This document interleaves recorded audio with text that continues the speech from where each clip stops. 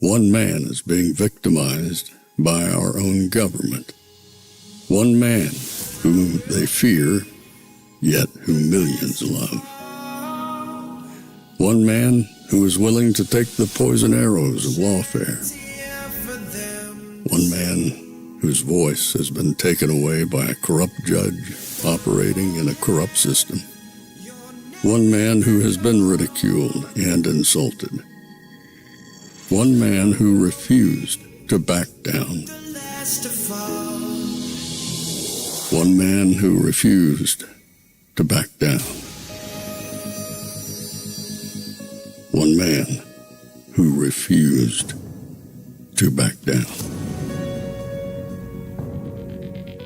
One man who stands between us and them. One man that wants to see America protected again. One man who wants to see America prosper again. One man who understands that a man is a man and a woman is a woman. One man who understands and protects the blessing of life. One man who wants to restore American exceptionalism. One man who once again wants to make America that shining city on a hill for all to see. A place where all the people of the world glowingly set their eyes upon. America.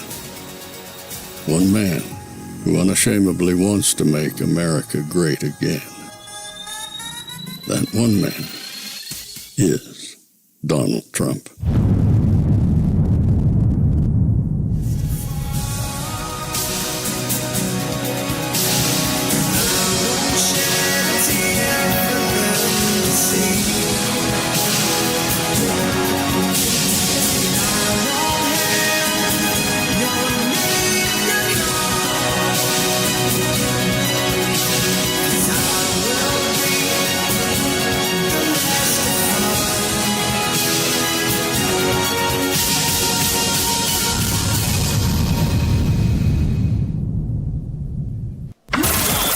This is Fanfare with Barry Cunningham. Hello, everybody. Welcome to the Thursday edition of Fanfare with Barry. I'm Barry. Nice to see you guys here. Thank you guys for tuning in. You know, sometimes I talk to you about shows and how I'm getting ready for a show right up until the point of the show. And then there's other times when I put a show together and I look back and I'm calling Ashley. I'm like, I've got too much content. I've got enough content lined up that could probably take 5 hours. Don't worry, not going to put you through a 5-hour show. Going to break it up and have some today and then a little bit more we'll eat tomorrow. Tonight is movie night on Rumble when we do the jump over. We're going to show you the RFK Legacy tonight. So I want you guys to all tune in. I think you'll like it, the RFK Legacy. We're going to show that tonight. Hopefully, depending how long this show goes, we're going to go either live at 7 or 7:30. So look forward to that. On tap today, we have the press conference at 1 o'clock with Karoline Leavitt, as usual. I knew it was going to happen today. And then we have an announcement at 3 o'clock with President Trump. Don't know what that's about. I also have an announcement for you guys right now. Today, actually, you can begin signing up. Tomorrow, we're going to begin giving away ounces of silver. Yep, you guys are going to get a chance to just get one of these, picked at random, and you will win an ounce of silver. Now, I want you to take a look at this. Write it down. We've tested it. I tested it. My wife tested it. SV tested it. Ashley tested it. It's working. So if you, for some reason, it's not working for you, then more than likely you're either using a VPN, which they don't like you using VPNs, or you've got a spam email address and it gets kicked. So it is working for now. We shall see how soon it gets hacked or something. But if you want to enter to win an ounce of silver, it's very simple. Just go to fanfareshop.org/silver. That's it. You just go there, you fill out the form, your name will be entered, and at that point we will begin giving away free ounces of silver. Very simple. You don't got to buy anything. You don't got to sign up for any. Well, you got to sign up for this. You have to enter, but that's it. Talk about a return on investment. You can sign up for that and not going to cost you anything, and then you're going to win something like this. Something like this is what you're going to get. And as of today, I don't know, this is probably around 40, 45 bucks or whatever. And you'll have that sent to you directly by Lear Capital. So understand, this is us giving back to our community. We're going to try and do one every day every show day. If I do a show Monday through Friday, I'll give one away. And so we're just going to give back to our community. And then next week, we'll start the hat giveaway. And then Ashley's got some vitamin giveaways. And then we have a fishing trip down here in Florida, flyaway. We're going to fly you down to go fishing with Robin. So as we begin to enter that season, we're going to give back for everything that we've been blessed as well. So let me start off with a story that hit the news down here. Today's Thursday? On Monday, Tuesday, we started hearing rumblings that something was wrong. I don't know what the heck that was. So like on Monday or so, we started hearing that something was wrong. And today, this blew up. And so I want to go into it a little bit, and let's listen into what actually happened. In case you guys don't know, let me give you a little briefing on it. A huge gambling bust happened. And Kash Patel, with the FBI guys behind him, did a press conference today talking about this big, huge bust. Don't just think Barry's talking sports here. There's a bigger angle to this that I think a lot of people are going to miss, and many of you may, after I tell you, be like, yeah, now it makes sense. Check this out. We're here in New York to announce a historic arrest across a wide-sweeping criminal enterprise that envelops both the NBA and La Casa Nostra. The men and women up here standing with me represent a small portion of the leadership team that brought profound justice in an era that needed it more than any. I'll just highlight some of the details in the case and the FBI work, and then you'll hear from the others. But as you now know, individuals such as Chauncey Billups, Damon Jones, and Terry Rozier were taken into custody today, former, current NBA players and coaches. What you don't know is that this is an illegal gambling operation and sports rigging operation that spanned the course of years. The FBI led a coordinated takedown across 11 states to arrest over 30 individuals today responsible for this case, which is very much ongoing. That's one of the keys right there. This is very much ongoing. It ain't over. There's going to be a lot of people who fall victim to this. I knew this was a problem years ago. Before Trump even, well, it sounds like it's been being investigated for years, nobody actually acted on it. And so Kash Patel walks in with Dan Bongino, like, what do we got here? Why has this not been acted on, Chris Ray? Why did you just let this thing sit for 4 years? I knew there was a problem as soon as I saw the NFL and the NBA and Major League Baseball all get in bed with gambling. Full disclosure, I don't know if I could call it gambling, but I guess some people would. I love playing poker. That's the only thing I do. Robin plays blackjack. All right, she plays blackjack, I play poker. That being out of the way, I've never, ever bet on a game. Never. I've also, I don't even play fantasy football. I don't do any of that stuff.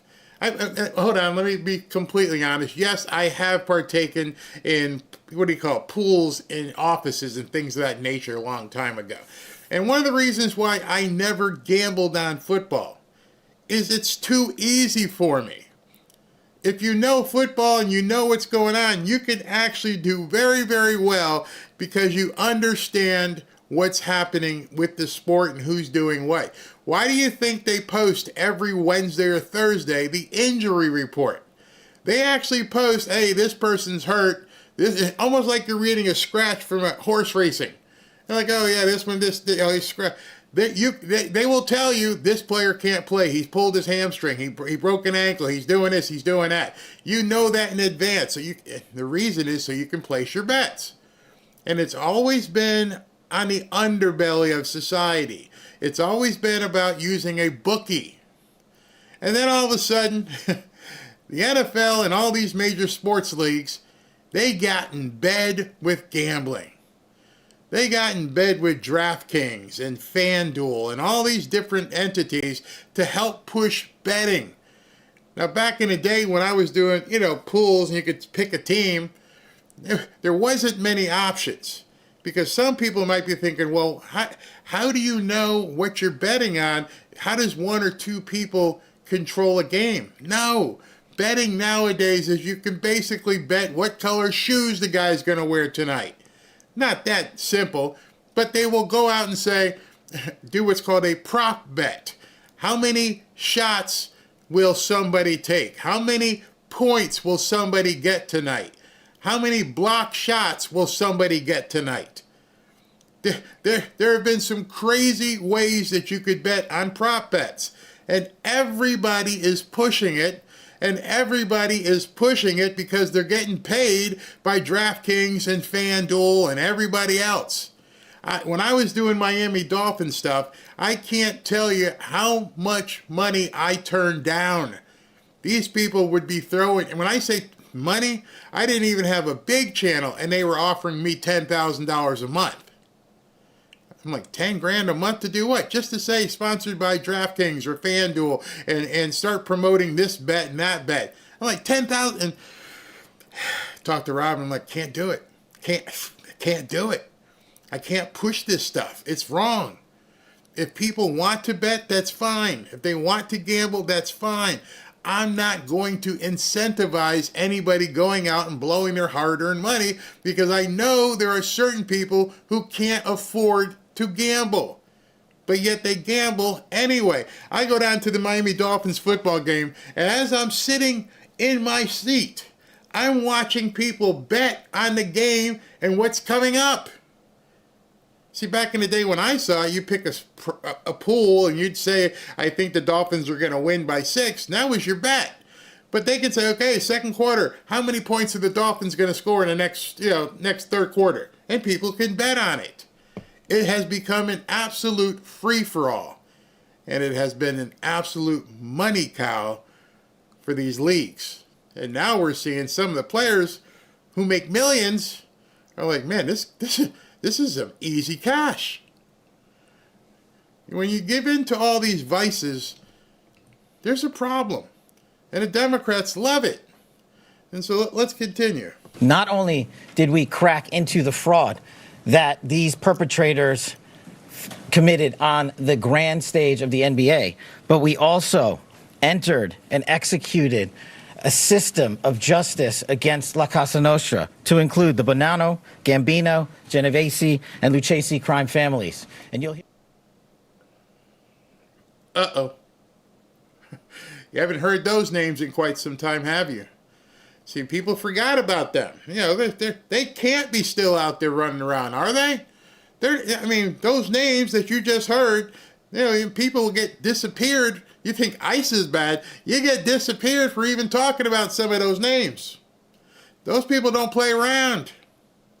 And they've been doing it in the shadows for years and years and years. And Kash Patel is shining a huge spotlight on that.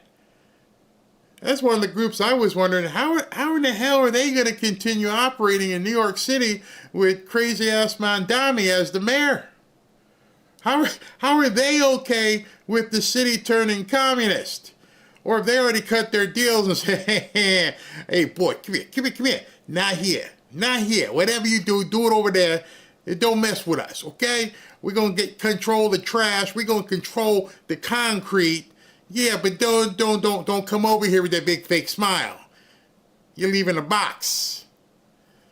And I had wondered, how are these people still thriving with what they're doing? Well, obviously, one of the ways they continue to thrive is, and why would you need those 5 families when you can do it for free with FanDuel and DraftKings?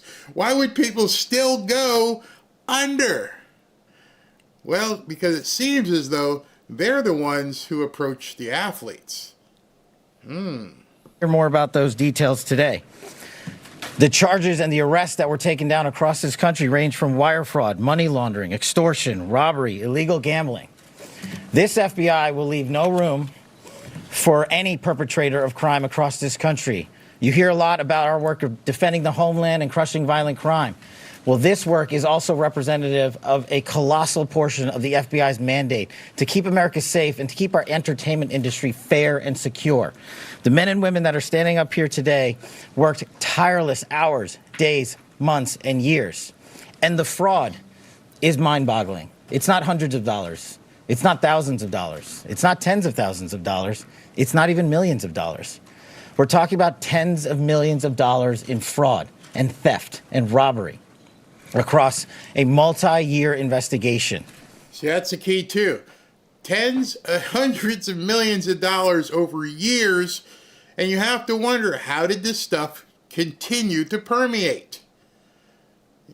I want to show you a comment, and it's usually, this is the kind of stuff that you hear from the usual panicans and the MAGA Confederates. And it says, this is exactly what is called noise, or more diversion from cash. Glad you're jumping number 93 out of the top 100. Blah, blah, blah, blah, blah, blah. You got to start putting your thinking hat on. you got to think a little bit deeper than that, David. You have to think at this point, if all of this money was changing hands below the surface, and it involves so many people in different states all over the place, where was that money going? In addition to where was that money going, who was involved in looking the other way? You got to pay attention here. People are like, oh, this doesn't mean anything. Oh, this is way down on the list. Wait a second. Again, I'm going to bring you back to what President Trump has been saying for the last year and a half. Every single speech. Maybe David wasn't here. What did President Trump say at almost every single speech? The great Alphonse Capone. He kept talking to you about Capone. Capone. Gangster. Capone. How was Al Capone taken down? Not because of his murders, not because of his illicit activities, not the women, not the drugs, not the bookies, none of it. Al Capone, the most infamous gangster in history, who paid off half the people in Chicago. How was he taken down? Financial crimes. And so what you're seeing, in my estimation, I could be completely wrong, is that President Trump, Pam Bondi, and Kash Patel said, this is going to be very hard. It is going to be very hard for us to go after people with this because it's very, very complex, and we're going to have to show this and show that. However, financial crimes are black and white. Financial crimes are green. Financial crimes are very, very easy to prove. Ask Letitia James right now. Oh, it's just an error. It's no big deal. Everybody commits mortgage fraud. Guess what? Then everybody should go to jail who's doing it. Thank you for telling us that, CNN. And so when you're seeing this, you got to think deeper and think, he knows this. How does President Trump know what La Cosa Nostra does in New York? Think. You don't think that he, rubbed elbows with some of these dudes in New York City when he needed concrete and steel and all kinds of services and permits? You don't think he knows, I know how you're making money. I know below the surface how you guys are backdooring envelopes. I know who you're paying for protection. My job here is to try and give you a bigger view than what you see on television and what some people are saying, because they're not looking deeper. This man, you've seen time and time again, loves having athletes at the White House. He is a huge fan of athletics. He goes to football games. He likes the visible appearance, going to Army, Navy, in this game and that game. He loves sports. He knows sports. He knows gambling. Remember, he used to own a casino. He tried to buy a team in the NFL. He knows what's going on. Now imagine on his black book, he's like, yeah, I remember they were taking money back then. You guys got to stop listening to people in the news at a top level and start digging deep. Understand, the tentacles of this stuff goes way back. And so, let's continue. And we could not have done it without our interagency partners that are before us today. The NYPD, HSI, and teams of law enforcement officials from around the country made this day possible. It takes a team to bring this kind of justice, sweeping justice, into the halls of the United States courtrooms, where our brave United States attorney has led this prosecution.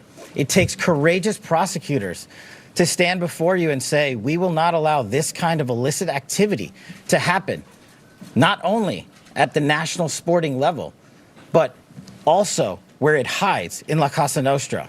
And when these two collided together, they perpetrated a fraud that is historic in terms of not just money, but the scheme and the deceit that they utilize to steal and swindle people for money, to include crypto fraud.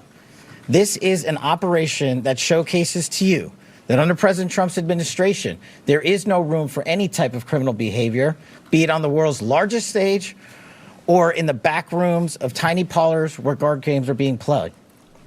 We are proud to stand here today with the men and women of the FBI and this legal team. And to the United States Attorney, I just want to thank you personally for taking the time to display the work that the media is about to hear about today in detail. As I said, it does take courageous prosecutors, but it takes a courageous United States Attorney to bring this case, because we are going to take heat for it. But we don't shy away in this administration. We don't say no. What we do is we bring the results across the finish line. We bring them to the public. We bring you accountability. And yes, they will have their day in court, and you will hear the evidence through the court system exclusively. We will not deny anyone of due process. And that's the brilliance of this system. That's the brilliance of this administration. Everyone will be held to account. So with that, I turn it over to United States Attorney Nosella. Thank you. So what happens now that they've got these guys under indictment and they're under arrest, and they plucked this Miami Heat guy and he's in jail? These are all people who love the comforts of financial success. These are millionaires. This isn't some guy off the corner, some hood rat. These are people they love their creature comforts. They're millionaires. And now all of a sudden, they're staring at concrete and bars. These people aren't cut out to going to jail. So what's going to happen? Chirpity chirp, chirp, chirp. Tell us everything you know, who is involved, where can we find out more, who should we turn to? They're going to do everything to save their butts. And they're not hardened criminals, they're stupid. They're already making millions, and they went and got involved in the mafia, which they never getting out. And now this thing is going to go deep. So where did it come from? So if you know that President Trump loves athletics, loves football, loves basketball, remember to yourself, this is indeed the retribution presidency. I'm not kidding myself. You shouldn't kid yourself. He's coming for these people. Remember, they went and they knelt.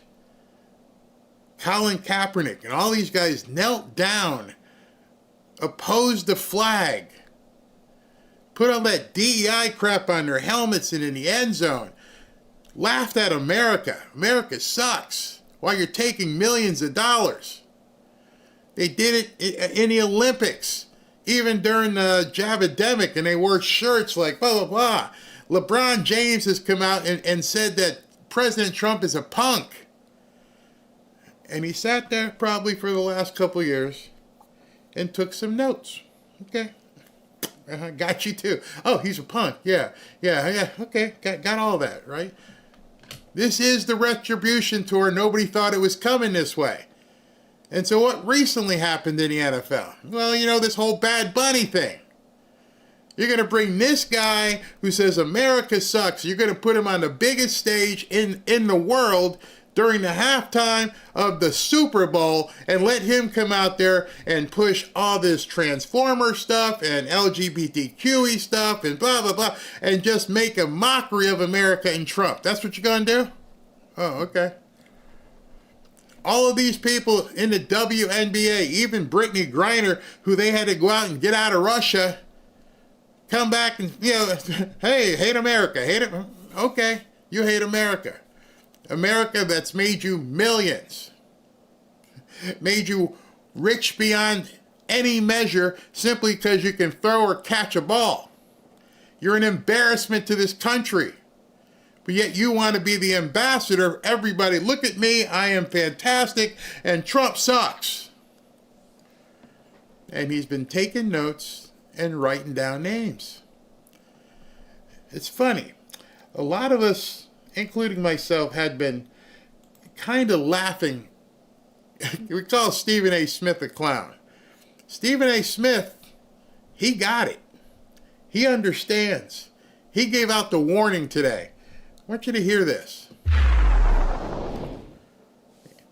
It would be good if I hit the button right, huh?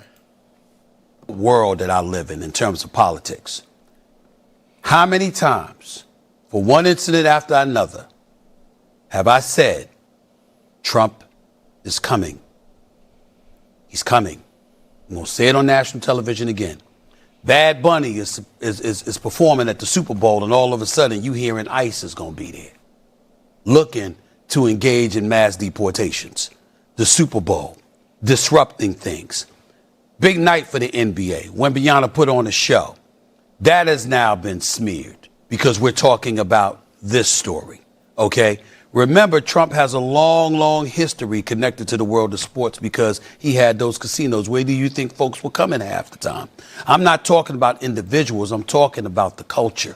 When people want to go to a casino, when people want to gamble, when people want to party or whatever the case may be. This was his kind of connection to that. Why am I glad you're here, Monica? Because don't be surprised if the WNBA is next on his list. Mm-hmm. Nobody should be surprised. Maybe this is why the Democrats are panicking. They are all targets. Oh my God, he's doing a revenge tour. He's coming after me. Yeah, he is. You know why?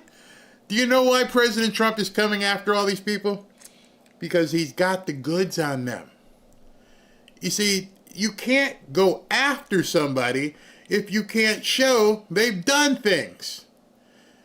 And so all of these people who stood up over the last 4 years and called him senile, a man who took advantage of women, a Nazi, a fascist. You said all these things. They kicked in the door of his house. They went through his wife's underwear drawer. They went through his child's underwear drawer. They took a shot at him. They found a high hide where somebody else was going to take a shot at him. And you don't think you don't think he's going to strike back at you? You don't think that he was taking those names all along and said, well, this one here, I can't go after him for doing anything political, but I wonder if he's paying his taxes. Oh, this one here, I wonder if he's been gambling. Hey, LeBron, did you do something funky with your charity? Now, right now, the fact that this happened today and that Stephen A. Smith is talking at it as a lead story on SportsCenter, there are a lot of people in the sports world who just went, sphincter tightening. Ooh. Because everybody knows what they've done. You can put up the facade all you want. Everybody knows inside when they turn off the lights, if they were sitting here by themselves, they know what they've done. See, the problem is they never thought anybody would find out. When you've got all of these protests that have been going out there and people that have been protesting against him and what have you, this man is coming. He's coming. And I've been saying it for a long time. And to me, this is the latest nugget of evidence that we're talking about right here. That's not to question the legitimacy of the case. We don't know. We're all sitting up here and we're saying that we don't know.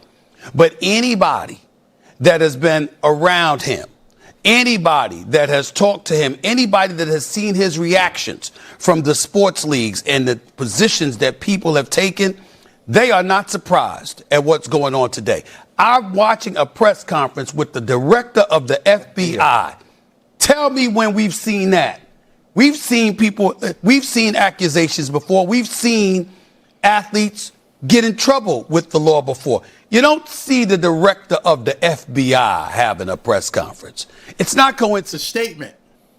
It's an absolute statement. He's absolutely right. You've seen sheriffs. You've seen underlings of the FBI. Kash Patel, even though some people think, oh, it's wasting time, there's a statement being made here.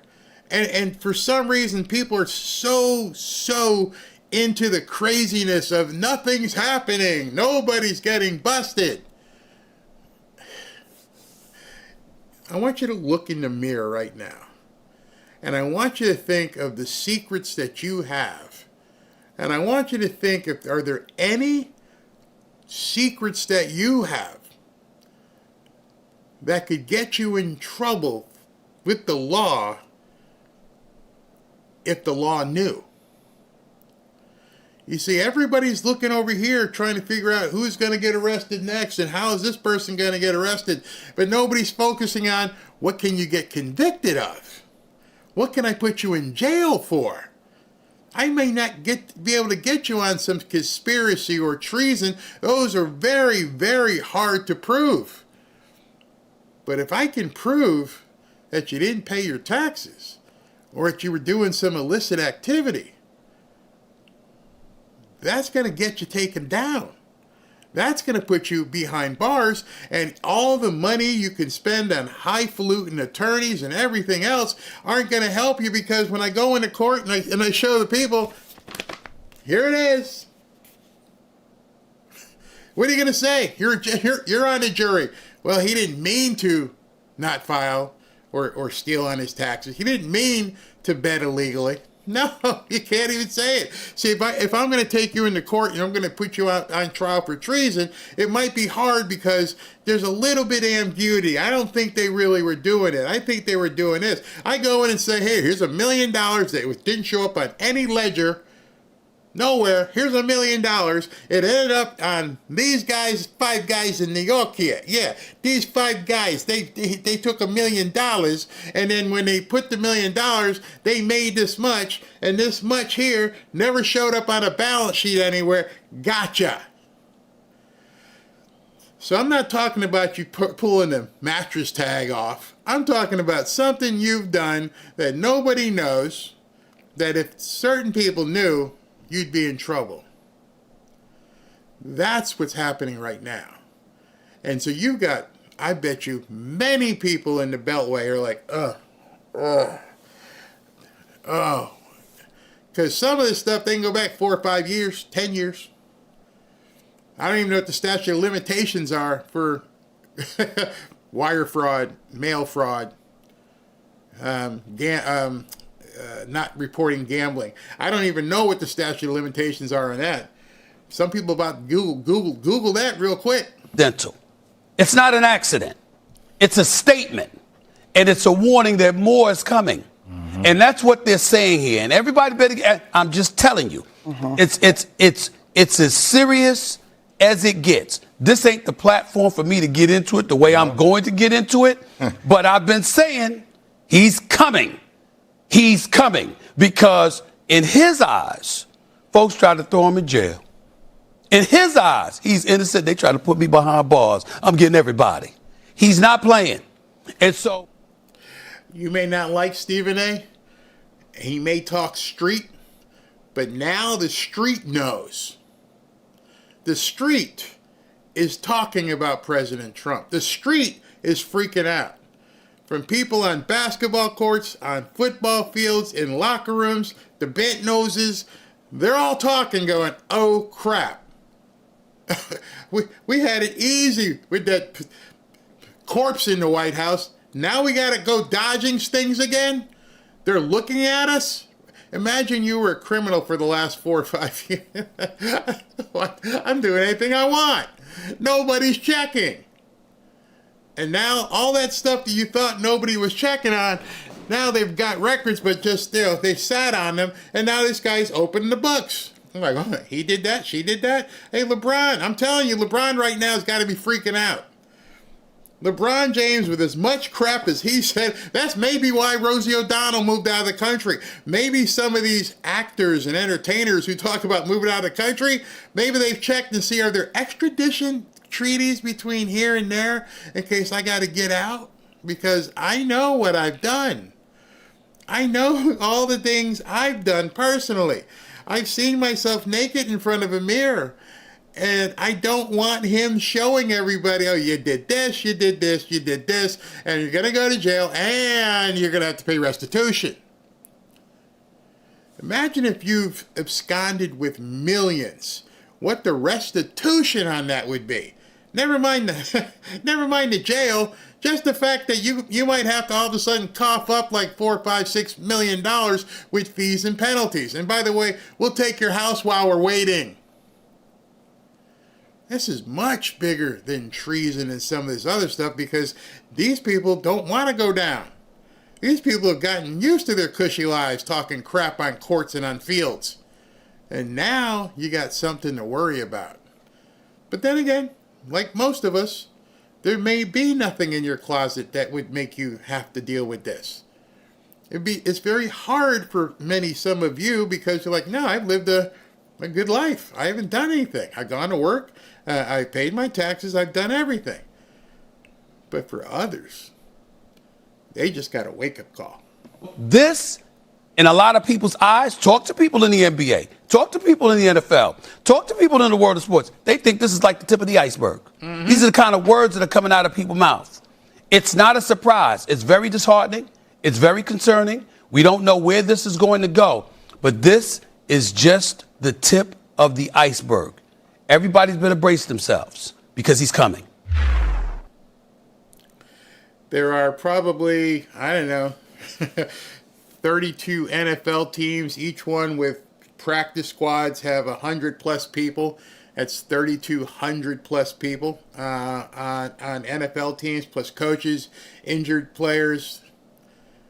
All got to wonder right now, did I do the right thing? Number one, did I ever go public and say Trump sucks? Okay, maybe they won't come for me. But every one of you right now can think and name to yourself every singer, every actor, every football player, and every basketball player, maybe some baseball players who have talked crap about Trump, gave the middle finger to the United States, knelt and said they hate the flag and all these different things, none of which could I ever prosecute you for.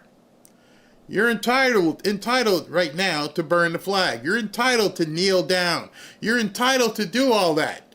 Nobody can come after you because you decided you want to be an idiot. However, you now have to answer for what you've done if you've done something financial. Well, Barry, don't they need probable cause for this? They just busted an entire gambling ring in 11 states. You're going to see a lot of probable cause come out as they begin digging. All right, you're facing 10 years, and we're going to take your house, and your wife's going to get thrown out, and your other wife's going to get thrown out, and your baby mama going to get thrown out, unless you work with us. Wink, wink. Who else is in here? And Johnny B, and Jimmy the Rock, and all these names. And like Stephen A. Smith, this is the tip of the iceberg. Where this ends, I don't know. But the thing I do know is the people standing when the music stops, you ain't got nowhere to go. And every single one of these people knows that. They know I can't be the one standing when this poop hits the fan. So you guys go ahead and wait for your treason, and you guys go ahead and wait for all this craziness that you think Pine Bondi hasn't done, Epstein lists, all this crap. Go ahead. I'm going to have fun watching these people squirm because financial crimes are black and white and green. Good luck. You're going to need it because, like Stephen A. Smith just said, this is just the tip of the iceberg. Like, what did the lady from CNN say? Well, we all do it. Thank you. Gives us more reason to come looking for you. We all did it. We all put up false mortgage applications. Oh, really? You bet too? You declare your winnings? I don't even know how much winnings is exempt. I don't know how much winnings you can even have in a bet and say, you know what? I only made $100. I only made $1,000. How much gambling? Somebody should look that up for me.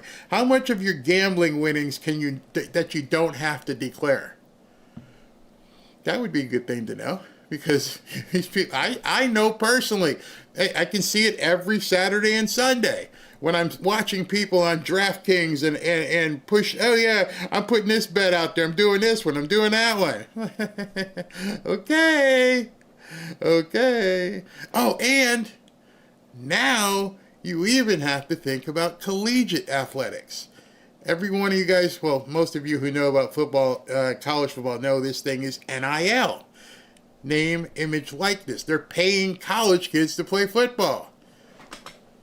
You don't think some of those college kids have been betting on sports too? You think that these guys stopped at the NFL? You don't think that they said, hey man, let me talk to you for a second. I got some people over here that want to talk to you, and they just want to talk to you about, you're a good football player. Come on over here. Deep. All right, so she hasn't come up, and she meaning Karoline Leavitt hasn't come up yet. Am I excited about this? Yeah, I'm excited about it. I'm excited because I don't want to see people snared who don't need to be snared, but I was wondering, how is he going to come back after all these people who talk so much crap about him? The Rosie O'Donnells of the world. The View. Oh, you imagine the ladies on The View? Your financial information is out there public. Oh yeah, Whoopi Goldberg makes $8 million a year. Yeah, really? Hey Whoopi. You're paying taxes on all that $8 million?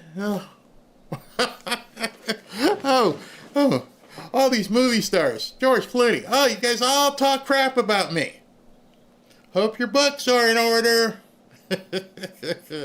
Oh, God. Somebody goes, unfortunately, Barry, you know they have. Oh, yeah. Yeah. You talk crap. You talk so much crap for 4 or 5 years. You laughed at the man. He got shot. You laughed at him. It's coming. Wouldn't it be the same as the lottery? 500 or less, you don't have to report. That's it? 500? Wow. There are a dozen or more different answers here, ranging from, 200 to 2,000. So even if it's 2,000, there's a lot of people way over that threshold.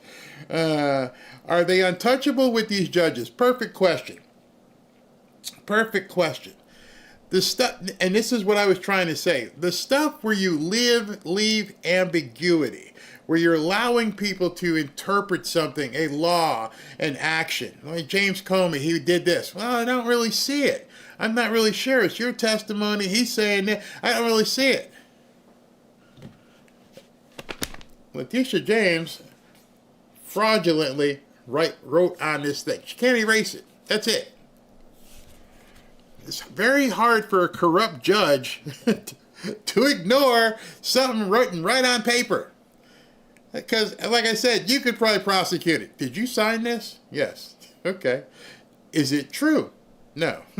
Sorry, you broke the law. I don't want to hear, I didn't mean it. I didn't do nothing. It's so funny. I talk to you guys all the time when people email me or text me that SV booted him or something from the chat. And I go, what'd you say? I didn't say nothing.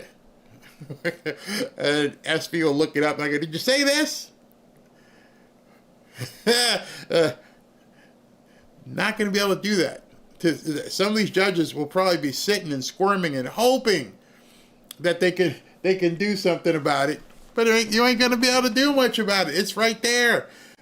Again, go back to the rallies And he kept talking about Al Capone. Even myself, when he would be talking about Al Capone, I would sit back and go, why is he talking about Al Capone? It doesn't make any sense, President Trump. Al Capone, he was telling him, I'm coming for you this way. And unfortunately for them, that's not something easily to put under a rug. I'm pretty sure when they were going to prosecute Al Capone, there were a bunch of judges that were on the take. I can't help you, bro. It's right there in front of him. Everybody can see. Elliot Ness said, hey, see this? Yeah. And we got the accountant here that says this.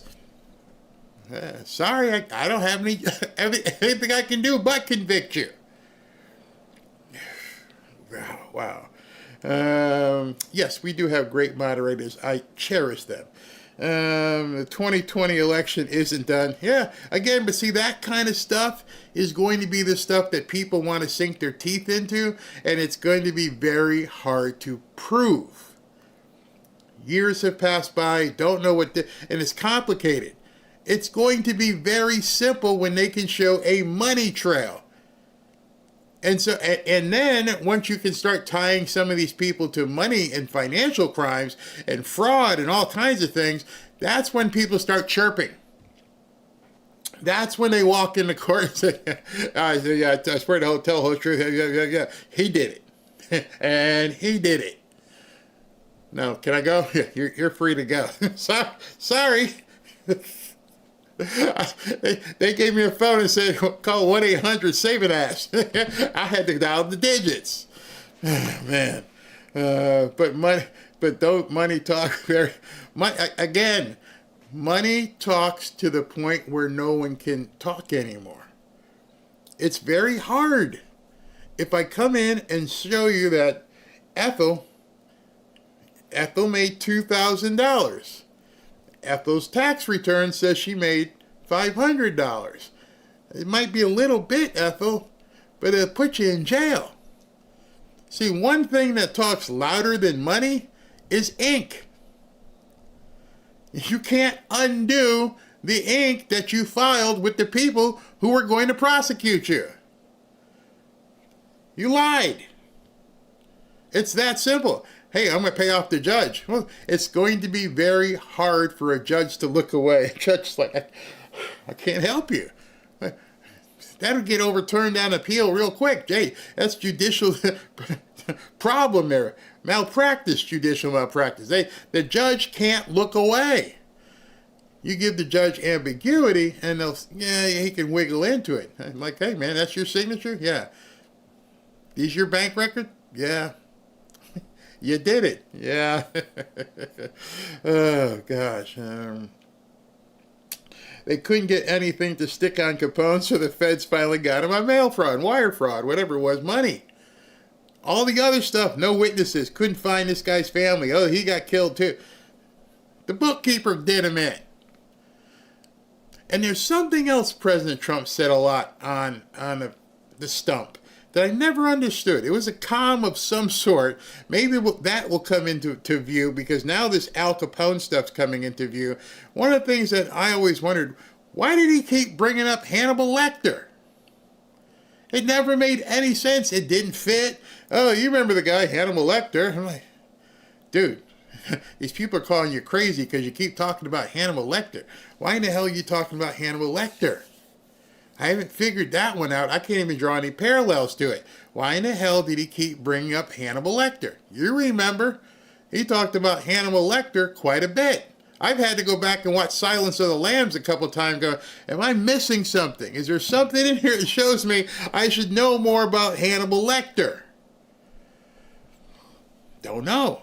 But I picked up on the Al Capone stuff. I just haven't, and just as I just told you, not only was it the bookkeeper that did him in, it was a mobster. Was all of this foretold? And some of you guys right now are thinking, huh? Yeah, we all knew, well, many of us knew the gambling was taking place. I didn't know the mob was involved. You know, when he just named those families, you can trace those families all the way back to Capone. In fact, here, let me look. Which of the 5 families? Which of the 5 families was Capone associated with? This might be interesting. So I put in which of the 5 families. It says it wasn't any of the 5 families. He rose to prominence in the Chicago outfit. Instead, Chicago outfit. And he became the head of the Chicago-based organization, which was a separate entity from the New York families. Very interesting. So he wasn't part of one of the 5 families in New York. He made his own up in Chicago, and very weird. But anyway, it was the mob. It was still the mob.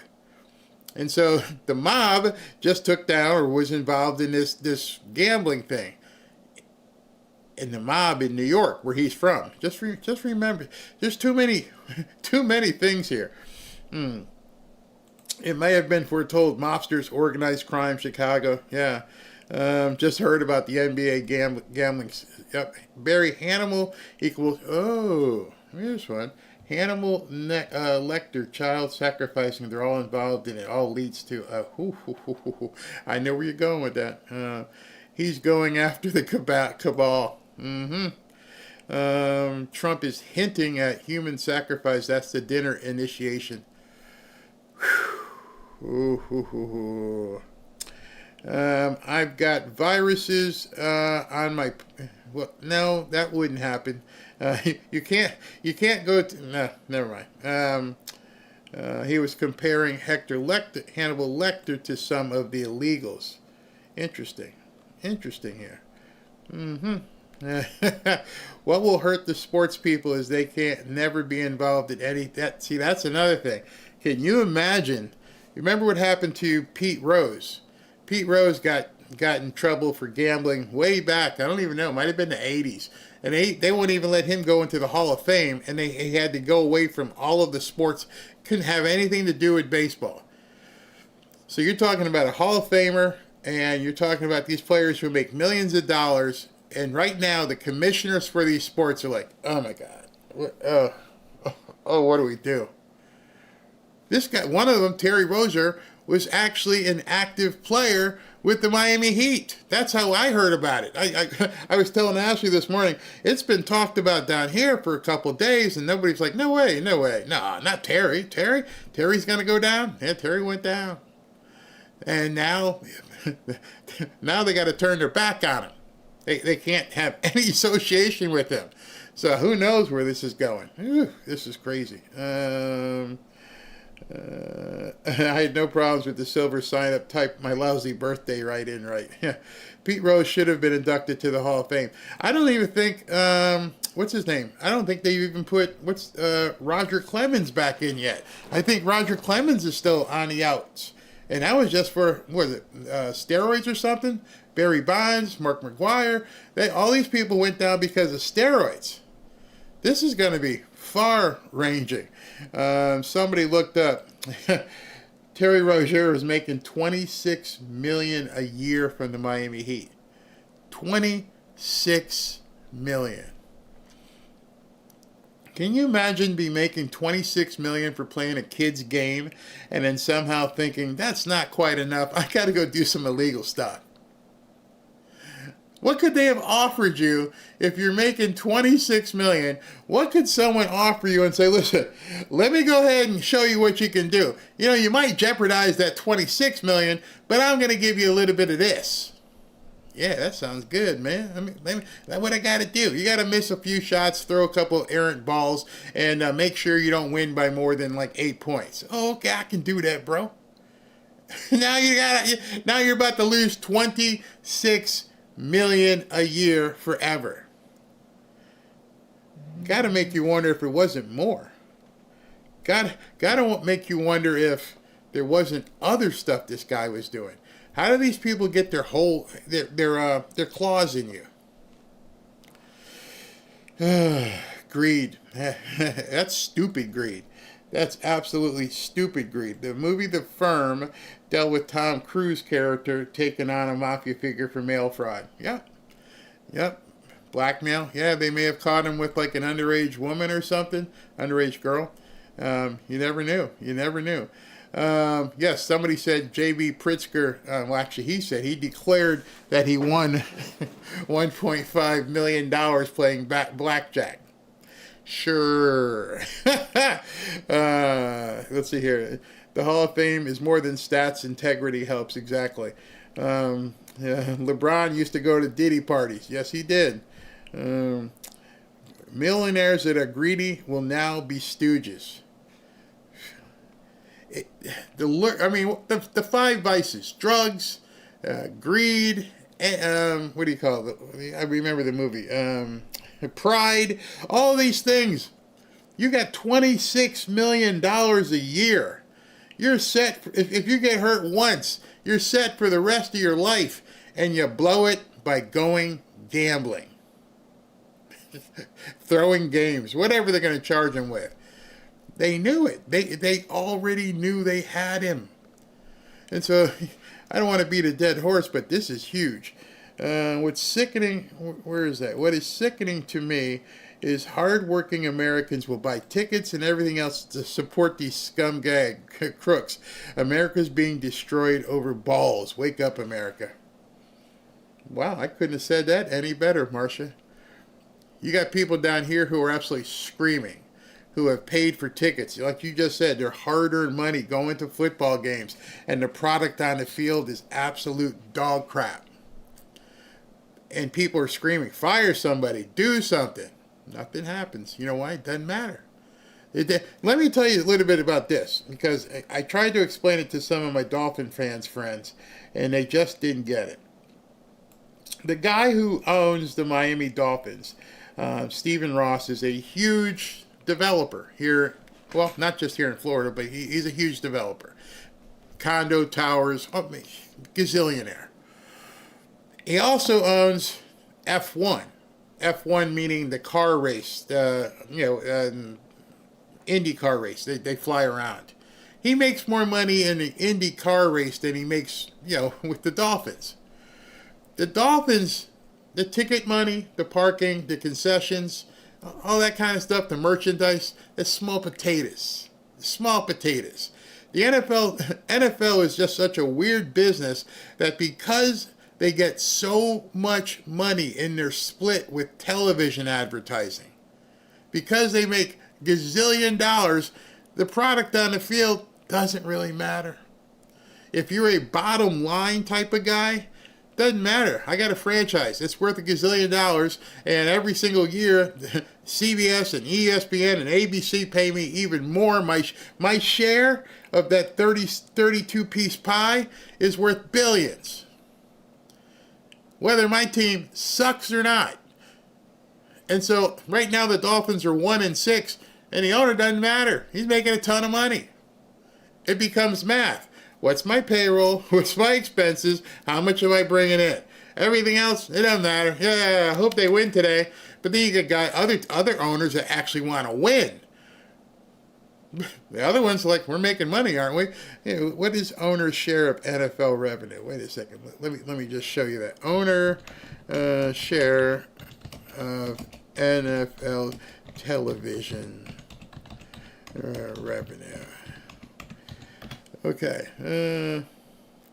For the 2024 season, that was last year, the national revenue share, just for being an NFL team, every team got $465 million before one butt went through the turnstile. Let that sink in. I haven't turned the lights on. I haven't turned the sprinklers on. I've done nothing. And I get $465 million for the privilege of all these television networks broadcasting the games. And then they divvy it up. You got 465. So before anything starts, you go to your people and go, hey, so I got 465.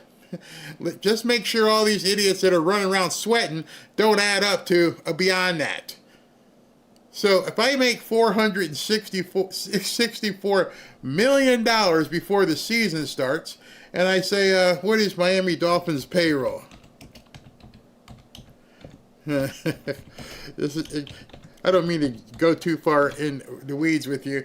The Miami Dolphins' entire payroll is $220 million. You seeing that? I get $460 million from the NFL just as my share. My payroll, all the players you see running around, all together, even the stars, is only $200 million. 460 minus 200, I'm sitting on $250 million cash before a single play happens. And I'm not counting turnstiles, I'm not counting parking, I'm not counting concessions, I'm not counting sponsorships. That's just my starting point, is I made $250 million. Stephen Ross woke up this morning and goes, I made at least $250 million this year. Why do I care if you guys run around there and win or not? I'm getting paid. Plus the appreciation of my franchise. I own a stadium. I own the land. Why am I bothered with this craziness here? I'm making so much money it ain't funny. Oh, boy. Maybe he's talking about the actor who played Hannibal Lecter. Maybe he can't remember the actor's name. I don't think that. I think it was someone. They ended up with like $300 million after. Yeah. So I just gave you guys a little bit of insight as to how big this ownership stuff is. And I guarantee you go after Stephen Ross, the owner of the team, all of his accounting is done by the book. It sounds like I need to buy an NFL team. Who wants to start a fund? That's funny. What else we got? Chicago has always been a mob-run city since its beginning. Exactly. Mostly the Irish and Jewish mobs. Boston is the Irish mob. And New York, New Jersey is the Cosa Nostra. So now we see where it's going. Now we see where this entire retribution tour really is going to be spawn some fruit. All right, she's up. Right to it. We'll begin today with some scheduling announcements for President Trump's upcoming trip to Asia. Tomorrow night at 11 p.m., the president will depart the White House to fly to Malaysia, where he will arrive on Sunday morning local time. It's a long flight. President Trump will participate in a bilateral meeting with the Prime Minister of Malaysia in the afternoon, and then he will attend the ASEAN Leaders Working Dinner that evening. On Monday morning local time, the president will fly to Tokyo. Tuesday morning local time, President Trump will participate in a bilateral meeting with the new Prime Minister of Japan. On Wednesday morning local time, the president will fly to Busan, where he will participate in a bilateral meeting with the President of the Republic of Korea, deliver keynote remarks at the APEC CEO luncheon, and then participate in a U.S. APEC Leaders Working Dinner. On Thursday morning local time, President Trump will participate in a bilateral meeting with President Xi of the People's Republic of China before departing to return home to Washington, D.C. On Thursday night, upon arrival in Washington, President Trump and First Lady Melania Trump will participate in Halloween at the White House, where they will welcome law enforcement, military, and foster families. And I know many of us look forward to that. In other news, we are now on day 23 of the Democrat government shutdown. Senate Democrats have voted 12 separate times now to keep the government closed. Innocent Americans are suffering every day as a result. More than 500,000 civilian federal employees will miss a full paycheck tomorrow. Thousands of small business loans are going unapproved each month. This means almost $4 billion in capital is being withheld from small businesses across the country. The Democrat shutdown is also causing severe impacts at airports across the country. In one single day this week, the FAA had to issue ground stops impacting flights at Houston's George Bush Intercontinental Airport and Hobby Airport. 13,000 air traffic controllers who ensure that we all fly safely are continuing to work without pay. This is egregious and truly sad. Some of them are reportedly being forced to turn to driving for Uber and taking on other second jobs to make ends meet as the Democrats continue to shut down the government. Pilots are calling on Democrats to end this dangerous political game. The president of the Southwest Airlines Pilot Association called for the clean continuing resolution to be passed, saying, quote, "Our air traffic controllers and the broader air traffic system are already operating under immense pressure. A government shutdown only compounds that stress and threatens the efficiency of our skies." The Airline Pilots Association International, which represents more than 80,000 pilots, is sounding the alarm as well. They said this shutdown is undermining our system's safety.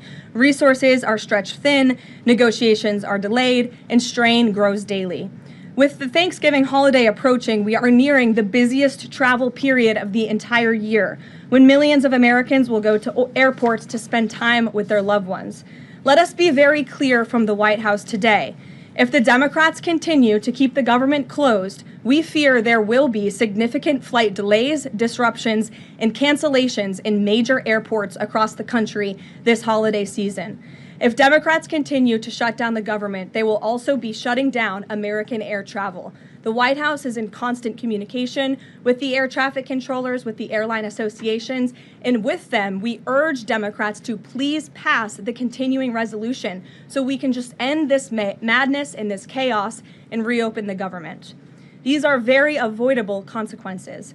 The unnecessary pain, unfortunately, does not end there.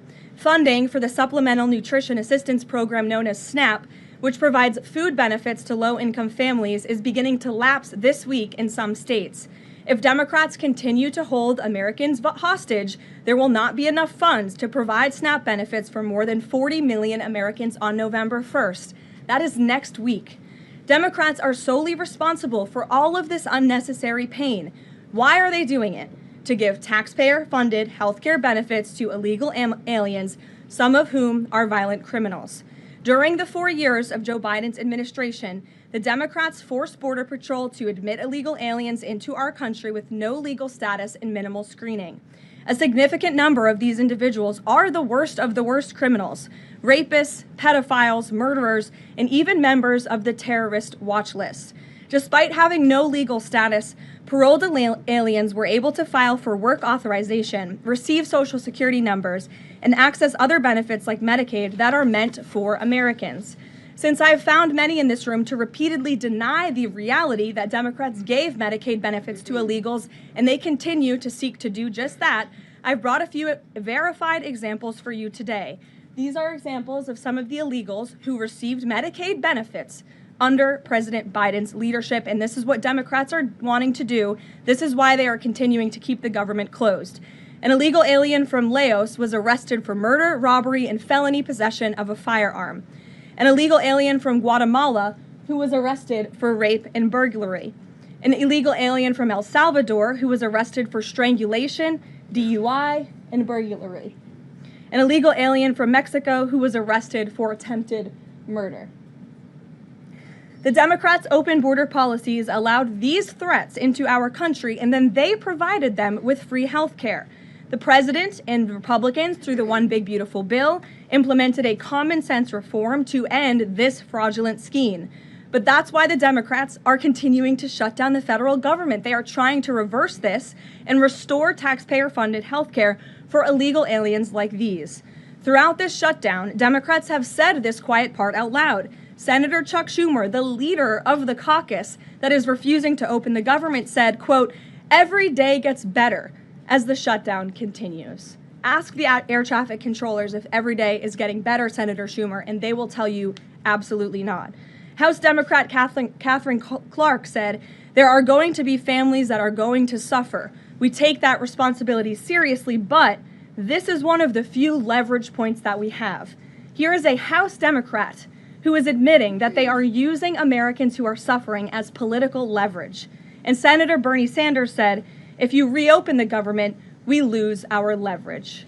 This is pure partisan games. A senior Democrat aide said the party will not end the shutdown, quote, "short of planes falling out of the sky." That is truly a disturbing statement. The Democrats clearly don't care about this suffering. They care about playing political games against President Trump, and this dangerous charade needs to end. The president, in Republicans' position, has been clear and unchanged. Pass a clean, nonpartisan funding bill to reopen the government. And then we can talk about all of the partisan issues that the Democrats wish to.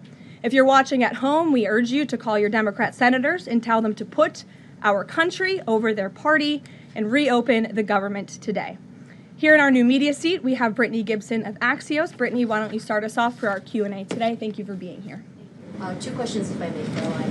First is, we understand that the president and Republicans will not negotiate on ACA extensions until the government reopens. If and when that happens, what does the president think should be, or what are his plans for preventing rising healthcare costs for Americans? It's a very good question, and I'll leave that to the president to negotiate that when Democrats vote to reopen the government. When it comes to lowering healthcare costs, the president is deeply committed to this. It's why he has spent so much time and effort negotiating with Big Pharma to lower the healthcare costs of prescription drugs. All of you have been in the Oval Office for multiple different announcements. We've had these most favored nations deals with these large pharmaceutical companies committing to lowering drug costs in this country. So it's something the president wants to do. And Brittany, one more point. I'll just point out the irony in Democrats holding the government and the American public hostage over a healthcare system that they created. The healthcare system was called Obamacare. Why? Because Democrats and President Obama implemented. And Republicans have always said it's a broken system, yes, but they caused it, and now they want to shut down the government to fix it. We need to open the government, and then we can have these very important conversations about healthcare. And the second, on H-1Bs and foreign students, during the campaign, President Trump said he wanted to make it easier for foreign students to work at U.S. companies, staple a green card to every diploma. But the changes from several agencies now on H-1Bs are adding more obstacles to that. The administration is being sued over those changes. Can you explain the changes in the president's thinking on H-1Bs? The administration will fight these lawsuits in court.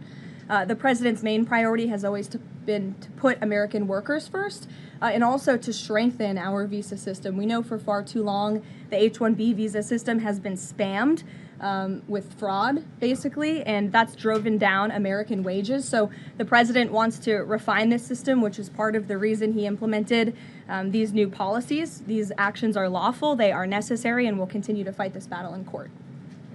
Garrett. Two questions on different topics, if you'll Sure. indulge me. On the pardon of Changpeng Zhao, and apologies if I'm mispronouncing that name, Binance has significant business interests with World Liberty Financial, the president's family's crypto company. How do you respond to the allegations from Democrats that this is a corrupt act? I would respond and say the president is exercising his constitutional authority to grant clemency requests. And the president and the White House have a very thorough examination of every pardon request that comes to the president's desk. It is thoroughly reviewed by the White House Counsel Office, and I spoke with our great White House counsel about the pardon after it happened. This was an overly prosecuted case by the Biden administration. Even the judge in the case admitted that the Biden administration was pursuing a egregious over-sentencing of this individual, and the previous administration was very hostile to the cryptocurrency industry. So the president wants to correct this overreach of the Biden administration's misjustice, and he exercised his constitutional authority to do so.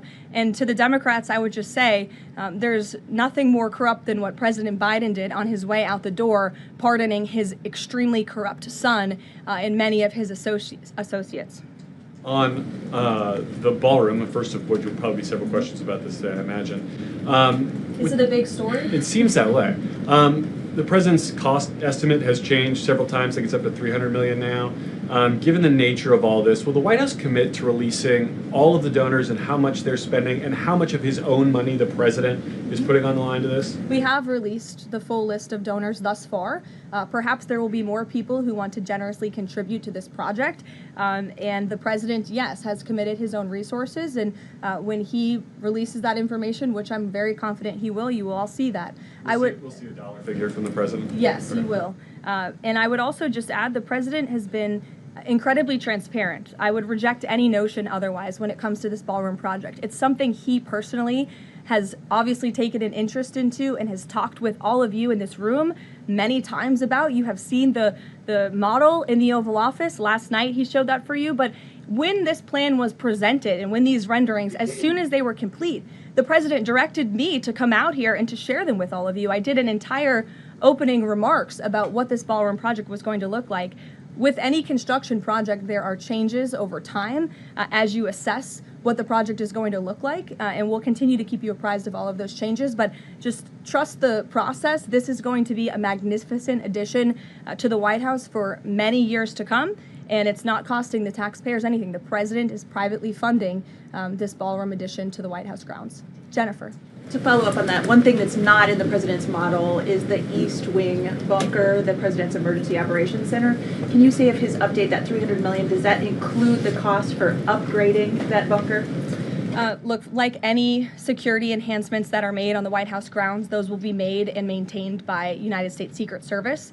As for the cost of the ballroom and the construction itself, all of that is going to be, like I've said, privately funded and paid for by the president himself and many generous patriots who have stepped up. Included in that funding? Correct. Okay, and then can you say, well, that's right, I'll skip that one. Thanks, Ouija. Thank you, Caroline. More ballroom questions. Okay. So the White House has explained that the reason you didn't submit construction plans to the NCPC is because that commission, along with others, don't have oversight over demolitions, but only over construction. And so far, you haven't built anything. So can you help us understand, can the president tear down anything he wants without oversight? Can he demolish this building or, say, the Jefferson Memorial? So it's not the president who came up with that legal opinion himself. That's a legal opinion that's been held by the NCPC for many years. It's written, so we can get you that background and that research if you wish to include it in your reporting, because it is very important.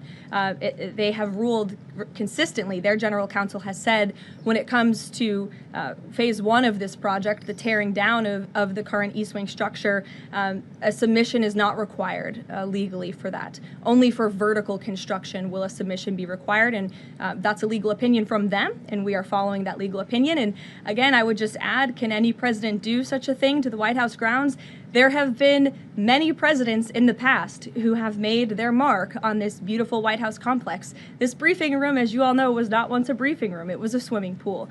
There have been presidents who have completely torn down the executive mansion. If you look at what President Truman did, some of the photos of the construction project that took place in those years, I think sitting here today, we're all grateful for those efforts and the modifications that happened at that time. And again, in due time, the East Wing is going to be more beautiful and modern than ever before. And in addition, there will be a big, beautiful ballroom that can hold big parties and state visits for generations to come. So it sounds like the answer is yes, he can tear down whatever he wants. And then secondly, I mean... that's not what we're saying. That's a legal opinion that's been held for many years. And interpreting it. No, it's something that presidents have done for years and years. In fact, I have some photos here. Thank you, Pat, to show you the construction that's taken place on the White House grounds. This is the construction of the West Wing in 1902. Look at this, the construction of the West Terrace in 1902. These images look quite similar to what you and the American people are seeing today, the construction of the East Terrace as well. You look at the construction of the West Wing expansion in 1934. So look, this is a legal opinion that's been held for many years. Look at, this is 1950. That looks a lot like what you were seeing today. Can he demolish anything he wants? What do you think that oversight? rubble is? How did that rubble get there? Right, so I'm asking, and then back to the donors. Go ahead, Reagan. Many of them are... Two questions. Reagan, go ahead. One on immigration and another on Venezuela. It's being reported that the semi-truck driver suspected of killing 3 people in a DUI crash is an illegal immigrant who came in under the Biden administration. Do you know if California gave him a commercial driver's license? And then it also appears that California largely has not been cooperating with English proficiency standards. I'm wondering if the administration has any further plans to punish the state.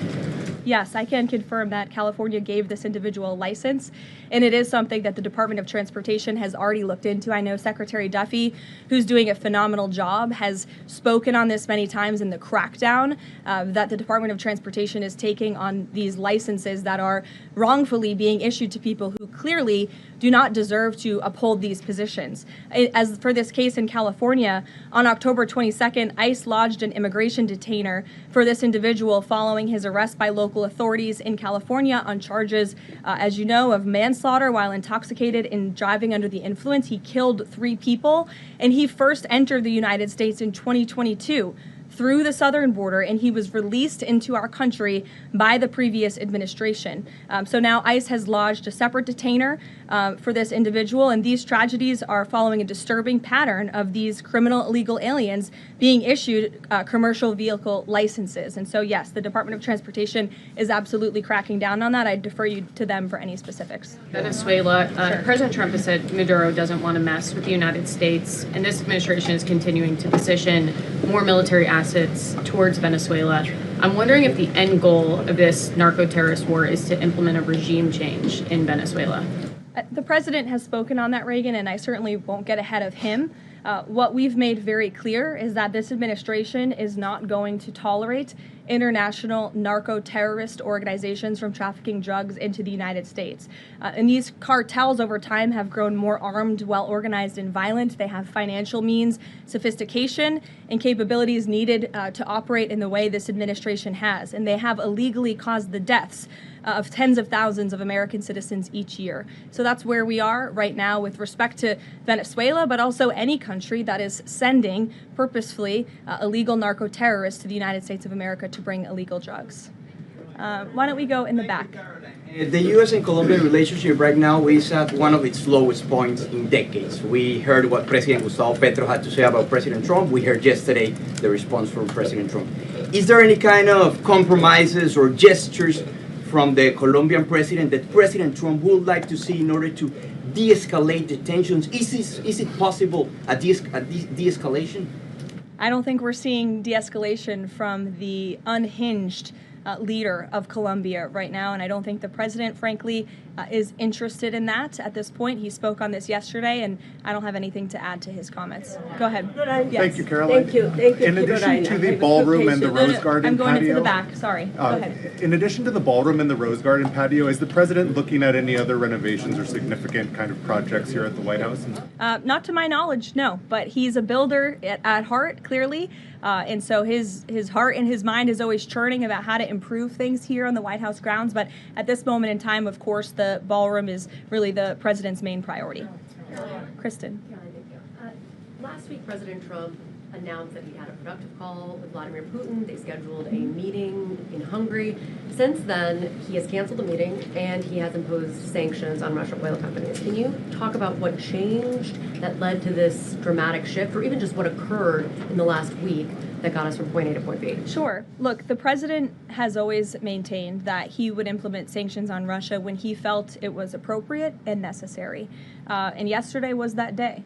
I think the president has also long expressed his frustration with Vladimir Putin and, frankly, both sides of this war. And he's always said in order to negotiate a good peace deal, both sides need to be interested in a good peace deal. And he feels as though, unfortunately, from the Russian side as of late, he has not seen enough interest and enough action in terms of moving the ball forward towards peace. And so a meeting between these two leaders is not completely off the table. I think the president and the entire administration hopes that one day that can happen again, but we want to make sure that there's a tangible, positive outcome out of that meeting, and that it's a good use of the president's time. Of course, he's traveling to Asia next week. He has a number of events coming up here on the home front as well. He's been incredibly busy, as you all know. You're all tired from covering him and his movements every day, and so we want to make sure it's a good use of the president's time, and the president doesn't want to waste his time, and he said that. Was it the call between the Secretary of State and Lavrov that led President Trump to believe that President Putin or the Russians did not want a peace deal? That was not the sole reason, no. I think the Secretary Rubio felt that was actually a productive call. But again, the president wants to make sure that a meeting between himself and President Putin will be a good use of his time. But what exactly led to President Trump not believing, after his call on Thursday, where he said he did think he wanted peace and wanted a peace deal, to believing that Russians were not? Again, the president wants to see action, not just talk. And I think the president is extremely motivated by the success of his peace deal in the Middle East to get things done. and he wants this war to come to an end. He's been saying it now for 9 months being in office, and he's grown increasingly frustrated with the lack of progress from both sides of this war. Mary. For example. Two quick construction questions, if I can. You mentioned any construction project comes with changes. The president had initially said that this project wouldn't interfere with or touch the current structure. Now he says to do this properly, he realized that the East Wing had to be demolished. This is the people's house. Why not inform the public of that change and when it was decided that the East Wing would have to be demolished? Look, again, with any construction project, changes come, and we have informed all of you. We've been keeping you apprised of this project. We've shown you the renderings, and if you look at the renderings, it's very clear the East Wing was going to be modernized. Instead, in fact, I said that in the briefing when we initially introduced this plan to all of you and to the public. But modernized and tearing down are two different things. Well, again, the plans changed when the president heard counsel from the architects and the construction companies who said that in order for this East Wing to be modern and beautiful for many, many years to come, for it to be a truly strong and stable structure, this phase one that we're now in was necessary. And the president wants to do right by the people's house. And so that's exactly what he's doing. It's going to be, again, like I said, much more stable, strong, secure, and more beautiful than ever once it's complete. And the First Lady's offices, where will those be? The First Lady's offices, the Social Secretary's office? In the East Wing. They will be back where they were? Yes. Perfect. Thank you. Cattle ranchers who supported the president's election have raised some concerns about plans to import beef from Argentina. How will the Trump administration support those farmers? Look, the president hears those concerns. He addressed them yesterday himself. President loves our ranchers, and our ranchers love our president. And in fact, the president did a lot for them in his first term here. They are struggling because of the many horrible policies of the previous administration. The president loves our ranchers, and he also loves American consumers, and he wants to do right by both. So the immediate solution to the problem of the rising cost of beef, the president wants to bring that down, is we have to increase our supply. And so that's what he's doing with respect to these imports. But the president also is looking out for our ranchers with a long-term plan that was released by the Secretary of Agriculture yesterday. It's a 3-part plan. It's very extensive and detailed. I would encourage all of you to read through it. But there's really 3 points to this plan that the president has agreed upon and has entrusted Secretary Rollins to implement. Number 1, strengthening U.S. cattle production through increased grazing access, endangered species reforms, enhanced disaster relief, increased access to capital, and reducing costs for new and young ranchers. We want to incentivize more Americans to get into this noble profession. Lowering long-term costs by cutting inspection costs, increasing market options for consumers with product of USA labeling, and ensuring consumers know that they are eating American beef. It's a good incentive for the American consumer. And lastly, growing the domestic herd while boosting long-term demand to reduce prices for consumers while growing the markets for our ranchers. So President hears them. He has to address both of these problems for the ranchers, but also for the American consumer. He promised to lower costs, and that's what he's committed to doing. Caroline, thank you. 2 questions not on the ballroom. The first is, there's a Democrat in Texas who's actually running for Congress who said last night during an interview when talking about fighting Republicans and this administration, quote, "If you hit me in my face, I'm not going to punch you back in your face. I'm going to go across your neck." This has obviously really upset those folks over at Turning Point USA after the Charlie Kirk assassination. Just your response to that kind of rhetoric. Just very jarring rhetoric, and I think it's very unacceptable. I hope the people of Texas will do the right thing and reject this person's candidacy. It should have no place in American politics. And then just a quick second question on oversight Democrats that are saying that they're creating this master ICE tracker, basically tracking all ICE activity. We've seen the protests in New York just yesterday. Homeland Security is saying that this sounds like obstruction of justice. What do you say? Again, this is actively putting the lives of our ICE agents at risk. We've seen media outlets, in fact, in this room, also write stories about ICE tracker apps that Democrats and other left-wing activists have created to track the location of ICE agents on the ground in our communities. Again, I've said this repeatedly, and I will continue to say it.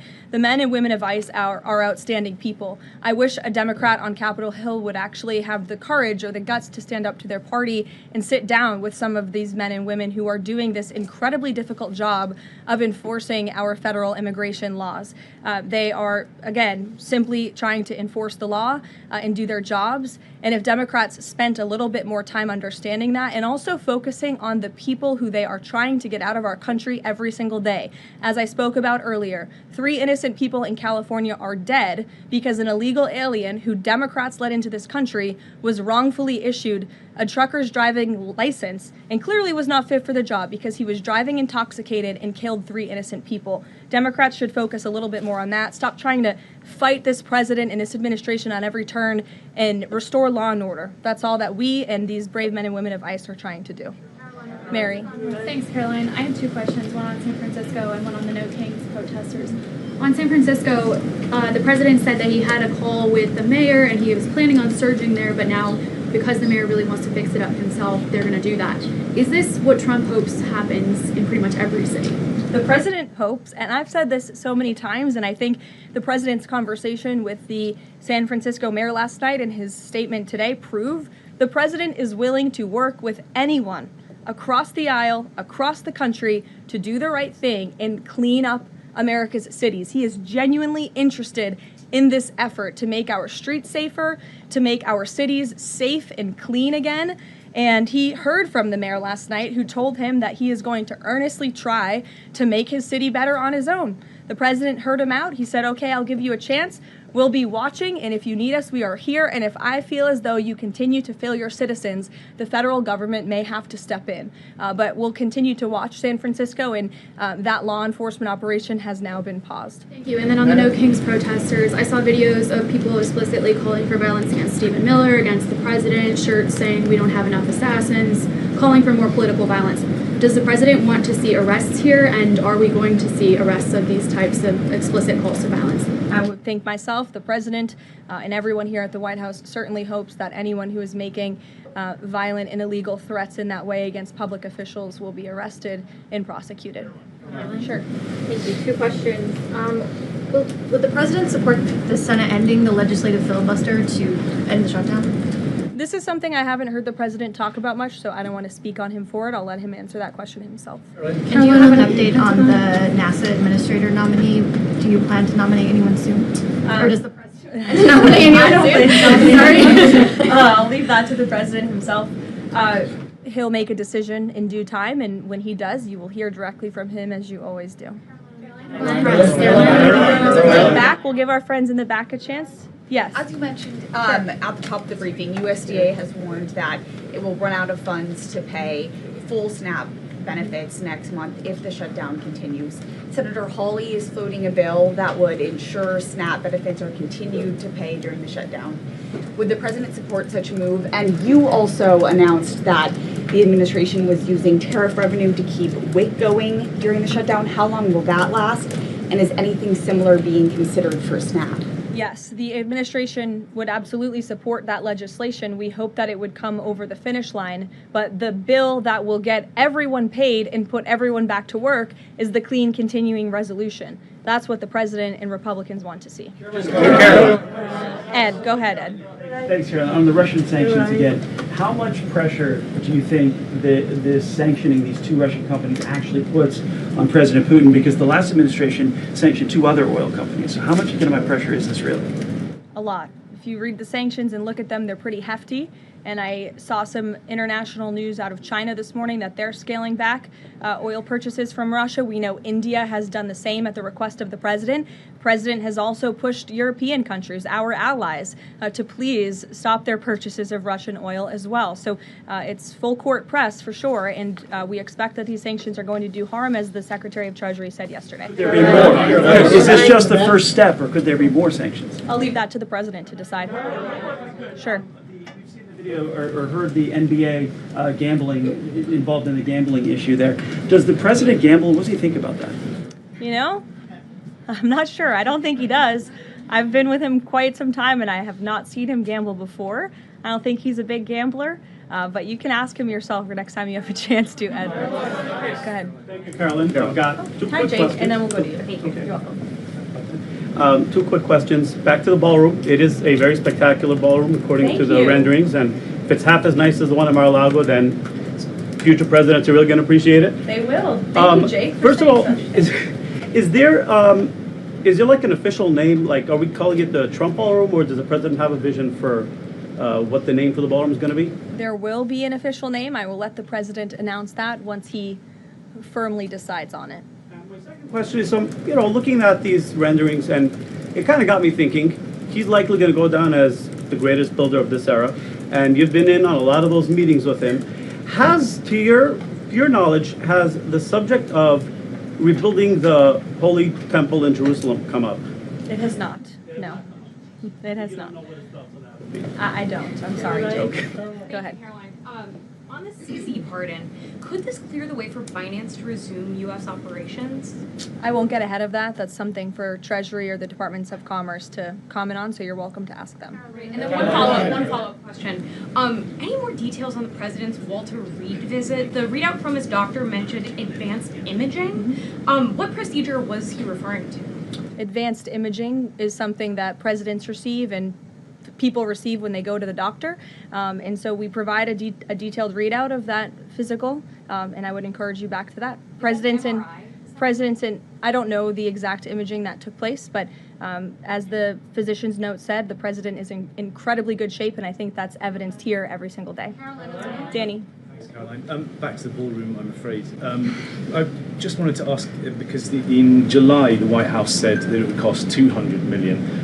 Yesterday, the president said $300 million. Is $300 million now the operative figure, and why did it go up by so much? $300 million is the figure, and again, it's not going to cost the taxpayers a dime. So we look forward to this project continuing, and we will continue to keep everyone apprised on it. Perhaps the president will even bring you all out to see it one day at the appropriate time. You're also going to hear from the president directly in about an hour. He's hosting an event with the Homeland Security Task Force. This was a newly created federal task force that the president and his law enforcement team have put together. I would encourage you all to tune in to the remarks. They have really done a tremendous job at refocusing how federal law enforcement and local law enforcement work together. There will be some local sheriffs and law enforcement officials in attendance as well, and they'll be talking about the success and the many arrests they have made of drug traffickers and cartel members all across the country by just simply working together. So we will see you at the event. Thank you. Thank you, Caroline. Thank you, Caroline.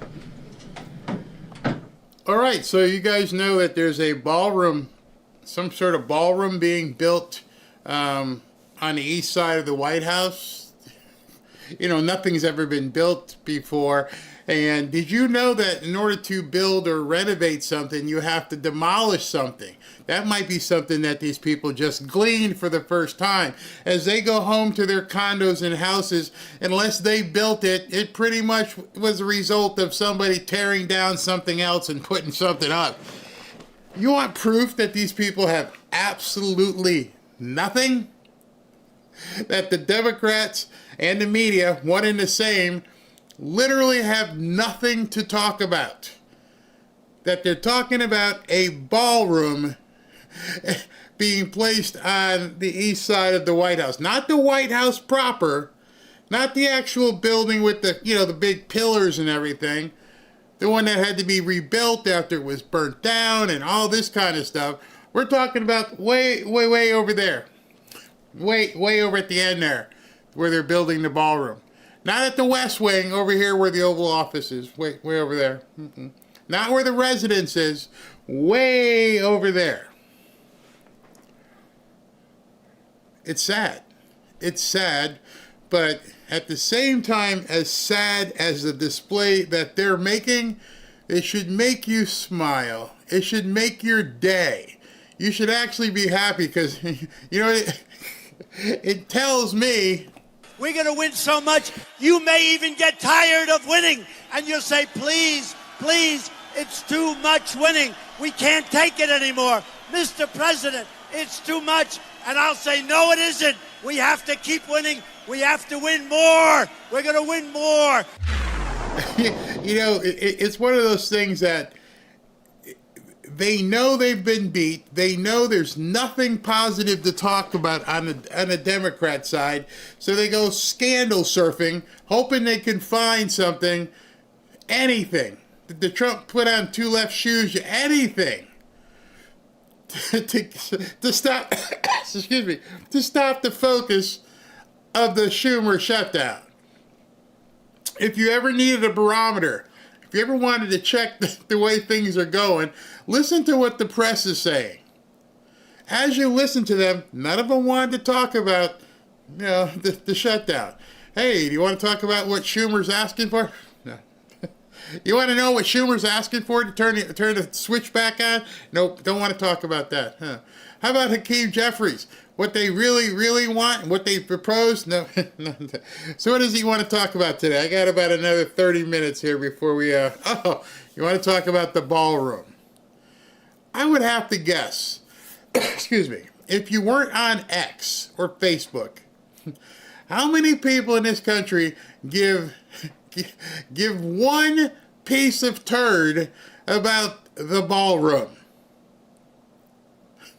And many people would already probably ask you, well, don't we already have a ballroom? Nope, they've been doing it in a tent. They've been having world leaders here in a tent? Yeah, in a tent. I want you to think about this. Many of you may not have had the opportunity.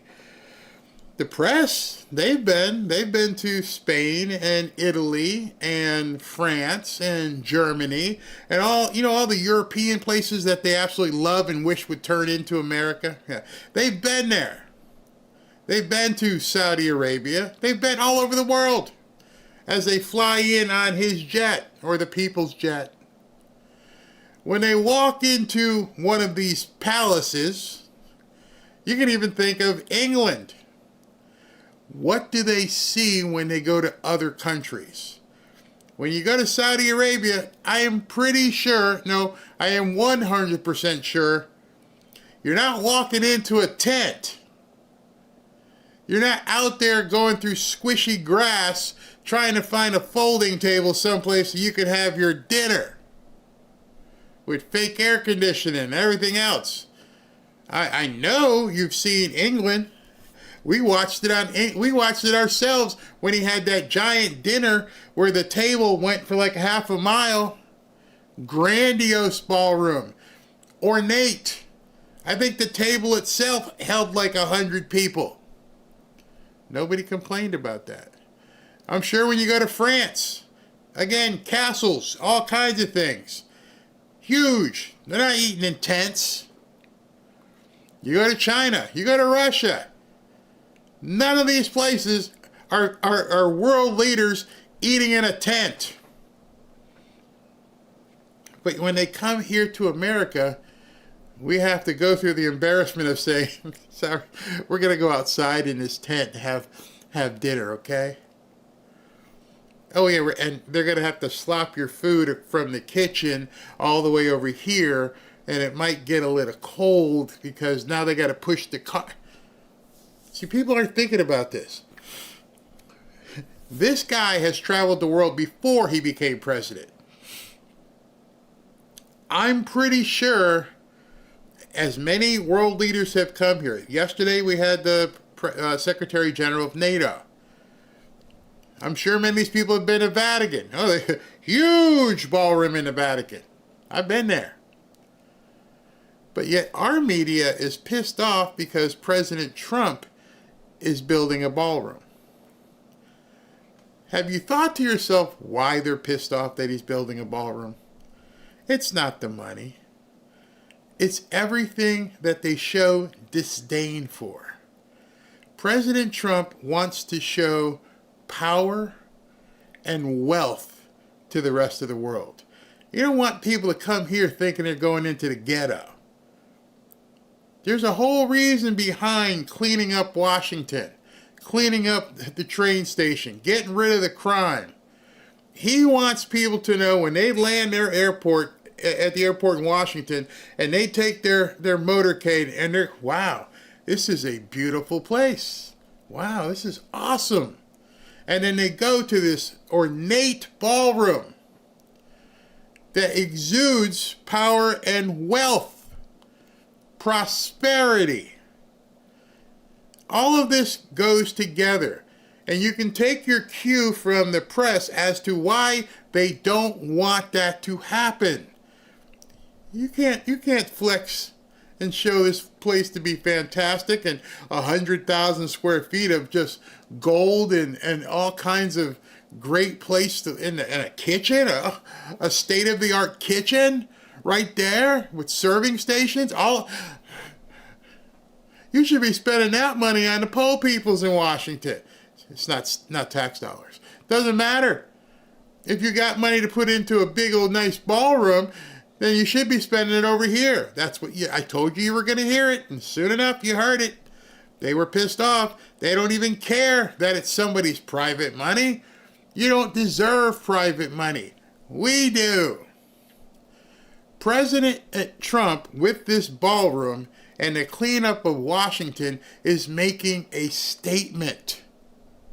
He's making a statement to people from around the world, just as when we go and see the world leaders at different places. You guys watch this all the time. They land in London, and King Charles is in full regalia, and the guys with the hats, and they're sitting there, and they're walking, they're doing all this stuff, and they're in horse-drawn carriages, and all the ladies are just dapped out with the hats and everything. And then they go to this magnificent castle. And they go into this magnificent castle, into this magnificent room where everything is gold and silver. And I'm sure President Trump has gone in enough of these things. Like, when you come see me, I got this really good tent you can come in. I'm wondering why our presidents, including Trump before, didn't do it. Why he didn't show, hey, listen, maybe he had the idea, but the people surrounding him saying, no, don't do that, man, don't do that. And this time he's like, yeah, I'm going to make this a show place. This is a major city. I want this city to be the same as if when I go to Saudi Arabia. It's embarrassing when people come here and we got to drive them through homeless people. How do I know this? He keeps saying it. See, I listen to what President Trump says. What does he say all the time? Lately, in the last, month or two, he's been saying it. Yeah, I told people that we haven't had a murder in a couple months, and people are like, what? It's embarrassing. He realized after telling a few people, what do you mean you haven't had a murder in a couple weeks? And he probably saw people's reactions and said, oh, y'all don't have that, do you? No, sorry, Donnie. We ain't got people running around killing each other. We're going to fix this.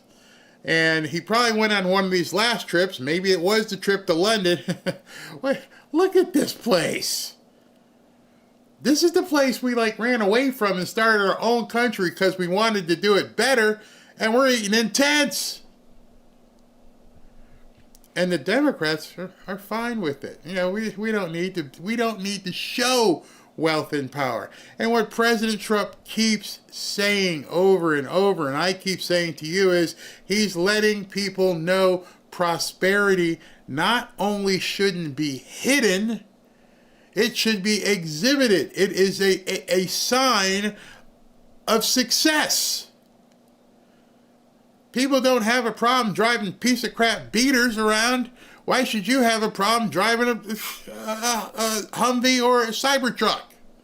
I know I say Cybertruck a lot because I got to get me one. He wants you to feel the presence. He wants you to feel, wow, this guy's got it together. This country is all about that. It's safe. They're prosperous. They understand. They're leading the world. What does he keep saying over and over? Our country's hot as anything. Well, if your country's so hot, Donnie, why are we eating in this friggin' tent? Think about that. You think about that? This man is exuding pride. He's telling every world leader, hey, we got the hottest country in the world. Yeah, but we don't have to eat in a tent, Donnie. Oh, I'm going to have to fix that. I would almost say somebody probably said to him, Donnie, you got to do something, man. You can't roll like this. Yeah, I've seen your places in New York. I've seen Mar-a-Lago. You can't be rolling with me coming over here eating in a tent, bro. You're kind of slacking here. I almost guarantee you that happened. Or maybe you guys who are married, you know if your wife gets all duded up. I can imagine Robin putting on a nice pair of heels and, hey, what do you want me to do? Take off my shoes and walk barefoot? And now I've ruined a nice pair of shoes and the heels are in mud and stuff? No, I'm pretty sure a former runway model has looked at him and went, you want me to walk out there in that mud? No, Donnie, you need to fix this. So as they're talking about the ballroom, they're making two statements to you. They're saying Democrats have nothing. There's nothing to talk about. And number two, they probably, because of the travels they've taken with them, they absolutely know just as well that you can't exude and talk about success by having people come from all parts of the world and eat in your big-ass tent. I bet you didn't think about that. Bet you should have. All right, so I got to be looking at so I think it should be called the Freedom Room. Yeah, I would like that, the Freedom Room. Democrats think a bingo hall is good enough to entertain world leaders. Trump is the president who understands we are sick of gambling with our safety and our image. Yes, and those idiots in the media will be. Yeah, that's the other thing. They will be invited. They don't deserve it. They'll be in there. They'll be in there, eating with the gold-plated silverware or goldware. Let's see what else we got. They are hiding something. How about Republican Hall? MAGA Hall. MAGA Hall would be in it. So what's this one? Stilettos and grass don't work. You've seen Melania. She looks fierce when she goes these places. And she probably is like, I can't wear this when we come home. I can't be traipsing around some grass field in a tent. My heels are this big. I'm going to sink. I have to go back inside and put on boots. Riding boots or something. Yeah, a tent doesn't show strength by any means. And he has to know that. And it doesn't show prosperity. If you're the prosperity president, if you're telling everybody, people keep telling me we got the hottest country in the world. Why am I sitting in this tent? I almost bet somebody said that to him. Hey, Donnie, man, you do something about this mosquitoes up in here and stuff. Oh, you guys saw when he did the black tie thing in London. It was amazing. It was absolutely amazing. I'd never seen a table that big. You had to have like a megaphone to talk to the people at the other end. And everything was amazing. But the waiter, it was awesome. And I'm sure he's looking around going, I gotta get me one of these. All right, so we're waiting for President Trump to come up at 3 o'clock, but no fear, I got a whole bunch of stuff for you. This one here is J.D. Vance did a small presser this morning in Israel.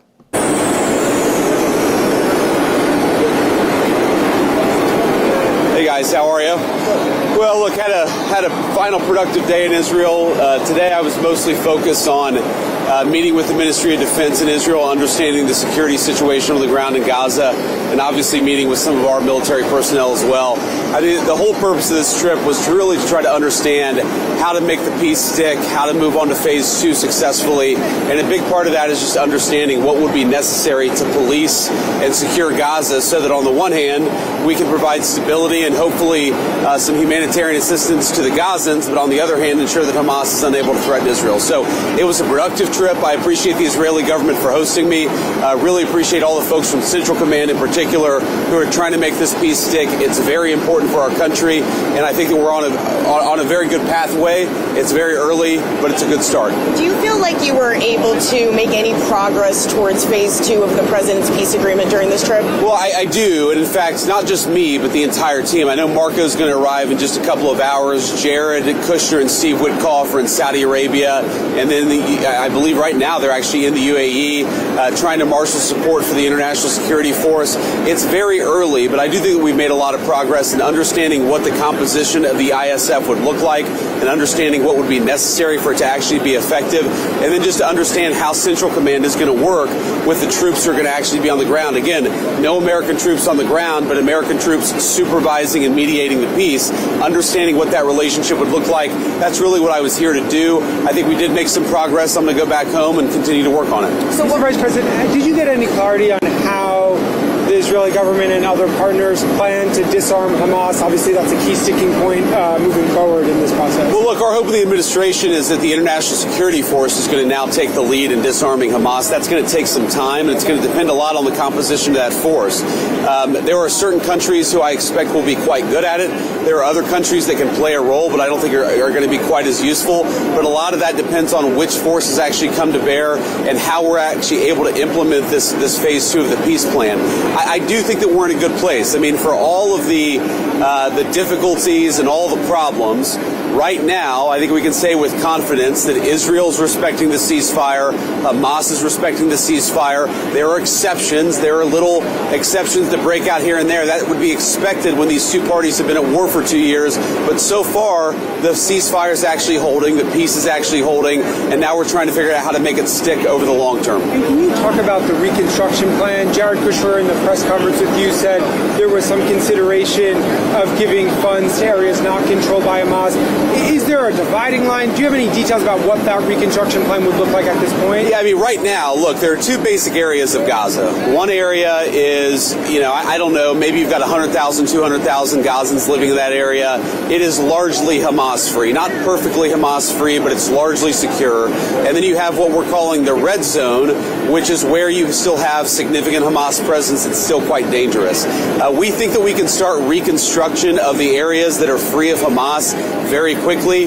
We think that we can potentially get hundreds of thousands of Gazans living in that area very quickly. But again, this is all still pretty early, but that's the basic idea. Take the areas where Hamas is not operating, start to rebuild very quickly, start to bring in the Gazans so that they can live there, so they can have good jobs, and hopefully some security and comfort too. And any timeline on what very quickly means? Is that weeks, months? Well, I think that we could actually have tens of thousands of Gazans moving into southern Gaza, where, again, you have the Hamas-free zone in the next couple of months, and then tens of thousands beyond that. I think the hope is to rebuild Rafah over the next 2 to 3 years, and theoretically you could have 500,000 people live in a rebuilt Rafah. But again, it's going to be sequencing. You're going to have first some people, and then more, and then hopefully in a couple years, 500,000 people living in security, living in comfort, and also living in a situation where they're not threatening their Israeli neighbors. Was this your first time meeting with Netanyahu? One-on-one? That's a good question. I have to think about that. No, I've met with Netanyahu. I've met with the Prime Minister one-on-one in Washington. Certainly the first time I've ever met with him one-on-one in Israel. But we had a good conversation.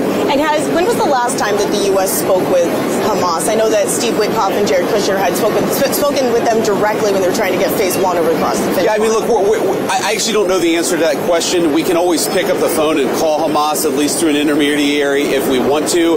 But most of our communication has been with our Gulf Arab friends and, of course, with the Israelis about what this international security force is going to look like. That is not primarily a Hamas conversation. That's a conversation between us, the Saudis, the Emiratis, the Qataris, and other folks who are going to be involved in this in one form or another. And what was your message to Netanyahu yesterday? There's been some concern among U.S. officials that they worry he's not fully committed to the ceasefire deal, and there's fears that he may pull out.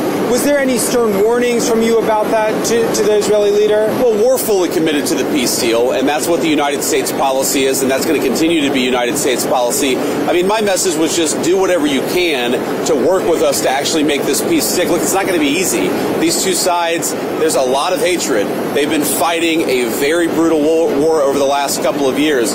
Yeah, I thought it was interesting a couple of days ago when you had a Hamas sniper kill a couple of Israeli soldiers, and then the Israelis responded. You had a lot of people saying, well, the peace is going to fall apart. Look, if this peace sticks, you're going to have these little breakouts of violence. Our message to the Israelis has been, help us build this peace. Obviously, the Israelis have their own interests, but we're going to keep on trying to work with both them and the Gulf Arab states to make this peace stick. Again, 9 days into it, I feel pretty good about it. Did you get any pushback from the Prime Minister? Was there any tension there? It seems like you're maybe alluding to this idea that you have to really send that message to say. Did you get a sense from Netanyahu that there's some uncertainty there about his commitment? I think between friends, private conversations are always best when they're kept private.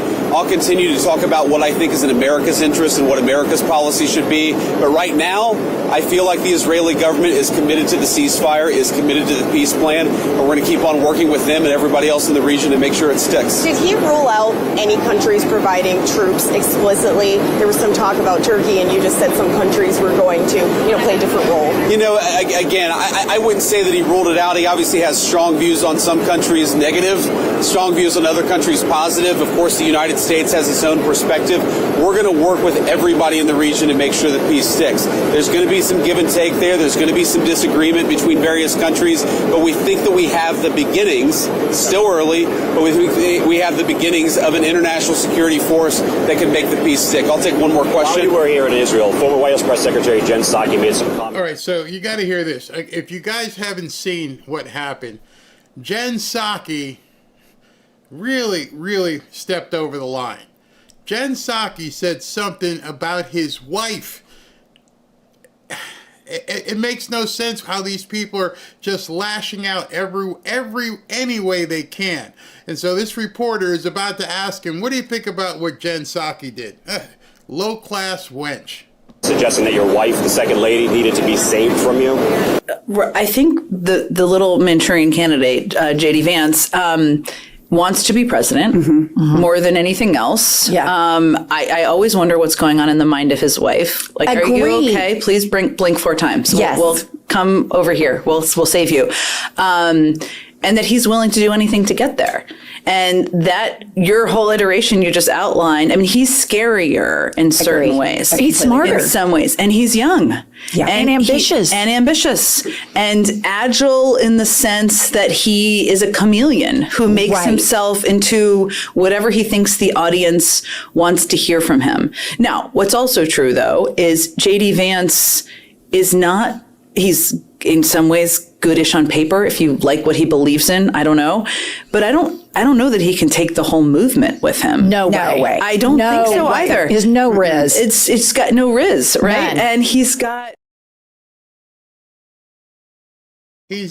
no riz. Can these people speak English? If you look up the term riz, it's some sort of TikTokian slang, meaning you got no charisma, you got no game, you got no riz. Well, I'm pretty sure J.D. Vance isn't looking to pick up women. I'm pretty sure he's not trying to slide into somebody's DMs to see if he can hook up. I'm pretty sure he's not looking to be, align himself with hood rats. So he got no riz means what? Means what? I'm glad he doesn't have any riz. Although I bet you a lot of ladies would care to doubt you that, yeah, he's got the goods. Riz. Are you kidding me? Riz. He just is a little odd. And so Trump's odd in a different way. So I'm skeptical of that. So yeah, he's got to, I mean, everything going on right now, and I think we have to be very clear-eyed about this, is about trying to manipulate the public around elections. And how do you feel about comments like that being made while you're here with the second lady? Oh, I think it's disgraceful, but of course the second lady can speak for herself, and I'm very lucky to have a wonderful wife, and I know, or at least I hope that my wife feels the same about me, but we are very lucky to have this journey, or I should say I'm very lucky to go on this journey with a very loving wife. We're going to keep on serving the country together, and I'm honored to have Usha by my side on this trip in particular, but always. Thank you, guys. About the West Bank, sorry. Yeah, go ahead. We'll do. Yeah. The West Bank vote yesterday that took place while you were in the country. Oh yeah, that was weird. I was sort of confused by that. Now, I actually asked somebody about it, and they told me that it was a symbolic vote, some symbolic vote to recognize, or a symbolic vote to annex the West Bank. I mean, what I would say to that is when I asked about it, somebody told me that it was a political stunt, that it had no practical significance. It was purely symbolic. I mean, look, if it was a political stunt, it was a very stupid political stunt, and I personally take some insult to it. The West Bank is not going to be annexed by Israel. The policy of the Trump administration is that the West Bank will not be annexed by Israel. That will continue to be our policy. And if people want to take symbolic votes, they can do that. But we certainly weren't happy about it. Thank you. Thank you.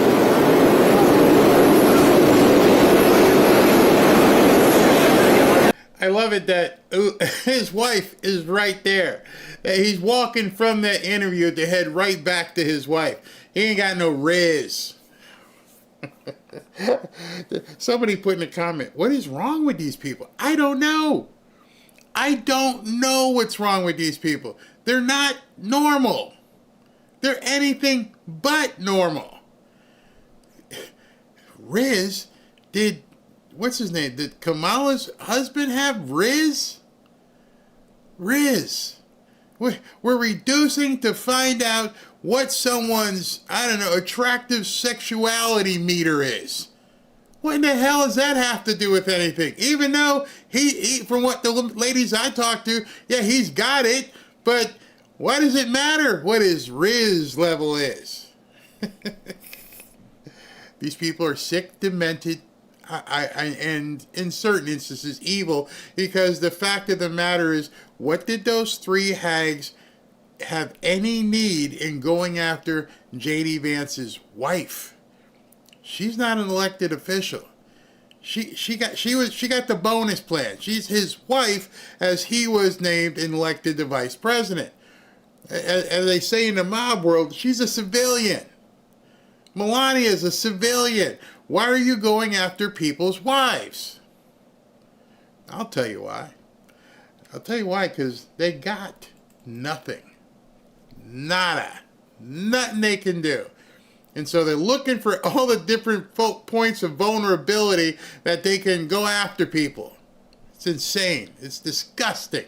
And that's why these people never need to be in power ever again. Okay, so President Trump is due up at 3. In the interim, I have an interview I had with the people at Brightcore, so let's take a listen to this. I'm not sure if you know about this thing called the Vaccine Injury Compensation Program. It's a $4.5 billion fund for people who have sustained vaccine injuries. And RFK Jr. is trying to open this up to families of children with autism. Take a look at this. After a while, the CDC's own research showed that the protection from the vaccine, if any, was between months 2 and 6. And by 6 months, it showed negative efficacy. So I'm watching the hearings on my, computer screen at home. I'm yelling at the screen.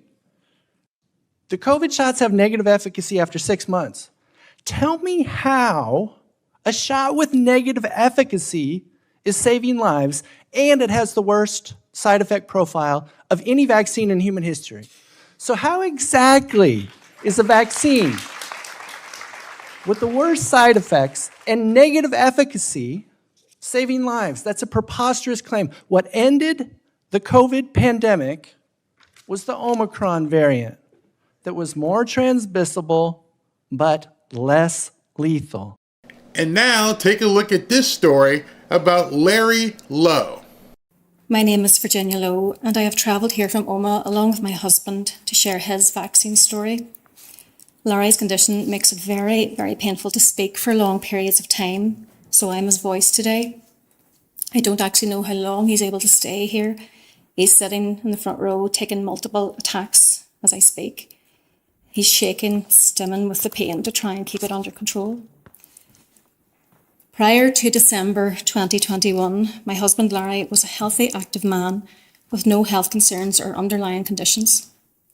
He was a college lecturer and a successful musician, but that was all taken away from him on the 15th of December 2021.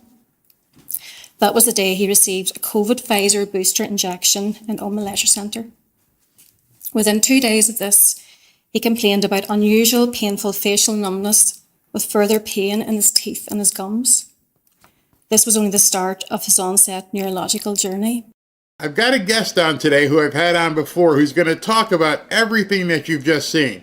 I want to introduce to you Ellie Hirsch, a certified nutritionist and health and wellness coach, and she's going to talk all about this topic. Ellie, how are you doing this morning? I'm great. Thank you for having me back.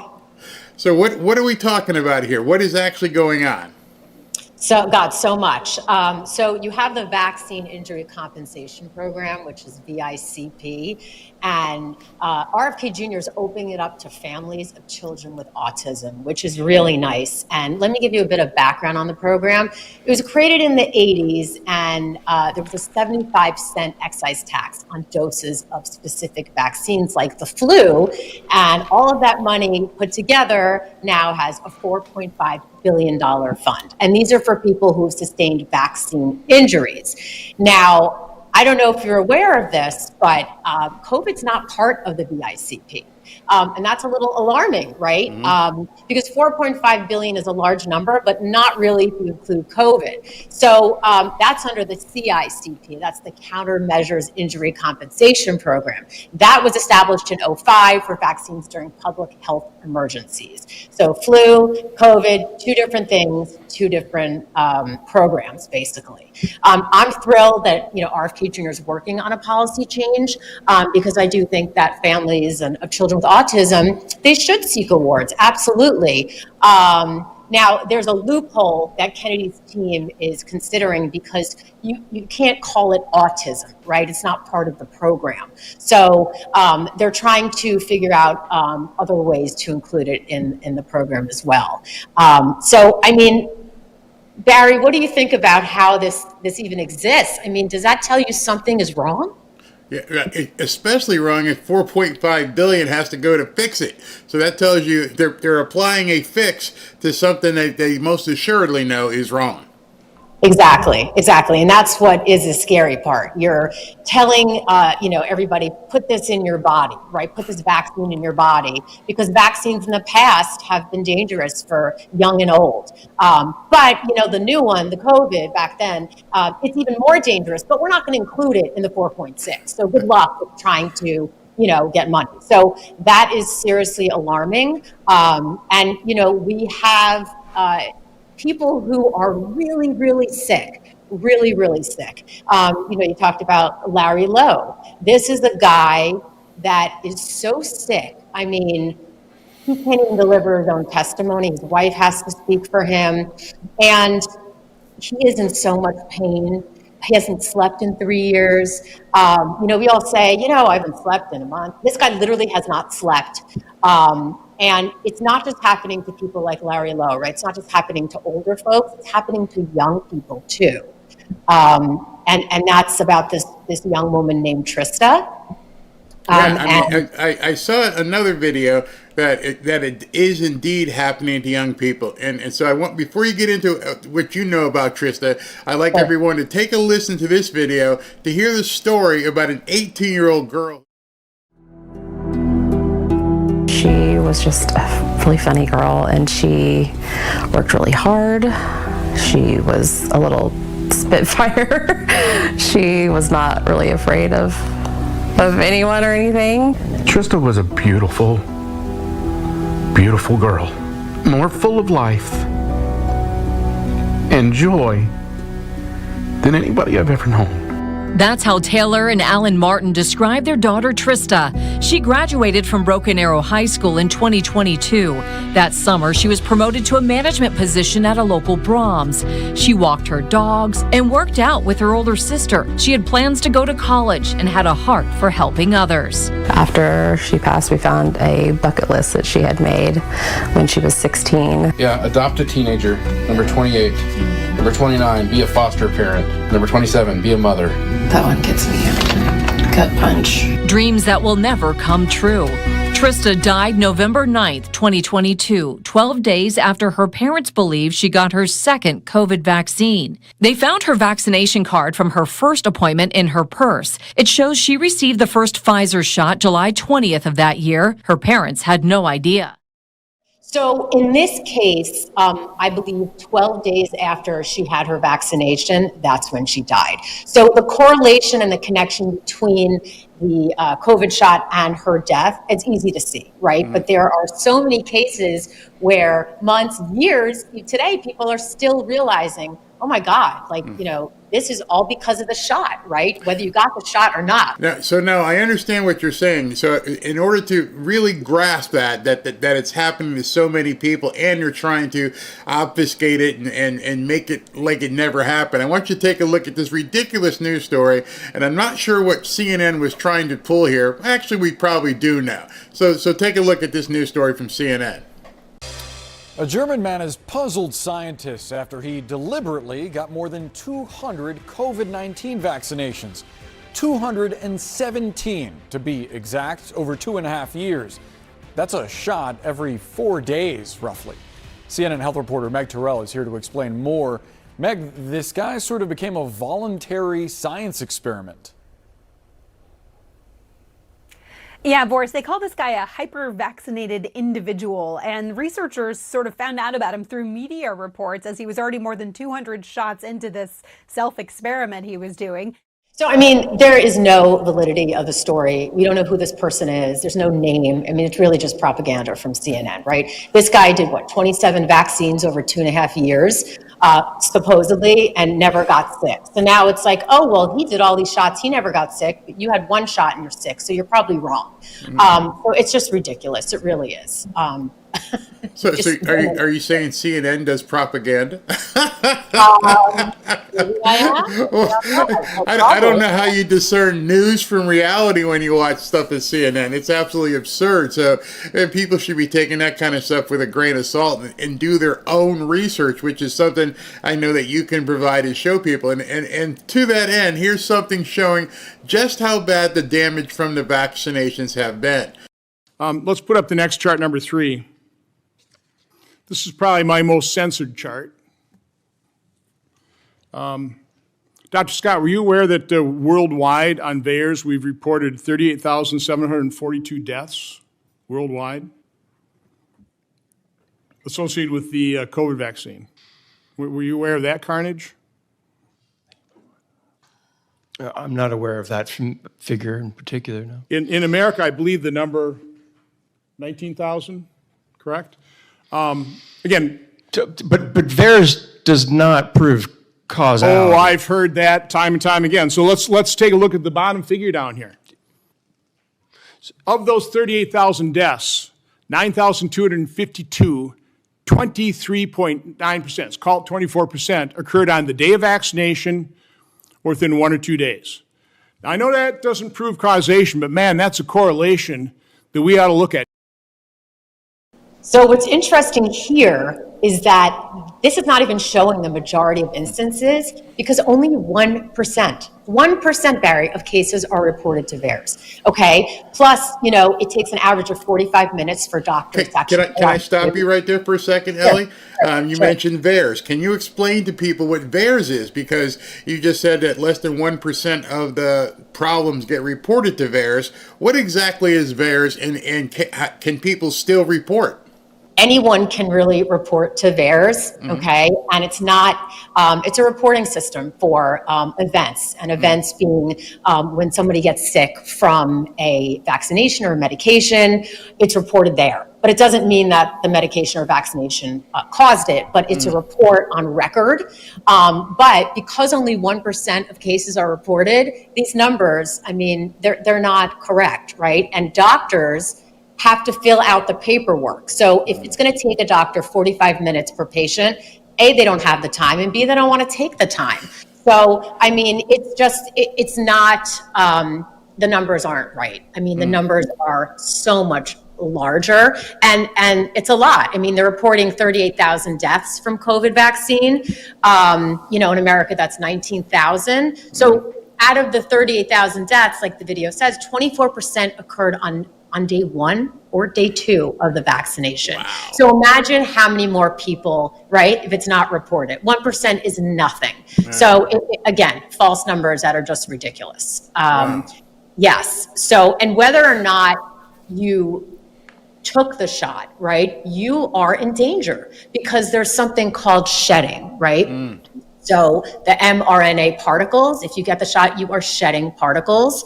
And the FDA has acknowledged, the risk of shedding because from gene therapy products, and COVID-19 mRNA falls under the category due to the mechanism of inducing the body to produce these things called spike proteins, which we'll get to in a little bit. But aside from shedding, everything that we're eating could have a vaccine in it. I know that sounds shocking, right?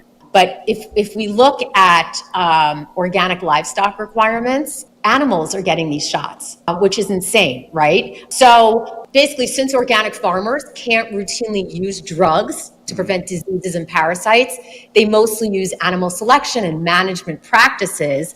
Only a few drugs, such as vaccines, are allowed. So the livestock, they're getting vaccinated, even organic, okay? We're eating the livestock. So you're getting those mRNA particles in your body, and you have no idea. And you're like, I didn't take the shot. So, I'm good. You're not. Wow. And that's really scary. And it's something you have to really be educated about. Can you explain how mRNA vaccines work, or rather how they were supposed to work? Because this technology came out and they're saying you got to take this, but what exactly do mRNA vaccines even do?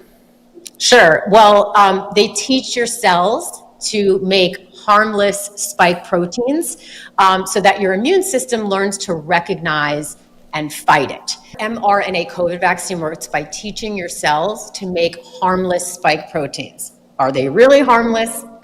So the point is your immune system learns to recognize and fight it.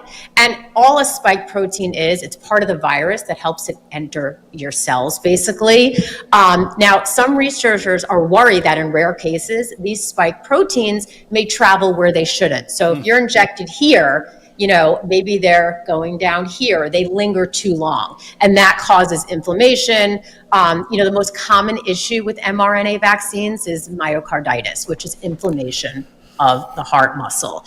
And laboratory studies are suggesting that spike proteins can interact with blood vessel linings and platelets, which originally led to this hypothesis, right, about links to clotting or inflammation, but it's no longer a hypothesis because there is so much evidence about the damage, and most people have no idea that the damage is done yet. We're still finding out. It sounds so crazy. It happened to us, and nobody seemed really. And they were telling us you couldn't take this, don't take that.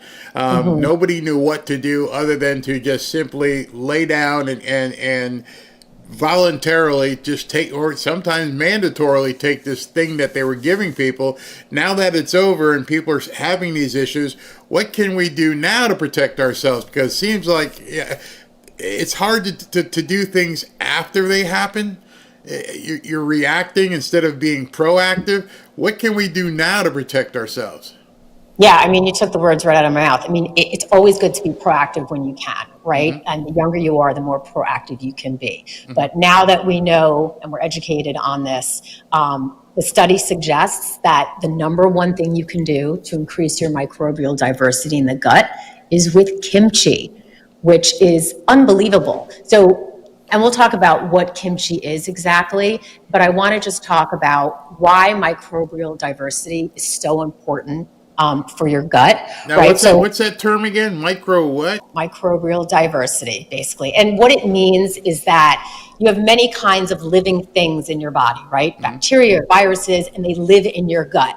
And so it's important because it keeps your body and the environment healthy and balanced. It supports your immunity, improves digestion, and protects against harmful microbes. But, Americans, we're overusing antibiotics, right? Pharmaceuticals, vaccines, and our standard American diet, it's not good, right? I mean, the portions, the cheeseburgers.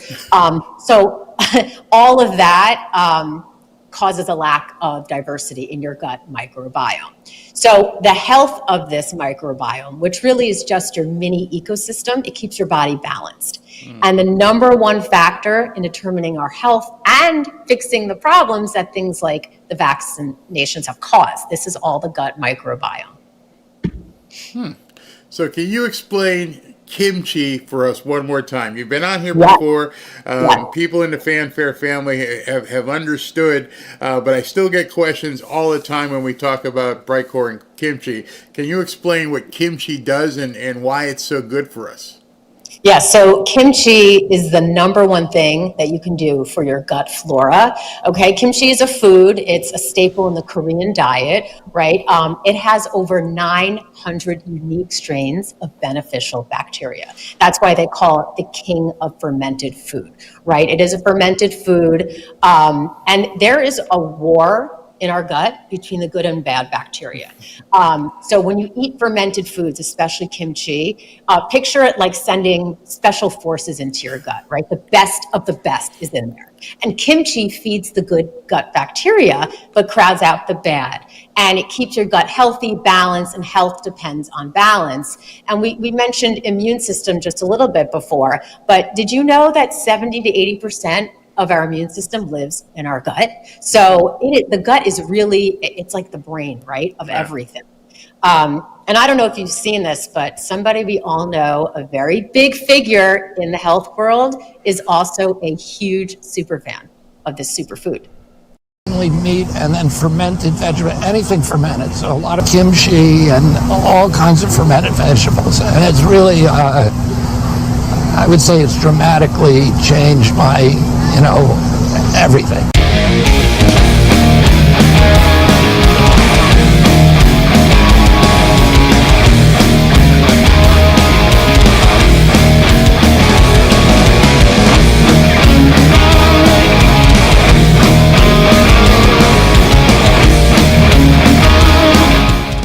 I mean, listen, I'm about to turn 50, okay? And, I hope that I'm this healthy when I am RFK Jr.'s age. We should all aspire to age healthily, right? And the fact that he eats kimchi, I mean, he's just saying that. Nobody told him, nobody prompted him, and that is really huge, right?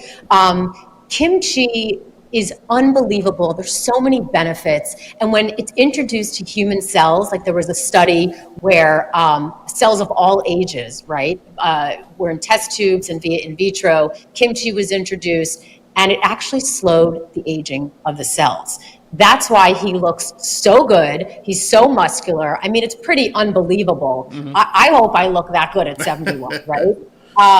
And, if you are young, you got to do what you can now, right? Like we talked about before, to be proactive. But, we're living in a world that's literally trying to kill us, right? You got poison in our air, in our food, the medications, and there's no avoiding it, okay? So you have to be proactive. And nothing that's in our control determines our health more than what we put into our bodies. And that's why we created Kimchi One. And there are so many health benefits, and you're not going to eat tons and tons of kimchi in a day, right? It's not an American staple, it's a Korean staple. Right. And that's why they live 6 years longer, by the way. And, Korean glass skin. I mean, your health on the inside should be reflected on the outside. And you can just tell there's something about people, that eat kimchi, that take kimchi, and it is just health. Right? And so we created a convenient capsule for daily use without the bad taste, without the odor, because Americans are not used to kimchi. I happen to love it, but you're not going to eat tons and tons. So we have made a capsule. It's low in sodium, unlike store-bought. So if you're going to go to the supermarket and say, I'll just eat a ton of kimchi, well, you're going to have a sodium problem. So ours is low in sodium, 100% made in the USA. It's all natural, non-GMO. So we're really, really proud of this product. So what have your clients and your customers experienced when taking Kimchi One, and why take Kimchi One versus just eating kimchi? So if you're out there and you're having problems with digestion and bloating, this is going to help you with that. And I will tell you personally, ever since I've been taking Kimchi One, my bloating is gone. It is unbelievable. And that's within like 1 to 2 weeks of taking it. Anyone who's having problems with immune systems and they're getting sick all the time, you need Kimchi One. Achieving younger looking skin, right? We talked about the Korean glass skin and thicker hair. It's Kimchi One. And also, if you have that extra weight that you just cannot lose, this will help with that. But what comment we love the best is that all these symptoms that people are getting from the COVID shot, right? Like whether it's your mood or you can't sleep or you have headaches, heart palpitations, seizures, I mean, the list goes on. And they just couldn't identify the cause of these symptoms, right? Other than, oh, I got the vaccine. Well, since they've taken Kimchi 1, the results they've reported back have been nothing short of remarkable. They're gone. So that is, to me, pretty incredible. Here's a big question. We've had Kim on from Brightcore before, and you're talking about kimchi. I know many people in the Fanfare family are swearing by it right now. So do you have a special offer that you can give to the Fanfare family today? Oh, I absolutely do. Today, they can get 25% off with code Barry at mybrightcore.com/Barry. But I will suggest that they call, and I'll tell you why. So when you call in, you actually get up to 50% off and free shipping. That number is 888-418-6738. And a discount is great, but the real reason we want you to call in is we have health experts on the other line. We're not just a company, we have real humans behind us. We want to make sure the product is for you. We want to hear about your symptoms, what's going on with you, and we want to take the health journey with you. Like I said, people are always calling us and reporting back, oh my God, I had this, now it's gone, I've been struggling for years. So it's pretty crazy. And also the first 100 callers get a free bottle of vitamin D3 with K2. Again, that number is 888-418-6738. Well, you remember, you said you're 50, you're a young-looking 50. You remember the commercial back in the day when they used to have a hair club for men? And then the guy would say in the commercial, I'm not just a spokesperson, I'm actually a customer. And he would show people he had the toupee. Well, I want to say that right now. People want, is this just a commercial or is it just a sponsor? No, we are actually clients. My wife and I, and let me tell you, Ellie, what happened when my wife was listening to me talk to Kim. And I've said this to people before. She said something during the interview that gave her even more credibility. She was telling the viewers the best way to shop is to shop on the outside ring of the store. Don't go up the processed aisles and you'll find yourself healthier. And it caught my wife's eye, and she's like, I'm going to do that. And then she trusted it enough to say, now I'm going to start taking kimchi. And it worked, and she goes, now you're going to start taking kimchi. And then she's moved on from kimchi to some of the other products, the Revive. She actually loves it. So, I thank you and I thank Kim. And I just wanted to say that because I want people to know it's not an infomercial. This is actual real life. We're actually doing this stuff. And I encourage everybody to take advantage of the offer. And if you have questions, call the people at Brightcore. Let them educate you. Just don't buy something. Listen to what they have to say. It really, really does work. Ellie, thank you very much for taking the time out of your day and sharing all your information. And I'm sure people will be getting a hold of you guys. Yeah, we can't wait. So we look forward to your calls. That number again is 888-418-6738. Thank you so much, Barry. All right. Thank you very much. All right, so back to me here. I'm live, real time right now. Thought that'd be a perfect time to run that while we're waiting for President Trump to come up after we just saw Karoline Leavitt's press conference. So everybody is on standby mode, waiting for President Trump to come out here. A couple things I want to bring to your attention. He's been, I guess you can say, active on Truth Social. One of the things that he posted, which Karoline Leavitt kind of alluded to, I don't know with everything going on if you guys picked up on this, but this is a pretty big one. And it says the federal government, as you know, was preparing to make the surge in San Francisco, California on Saturday. But friends of mine who live in the area called last night to ask me not to go forward with the surge, in that Mayor Daniel Lurie was making substantial progress. I spoke to Mayor Lurie last night, and he asked very nicely that I give him a chance to see if he can turn it around. I told him I think he's making a mistake because we can do it much faster and remove the criminals that the law does not permit him to remove. That's a very important distinction there. I told him it's an easier process if we do it faster, stronger, and safer, but let's see how you do. The people of San Francisco have come together on fighting crime, especially since we began to take charge of that very nasty subject. Great people like Jensen Huang, he's the CEO of NVIDIA. Mark Benioff, I'm not sure if he's still the CEO, but he was the CEO of Salesforce, and others have called saying that the future of San Francisco is great. They want to give it a shot. It was interesting how he put that in quotation marks.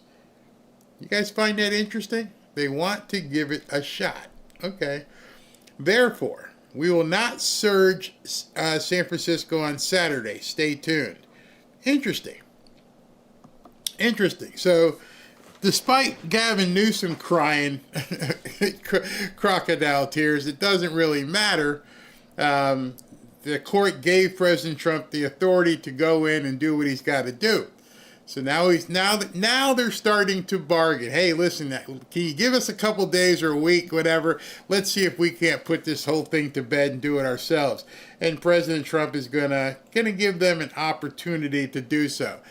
And if you didn't think the Democrats sucked enough, in an outrageous move, Senate Democrats rejected paying essential federal employees during the government shutdown.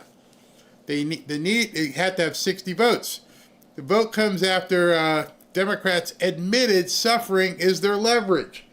Chuck Schumer is vile. They shut the government down for newcomers, then refused to pay essential American workers. People see what's happening. I hope they do. I hope you see it. I hope you let your friends see it. These people are scum. Chuck and Hakeem won't shake this off. The GOP cannot cave to the left on this. And what I wanted you to make sure you could see is that the vote was 51 to 44. Obviously, that only adds up to 95. So 5 people didn't vote, which was because it's inconsequential. It wasn't going to get to 60, so they didn't vote. So here we are. Here we are right now where these people have just continued. They are so intent on seeing this country come to some sort of end as we know it, just for the purposes of keeping these newcomers happy, which they just need to go. And to that end, I want to get into a short story before President Trump comes up. Hopefully I won't have to cut it. I have to keep my talking to a level quickly. After what you saw with Jen Psaki talking about J.D. Vance's wife, it should show you these people don't know any depth to the lowness that they will go. And I'm going to show you something that I am convinced at this point they are hell-bent on destroying this country. I know a lot of people say that. We all say, oh yeah, they want No. They're hell-bent. See, one of the things I saw last night, if you guys joined us for the New York City rally, I mean debate, I mean crap show.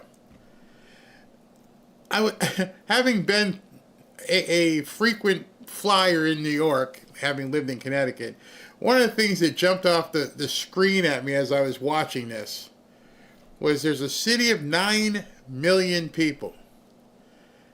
And that's the 3 people you could find to run for mayor? Cuomo, Mandami, and Curtis Sliwa. All of the businesses, everything to do with Wall Street, all the stuff, everything you see and know about New York City. And those are the 3 people that they chose to run. And then I sat back and looked at something else and went, wait a minute, I'm seeing a trend here. I am seeing a trend, and I got to talk about it with people. Get your opinion in the chat. You guys tell me, but something jumped at me this morning as I watched that insanity of a debate last night. And I'm thinking to myself as I go around the map and start pointing at blue cities. So I'll start in Boston with Michelle Wu. Nutbag. Absolute nutbag. The governor, Governor Healy, insane. Philadelphia. I forget who the mayor is, but if you've seen Kensington, you know that person is incompetent. Then you go into New York and you see Kathy Hochul and these three court jesters. And then think to yourself about Detroit or Cleveland or Baltimore or Los Angeles. And then it should dawn on you, and you might say to yourself, wait a second, how can these huge metropolitan areas in our biggest cities in the country where there's huge businesses, huge, have such incompetence in the mayoral office across the country? And then it dawned on me. The deep state as we know it is probably deeper than we can even comprehend. These people, in my estimation, have been embedded. There's no way you put Brandon Johnson as the mayor of Chicago. He's an idiot. Karen Bass, mayor of Los Angeles. Idiot. Michelle Wu, Boston, and on, and then the Three Stooges last night. Something tells me these cities are controlled by deep state operatives who pick and choose which puppet they want in office. I can't imagine, we just had a big gambling scandal. I can't imagine the odds of you walking into Vegas or anywhere else in a casino and saying, what are the odds that the biggest cities in the country have complete buffoons as their leaders? The biggest cities. It's uniform. How can that possibly be if it weren't for the fact that they were installed and their elections were, yeah. Now some of you guys are probably sitting back going, yeah, it's kind of odd, right? Yeah. Even if there were Democrat strongholds, even though these are areas of the country that these people control, you're telling me that Brandon Johnson was the best puppet you could find? Well, now I'll take a step back further. And this will be the topping, the icing on the cake. They did it with the president. And that's when it all just... Wait a second. They installed a carcass as the president. They tried to install his replacement, who's another carcass of a woman. And then it just dawned on me, and you start seeing it, you start thinking about it right now, and you're like, wait a second. The modus operandi is to put the stupidest, most incompetent idiot in office. So obviously, you can control them. There can be no other answer. Once, maybe. Twice. All of them? All? If you think I'm being far-fetched, you should say, Barry, I think you're reaching for straws because... And then as you go, you start going around the country and like, Baltimore, Cleveland, Detroit, Los Angeles... All of them? All of them are functional morons? How did it happen? Because then you'd have to say the entirety of the city, and even the people in the hood that voted for him, all know that they're morons and said, yeah, that's my moron. Nah, I'm not buying it. After what I saw last night, I think these things have been fixed for quite some time. I think at this point, I really truly feel after what I watched last night, having spent so much time in New York City, done so much business in New York City. Remember, many news studios, many television production companies are there. The Wall Street's there. And those are the three guys you found to lead this city?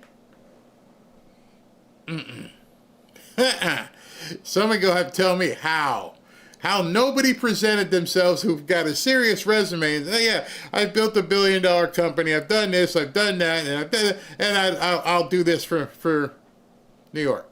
Nope. Manny, Mo, and Jack standing up there last night. And I was like, this is definitely on purpose. And so as I looked at that last night, I found some clips that made me go, it's really happening. These people really don't belong where they are. And right now, I think, in case you don't know the term, I think they are absolutely running a color revolution. Watch this. Jan, it sounds like you might have been in on our planning conversations. That's exactly what we're talking about. There are going to be big protest days, just like we saw on Saturday. That's true. But in between those days, there's going to be regime overreach. And I think the Jimmy Kimmel, Disney, ABC News example is an excellent case in point of how people power can be applied, not just against this administration in the White House, not just against Congress, but against the pillars of democracy, media, and... Wait a second. So this just isn't about Trump. It just isn't about this. It's about destroying everything. We can apply this. We can put this kind of pressure on everything across the entire country and tear it down. I'm like, that dude went on camera and said that? He actually said that in public? They feel that comfortable now? Oh, we're just working really good. So we're going to have like protest after protest, but they're not really protests. It's to terrify people, scare people, make them stay in their homes, not just because of Trump. Oh, we're already past that. Now we're going to go after everything. Institutions, businesses, universities that are getting pressured by this regime. They're going to go after it all. Businesses, universities.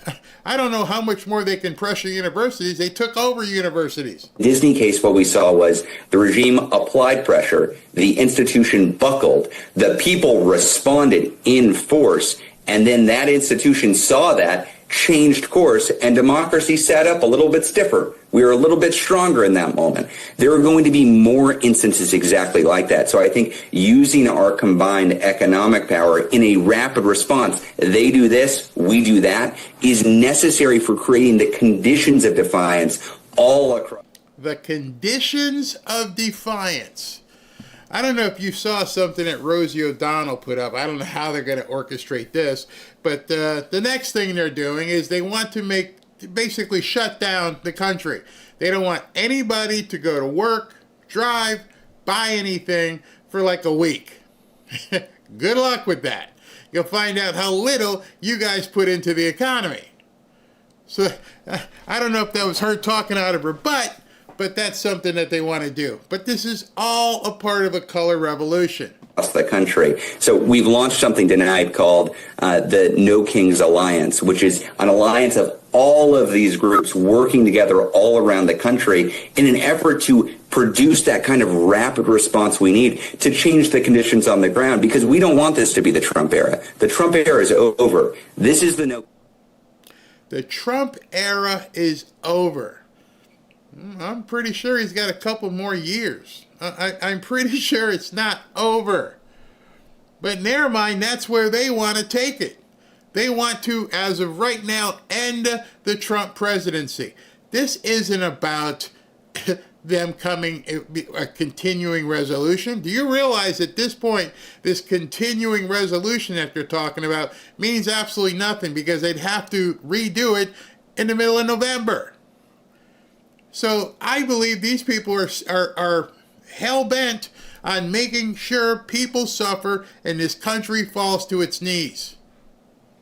King's era, and this regime is just operating in it temporarily while we build up the strength necessary to usher in this new era of reform.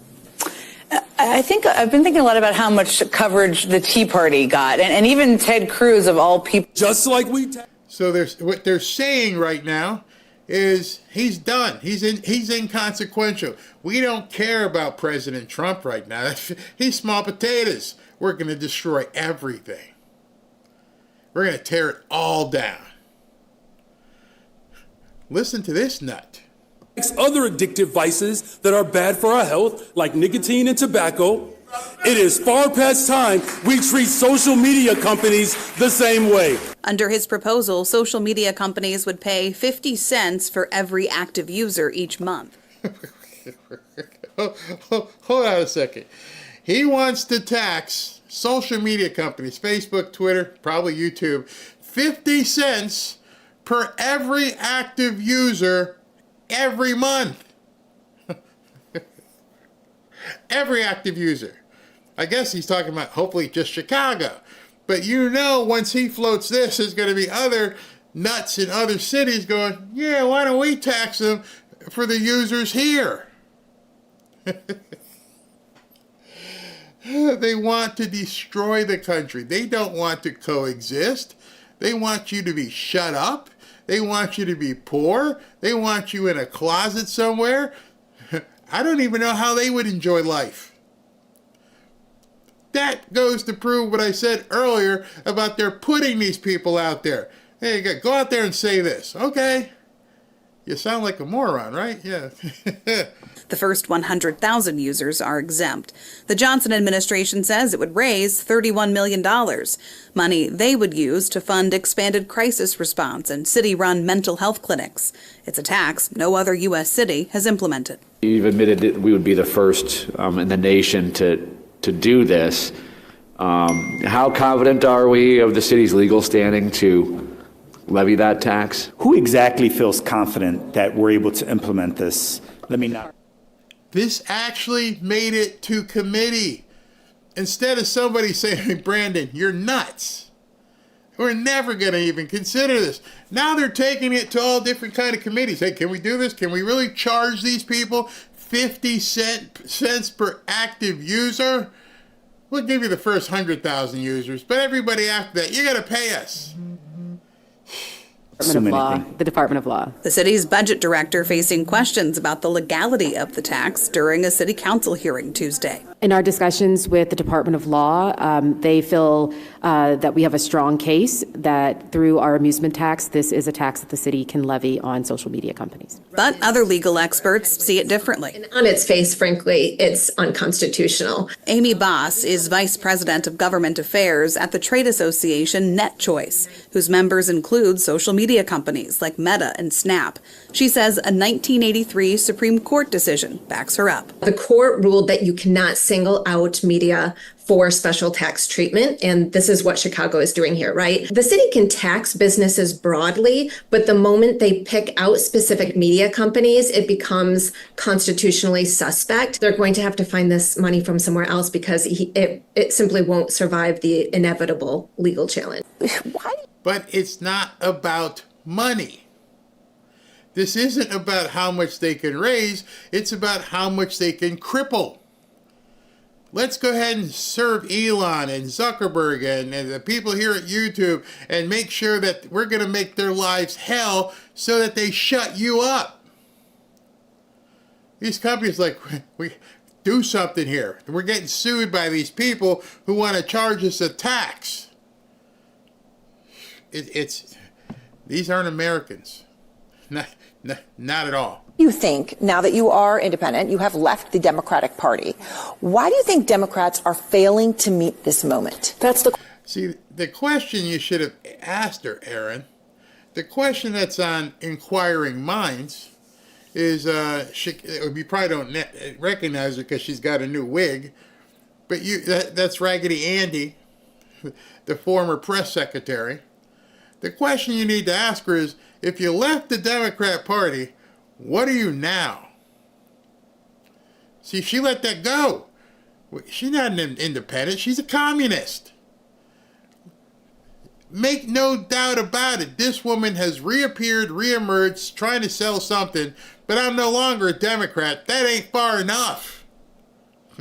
Question that we're all asking. That's the question in this moment. Look, I think there is a little bit of behaving as if it's politics as usual or everything is happening as normal, and it's not. We can't behave as if or react to situations per usual. These are unprecedented. You see, this is one of the reasons why I do this stuff and show you this stuff. Too many people I can't even pay attention. I can't watch this. Oh, really? Then you're not watching what they're doing and how they're forming their alliances. I got a minute to go through here. They're getting all set up. By the way, okay, we'll talk about this meeting in a second. At the times, you have to lean in, you have to fight. And these are the things that everyday Americans are asking for. Where are the Democrats? Why are they? Everyday Americans aren't asking for your communist ideology to be thrust upon them. Maybe the people she hangs out with. not fighting. So you understand We wanna where she's see coming more. from when I she says, understand- "I'm not going to play by the rules of I understand others." where she's Yeah. coming from. Look, one of the things that we saw very early on in the Trump administration from Democrats in Congress is rubber stamping Trump's appointees. Why? Why did that happen? And it's almost like because traditionally it does happen. Traditionally it's bipartisan. Right, Even if but one we- party doesn't like the but we- department of but whatever, they do it. Majority of their appointees were not qualified to even be in the position that they were in or being put in. It's not Pot calling kettle black. Trump's appointees aren't qualified. Did you see who you guys put in office? Would you like to see the pictures of some of these people that you put in office? You needed a scorecard because as looking at them, you couldn't tell which side of the aisle they were. You had men in dresses. You had a bald guy in heels who would steal stuff from airports. You had people doing a bumpity fuzzy in the congressional halls and filming it and putting it online. And you're telling her and telling America that those people were qualified. Yeah, okay. normal times. And we know Project 2025, it was very clear what was going to happen these past 10 months. And there was a behavior as if it's normal here. It's like politics as usual. We have to move in the way that we're so accustomed to. This is not 2003. This is just not. Yeah. We're not dealing with a conventional Republican in the White House. We're just not. And so we have to change the behavior. They have to change their behavior. Be ready. That's all I can tell you. Be ready. What do we got here?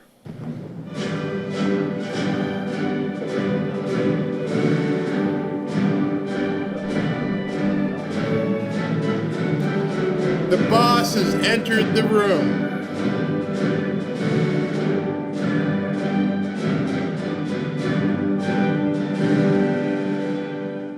Thank you very much. Thank you. Please.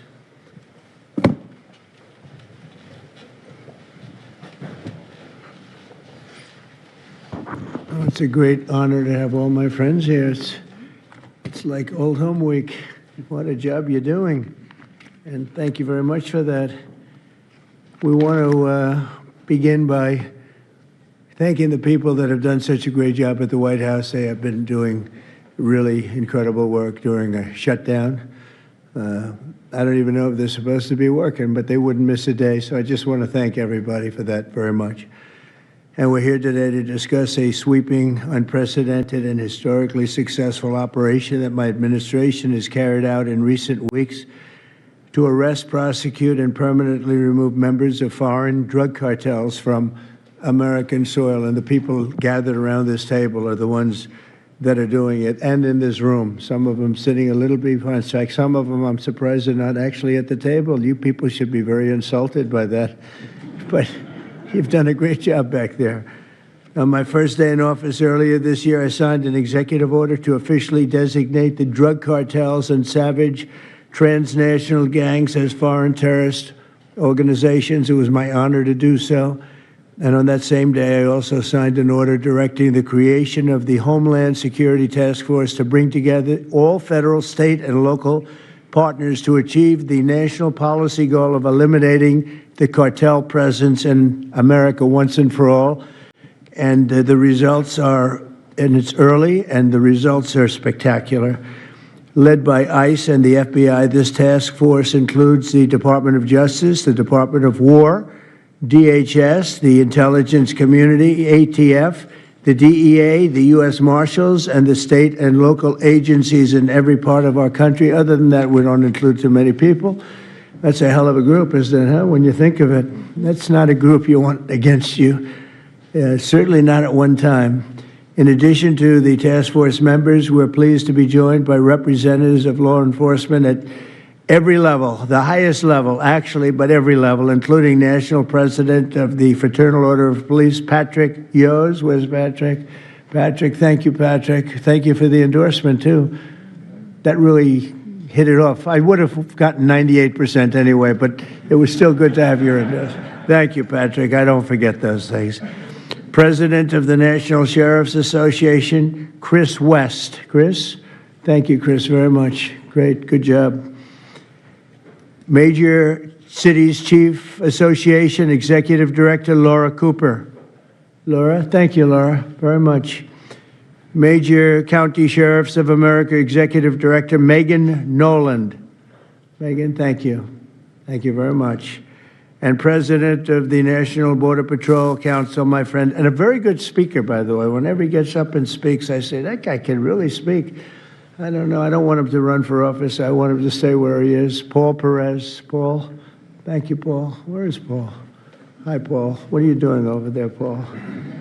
Good job. Good speaker you are, though, Paul. I mean it, too. You've made some incredible speeches, and all from the heart, too, right? Some great ones. Today, you'll hear details from my national security and homeland security teams about the extraordinary historic achievements of this new Homeland Security Task Force since it became fully operational last month in all 50 states. The job they're doing. What we inherited from this past administration is like disgraceful. In a matter of weeks, the task force has made the largest number of arrests of cartel leaders, operatives, and gang members in American history, more than 3,000 and counting. That includes members of the ultra-violent New Generation Cartel, the Sinaloa Cartel, the LNFM Cartel, MS-13 Cartel, and you know MS-13, the gang, and Tren de Aragua, another beauty. That's a group of real garbage we have to deal with, that we shouldn't have to deal with. These are, in addition to the massive numbers of dangerous criminals my administration arrested nationwide since January 20th, numbering over 120,000. It's a record, and 120,000 criminal arrests. Thank you very much. Unfortunately, for 4 long years before I took office, the last administration allowed the cartels and their operatives to frankly take over our country, to freely infiltrate America and all the communities nationwide. Along with transnational gangs, these groups have unleashed more bloodshed and killing on American soil than all other terrorist groups combined. These are the worst of the worst. It should now be clear to the entire world that the cartels are the ISIS of the Western Hemisphere, in addition to their monstrous violence, such as cutting off heads, burning their enemies alive, and burning innocent people alive, too, by the way. The cartels control large swaths of territory. They maintain vast arsenals of weapons and soldiers, and they use extortion, murder, kidnapping to exercise political and economic control. Thank you very much, Joe Biden, for allowing that to happen. Biden surrendered he just surrendered our country to the cartels. Don't worry, it gets better. We're taking it back.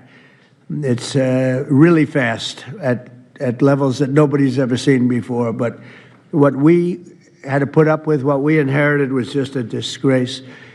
And while Biden was president, if he was president, I think the Autopen was president, not Biden, nearly 100% of those who infiltrated our southern border did so because they were personally approved. They admitted they were just what happened, assisted by the most dangerous and violent criminal organizations anywhere on the planet. The worst people on the planet they allowed into our beautiful country.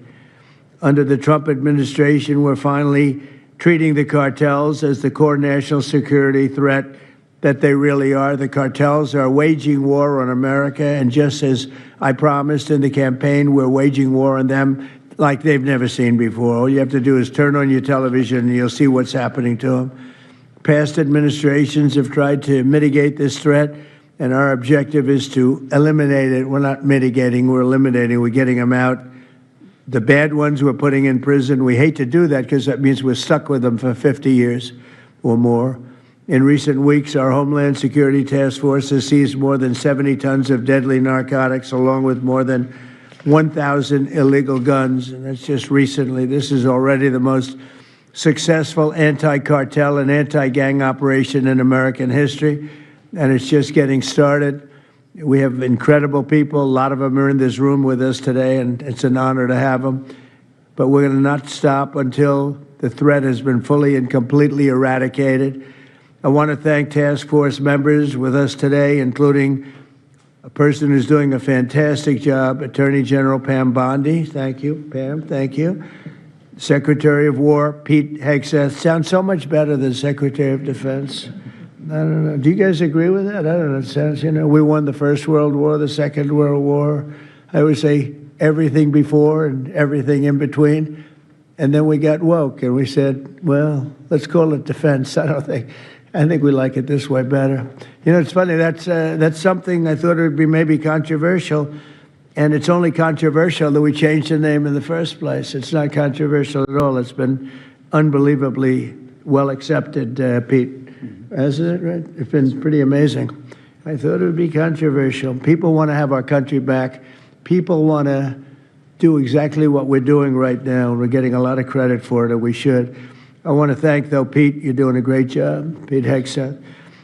Secretary of Homeland Security, Kristi Noem. Kristi, thank you very much. Director of National Intelligence, Tulsi Gabbard. Tulsi, good job. And the heads of all of the law enforcement agencies all throughout the room. You're really amazing, the job you've done.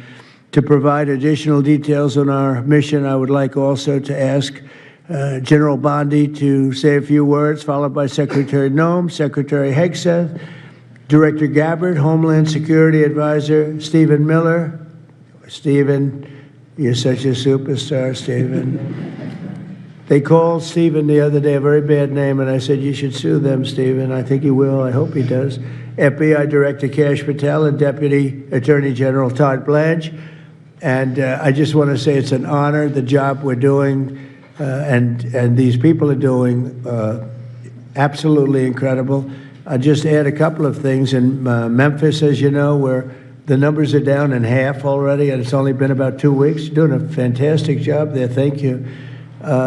Incredible. Nobody thought it was possible. It was really it was a very sick city. It was horrible what happened there. People would go from, if you're on the board of FedEx, they would ride you 1 block to the hotel. They said you couldn't walk it because it was too dangerous, and they're already feeling better about it. But the best example right now is Washington, D.C. We went from one of the most unsafe places in the planet, I hate to say, but in this country, to a totally safe city. It's nothing's crime-free, I guess, but this is about as close to crime-free as you're going to get. And you guys have done an incredible job with that. Every one of you have worked so hard on this one, and it's our nation's capital. And people would go to the nation, they'd go from, I always say, Iowa, Indiana. They'd go from Florida. They'd come up. They want to see the monument. I want to see the Lincoln Memorial. I want to see one of the monuments, any one of them, and they'd go home in a coffin. But not anymore. It's not happening anymore. We haven't had that happen in a long time. It was averaging more than one a week, one person a week. Who would think that's possible? And it hasn't happened anymore. And we have a safe city. We have a city where the restaurants are booming. People are going out. Nobody's being mugged, hit over the head with a baseball bat. None of the stuff has gone. We took out 1,700 criminals, many of them career criminals, many of them given to us by Joe Biden and his ridiculous open borders policy. They came in from jails from all over the world, not just South America, from all over the world. Jails, they came in from mental institutions and insane asylums all over the world, drug dealers. And we got them the hell out of here. They're either that, or if they're so bad, as I said before, we put them in jail because we can't take a chance that they come back. But I want to just say that Washington, D.C. is such an example of what could be done. And now the same thing's happening in Memphis. We're just halfway through the process, and already the numbers are far superior, far better than what we would have thought at this time. And Chicago, I just saw the number. Last week, it was last weekend, 4 were murdered, 11 were shot. And then I have this guy Pritzker, is a very weak governor. Let me be nice. I'm going to be very nice. He's extremely weak. He's pathetic. I have Pritzker get up and say how great they're doing in Chicago. They're doing very poorly. So 4 were murdered, 11 were shot. I would say, and that was not a bad week for him, okay? That was not a bad week. He's had somewhere 18 or 19 were murdered. And you know what his excuse was? Yeah, but that was a long weekend. okay? Can you believe it? He said that was a long weekend. He's bad. And the mayor is worse. I mean, that mayor is worse. Low IQ, very low IQ.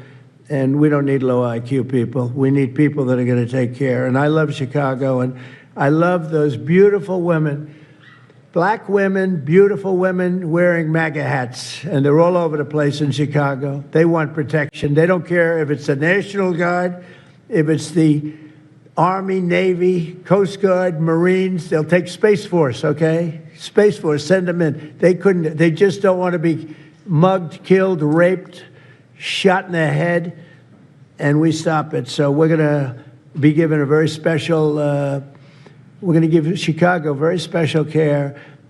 As you probably know, maybe you heard, we were going to do a big surge in San Francisco, but I got a great call from some incredible people, some friends of mine, very successful people.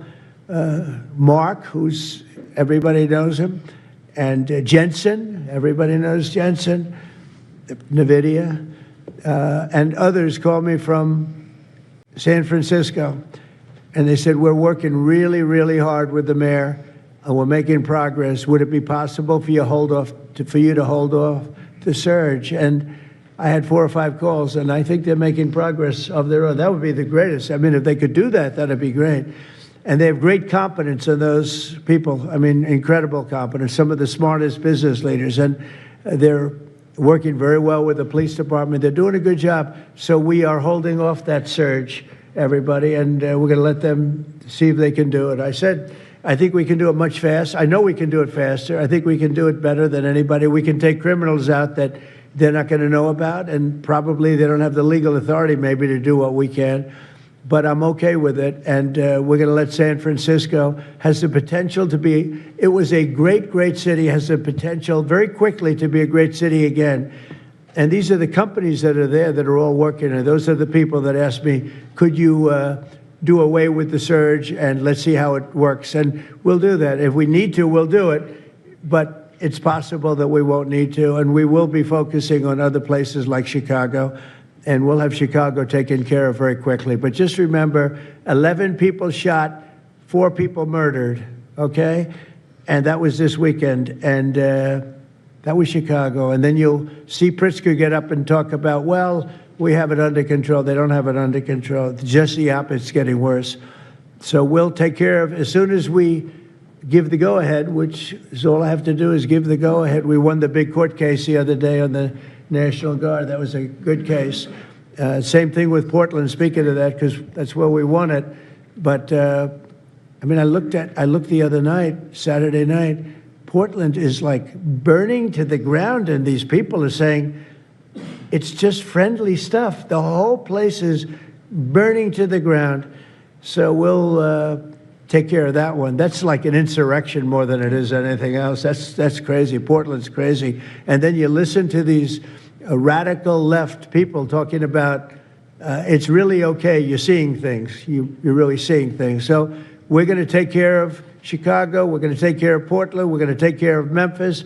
We're proud of D.C. There's nothing to take care of anymore, but we're not going to let it ever go bad. It's never going to happen again, our nation's capital. And with that, I'm just going to tell you that Pam Bondi has done a fantastic job. And Pam, would you say a few words, please? Thank you, President Trump, and thank you for your leadership. And this is all about collaboration. And around this table, I'm looking around this table, we all work so well together. I don't think another administration in our nation's history has worked so well together. We talk constantly, Secretary Noem, Tulsi, Pete, constantly, but also all of our agencies working hand in hand, and that's why this is so successful. And these people around this table are working 7 days a week, 24 hours a day, even though the Democrats have tried to shut down the government. Terry Cole, I'm laughing because you're around the clock, you're all over the world. Director Patel, you're unstoppable, what you're doing around this country. Gowdy Serralta, U.S. Marshal, Rob Sakata and Dan Driscoll wearing your ATF hats. Rob, I was on the texting, Todd Blanche and I were on texting you at 1 a.m. on cases. I mean, that's how committed all of these people are to just keeping all of our citizens safe. And that's what it's all about. And this project is the brainchild of Stephen Miller. And you are doing so much to keep our citizens safe, our kids safe, and get these drugs off our streets. Like the mayor of San Francisco and I are going to be meeting on fentanyl in a few weeks and working hand in hand on that. Secretary Noem spoke to him. But the results of this last month have been historic. As the president said, in the last month, think about this, 3,200, more than 3,200 violent gangs and drug dealers have been taken off the streets. Off the streets. Now, Director Patel and all of these agencies have also been working so hard on getting the leadership. But we are getting all the gang members off the streets and the drug dealers, Sinaloa, CJNG, MS-13, and more, TDA. 91 tons of drugs have been seized as a result of this task force. We tried to put this in perspective for you.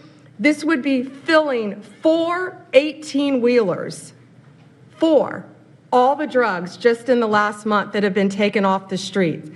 58,000 kilos of cocaine. Think about a big backyard swimming pool. That would fill 1.5 swimming pools. Just the powder cocaine that has been removed, saving lives this last month, thanks to all of these people around the table. 2,300 kilos of fentanyl powder and 2.1 million fentanyl pills off the streets. And as the president said, more than 1,000 illegal guns. The Biden administration was, for way too long, all of these great law enforcement officers surrounding the table were not able to do their jobs. What they've said is now they've been uncuffed. They can do their jobs now. We've been watching transnational gangs grow in our country, become organized, set up infrastructure in all of our states, but no longer under President Trump. We are destroying the infrastructure, and we're no longer on defense. All of these great men and women are on offense, so they better get ready. We're dismantling the cartels, and we are taking the leaders into custody and all of the gangs. We are going to supercharge this work. This is not a pilot program. This is permanent. We are here to stay. And Secretary Hegseth, we couldn't do this without you and the Department of War. Thank you all so much for everything you're doing around this table, working tirelessly. And President Trump, thank you for giving them the ability to do it. Thank you very much. Thank you.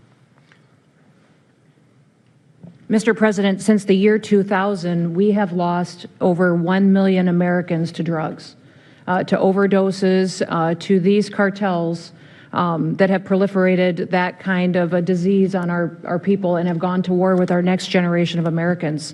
When you signed the executive order that was protecting the American people from invasion, what you did is that you took these cartels and gangs that we've known for decades and you declared them to be what they really are, and that's terrorists. You declared war on them, and you didn't say we were just going to fight them. You said we are going to destroy them. And everybody around this table is so honored to be here to work with you to destroy these terrorists that have been killing Americans for years and getting rich off of it. I'm so proud of the work that was done just in the September surge. You referenced that earlier. We had over 400 operations that went down in those first 43 days of the Homeland Security Task Force in operations that brought, as Pam referenced, 3,200 terrorists to justice, got them off the streets. Sir, we also have had over precursors and chemicals that were brought in. We've had the work at the southern border. We've got Border Patrol here at the table with you. Fentanyl has been cut down by 50% coming into this country over our borders. We've continued to work not just nationally, but internationally and on our maritime borders as well. The ICE agents that have so much violence against them and threats against them, sir, they get up every day ready to work with this task force to be able to keep people safe. And then we've got Coast Guard, who's been doing just a ton of our incredible interdictions out on the seas and the waters in cooperation with operations that you've targeted in the Caribbean with the Department of War. And sir, I just want to thank you for the leadership you put at this table, for your cabinet members, for Stephen Miller, for putting this in place to make sure that what you did when you consolidated the Homeland Security Task Force, you took 1,000 other task forces that were already established in the federal government and you streamlined them into this room.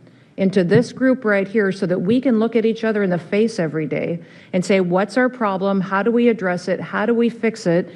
And then we go to work together with our arms linked to do exactly what you told us to do. And that's not just protect the American people from invasion, but to kill these terrorists. You gave us the task to eliminate them, destroy them, so that they can't destroy the next generation of Americans. So thank you, sir. Thank you for the people you put around this Thank you table. very much. That's a great job. Thank you.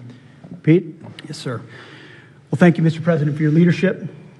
Chief, likewise, Tulsi and Todd and Dan and Pam and Christy and Stephen and Cash. I mean, I could go around the table. From the Department of War, we are thankful and grateful for the incredible effort that your agencies put in. And we could not be more proud to stand shoulder to shoulder with you, not superficially, not kind of over here, but front and center on the Homeland Security Task Force, right there with you. Because our department has spent over 2 decades defending other homelands, and we're very proud to be defending our own. And if you talk to the troops down, say, on the southwest border, Mr. President, morale is sky high and continues to be, because they're proud to be defending their own communities, their own state, and their own country. So when that executive order was signed, the mission was clear: protecting the American people against invasion. And so the Department of War went straight to the southwest border. We still have 10,000 troops there. We have national defense areas. We're standing alongside the Border Patrol, and we've locked that border down, 100% control of the southwest border. You stop the invasion. And then we're proud to be going on the offense, counter-cartel operations. And it's not counter-cartel, as was mentioned. These are designated terrorist organizations, foreign terrorist organizations. Our generation spent the better part of 2 decades hunting Al-Qaeda, hunting ISIS. Well, as the president said, this is the ISIS, this is the Al-Qaeda of the Western Hemisphere. They intimidate, they terrorize, they extort, they poison the American people. The president's right. Every boat we strike is 25,000 Americans whose lives are saved because of the drugs that were headed in our direction. So our message to these foreign terrorist organizations is we will treat you like we have treated Al-Qaeda. We will find you, we will map your networks, we will hunt you down, and we will kill you. And you've seen that evidence in the maritime domain, whether it's in the Caribbean or in the Pacific with the last 2 strikes. We know exactly who these people are. We know what networks they work with, what foreign terrorist organizations they're a part of. We know where they're going, where they originated from, what they're carrying. And they know we know. And that will soon start to change the calculus of these boats. So the critique of this is, of course, as often is the case, wrong. We know our authorities. It's locked tight. And we're going to treat them like foreign terrorist organizations on the offense. So the Department of War is not going to degrade or just simply arrest. We're going to defeat and destroy these terrorist organizations to defend the homeland on behalf of the American people, making the jobs of law enforcement safer in the process, making the communities of Americans safer in the process. We think it's a very core mission of the Department of War, and we're proud to be here, Mr. President. Thank you very much, Pete. Thank you. Tulsi, please. Yes, thank you, Mr. President. The key reason that you are hearing about these incredible effects is, number one, the team that you've assembled here and the leadership and the tone that you have set, first and foremost, about keeping the American people safe. The intelligence community plays a critical role in being able to support our law enforcement at the federal, state, and local level to make sure that they are armed with actionable intelligence to be able to actually go after those who threaten the safety and security of the American people.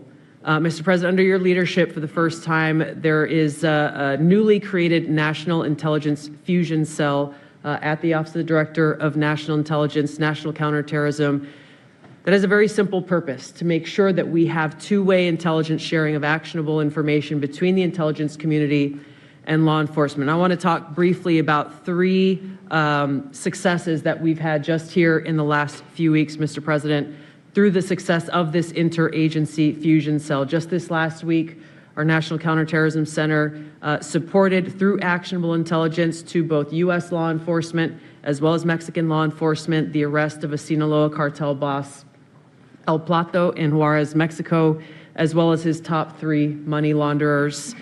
In a separate and recent successful interagency operation, NCTC worked closely with the U.S. Marshals Service that led to the arrest of another dangerous Sinaloa cartel member responsible for tracking a huge amounts of cocaine and hundreds of thousands of dollars in this single incident with drug proceeds through his network.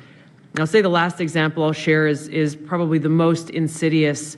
was providing intelligence to the Mexican law enforcement that led to the arrest of a CJNG cartel-affiliated baby trafficker called La Diabla. Her whole money-making operation was centered around luring pregnant women, performing illegal C-sections, harvesting organs, and selling newborn babies. Mr. President, it's your leadership that has made all of this possible. I can tell you, in the midst of this government shutdown, our folks, like everyone around this table, are working 24/7 without pay and eager to get after this because they believe in your leadership and the mission that you have presented to them. Thank you, Mr. President. I'll hand this off to Homeland Security Advisor Stephen Miller, the leader of this task force. Let me just say, Mr. President, that this country was going to die without you. This country was going to actually die without you. That's what we were facing in 2024. We've been invaded for 4 years. Our communities were sinking. Our public safety had gone to zero. Cartels were running entire communities. Sex trafficking, child trafficking, labor trafficking was out of control. Overdoses were out of control. The cartels were claiming more and more territory. City services were buckling. This was a country on the verge of dying, and you alone saved it. And when you stepped forward originally in 2016, you started the movement to make America great again. And that means make America great again in every way. And that means safety and prosperity and peace and freedom from cartels and crime and gangs. And your vision and your leadership in declaring war on the drug cartels is the single most successful public safety initiative in American history. And I need the media to understand what President Trump has done. People have been talking about drug cartels for longer than I've been alive. And everyone has just taken for granted that they can't be touched or stopped. They're too big, they're too powerful, they're too evil, they're too murderous. They can operate with impunity. And in just 9 months, President Trump is the only American leader, not just in our lifetimes, but ever, to actually take the fight to the drug cartels, to actually seek their eradication. And it is happening. And so while the Democrats are shutting the government down and fighting for free health care for illegal aliens, look at what President Trump has assembled here. He's assembled a team under his vision, direction, and leadership that is saving hundreds of thousands of lives. Hundreds of thousands of lives.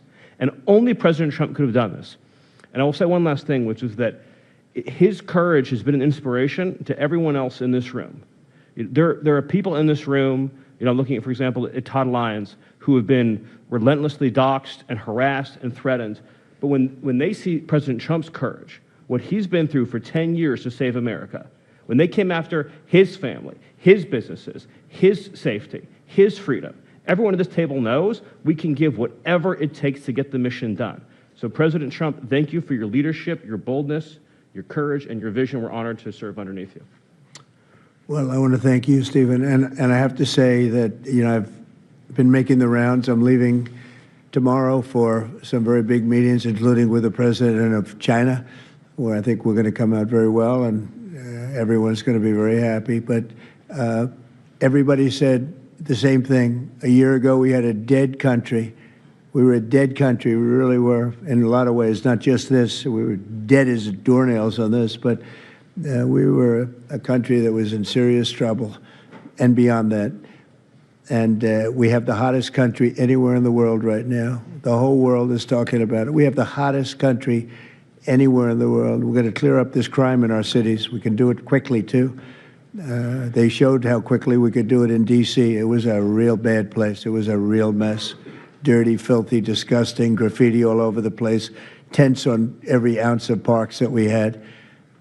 Just disgusting. And I rode around last weekend. I rode around the city. I felt very safe in that car, but, I would have done it without it. I wouldn't need that car so much anymore, I will tell you. But the place was clean.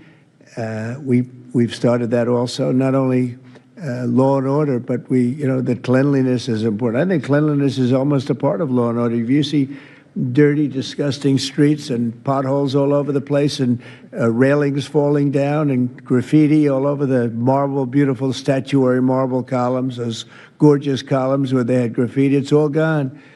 And I think it's a part of it. I really do. I think it's a big part of it. But we have a city that we can be proud of. We're going to be that way with every city we have. That's why with San Francisco, I wish them luck, but we could do it so much faster. I told the mayor, I love what you're doing. I respect it, and I respect the people that are doing it. They're the biggest people in the country. They're the biggest people in the world. A lot of the high tech. Some people like them, some people don't, but they're smart, and they want to do it. And I said, I am so honored to let you do it. And if it doesn't work out, we'll do it for you very quickly. But I just want to thank the people around this table are amazing. Cash, please go ahead. Mr. President, I'll just keep it short, but I think what the media should realize is the amount of courage it takes to do this. And you led that mission. You led it during your campaign, and you brought it to the American people.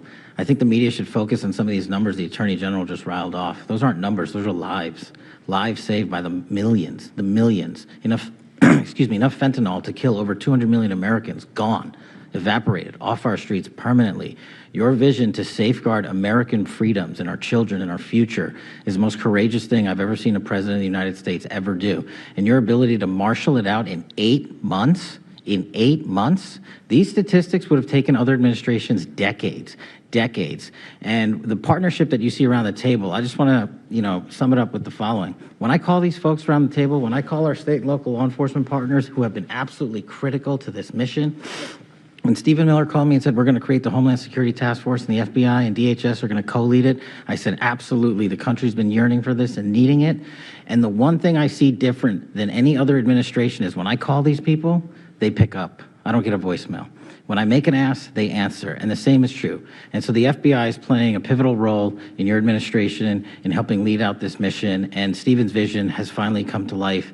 And instead of attacking the people at this table, maybe the media should go out there and talk to the lives that have been saved forever and the communities that have been safeguarded, because it takes courage to do that. It takes courage to implement that plan, and it takes a president and President Trump to put a leadership team like this together. We are actual friends, and I know the media doesn't want to call us that, but we do that. We do hang out. We do work together. It's a 24/7, 365 mission that doesn't turn off, Mr. President.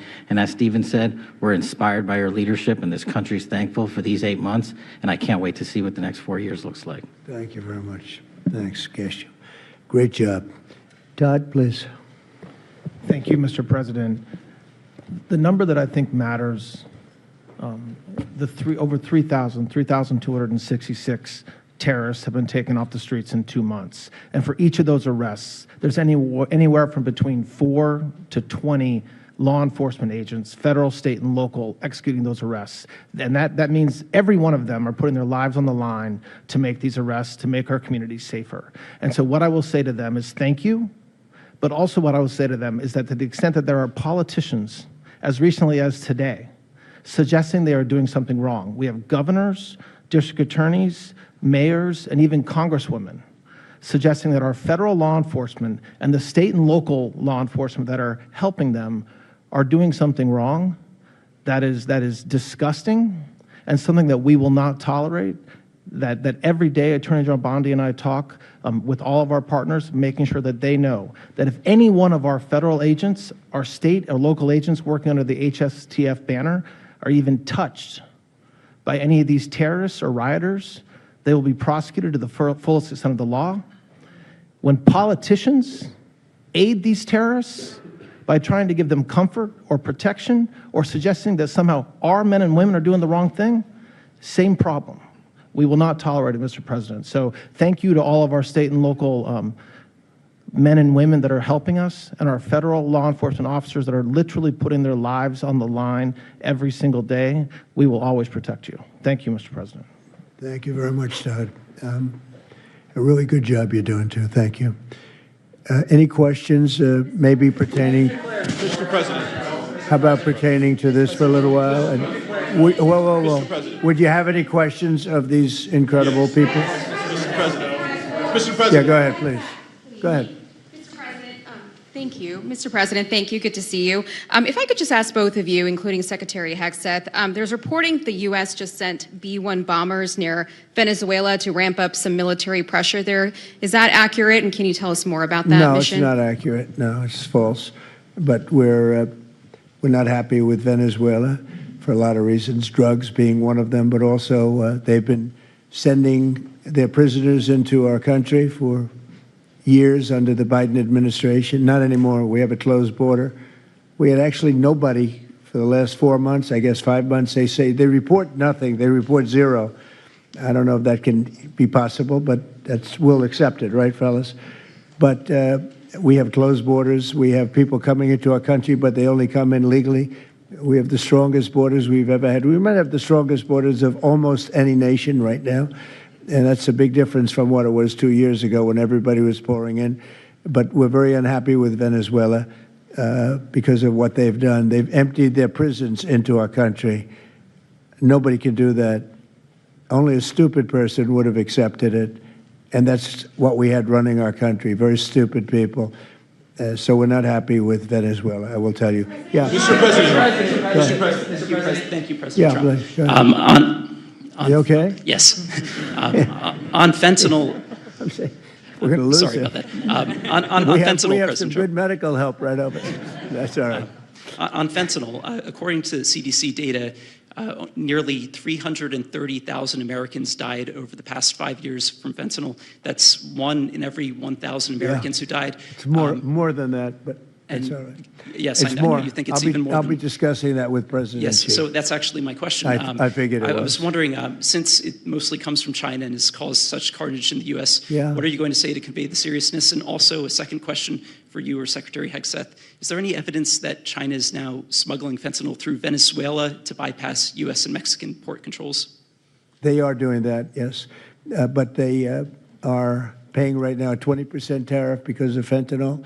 That's billions and billions of dollars that they're paying. We're actually, on November 1st, the tariff on China goes to 157%, which is record-setting territory. And we don't want that because it's not sustainable for them. They can't sustain that. We don't want them to have to go through that. So I'm meeting with President Xi, and I would say we have some big issues, like with the farmers and various other things. But the first question I'm going to be asking him about is fentanyl. And if you think about it, they make $100 million. Think of this. They make $100 million selling fentanyl into our country, $100 million. They lose $100 billion with the 20% tariff. So it's not a good business proposition. It's $100 billion approximately that they have to pay.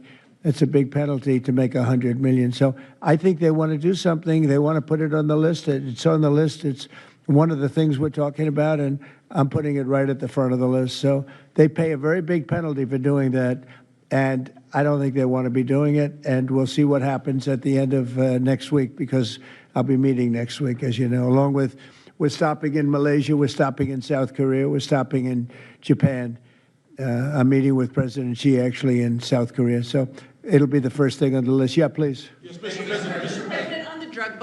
On the drug boats, sir, has there been any discussion about capturing one so that you can show the amount of narcotics? We know everything about them.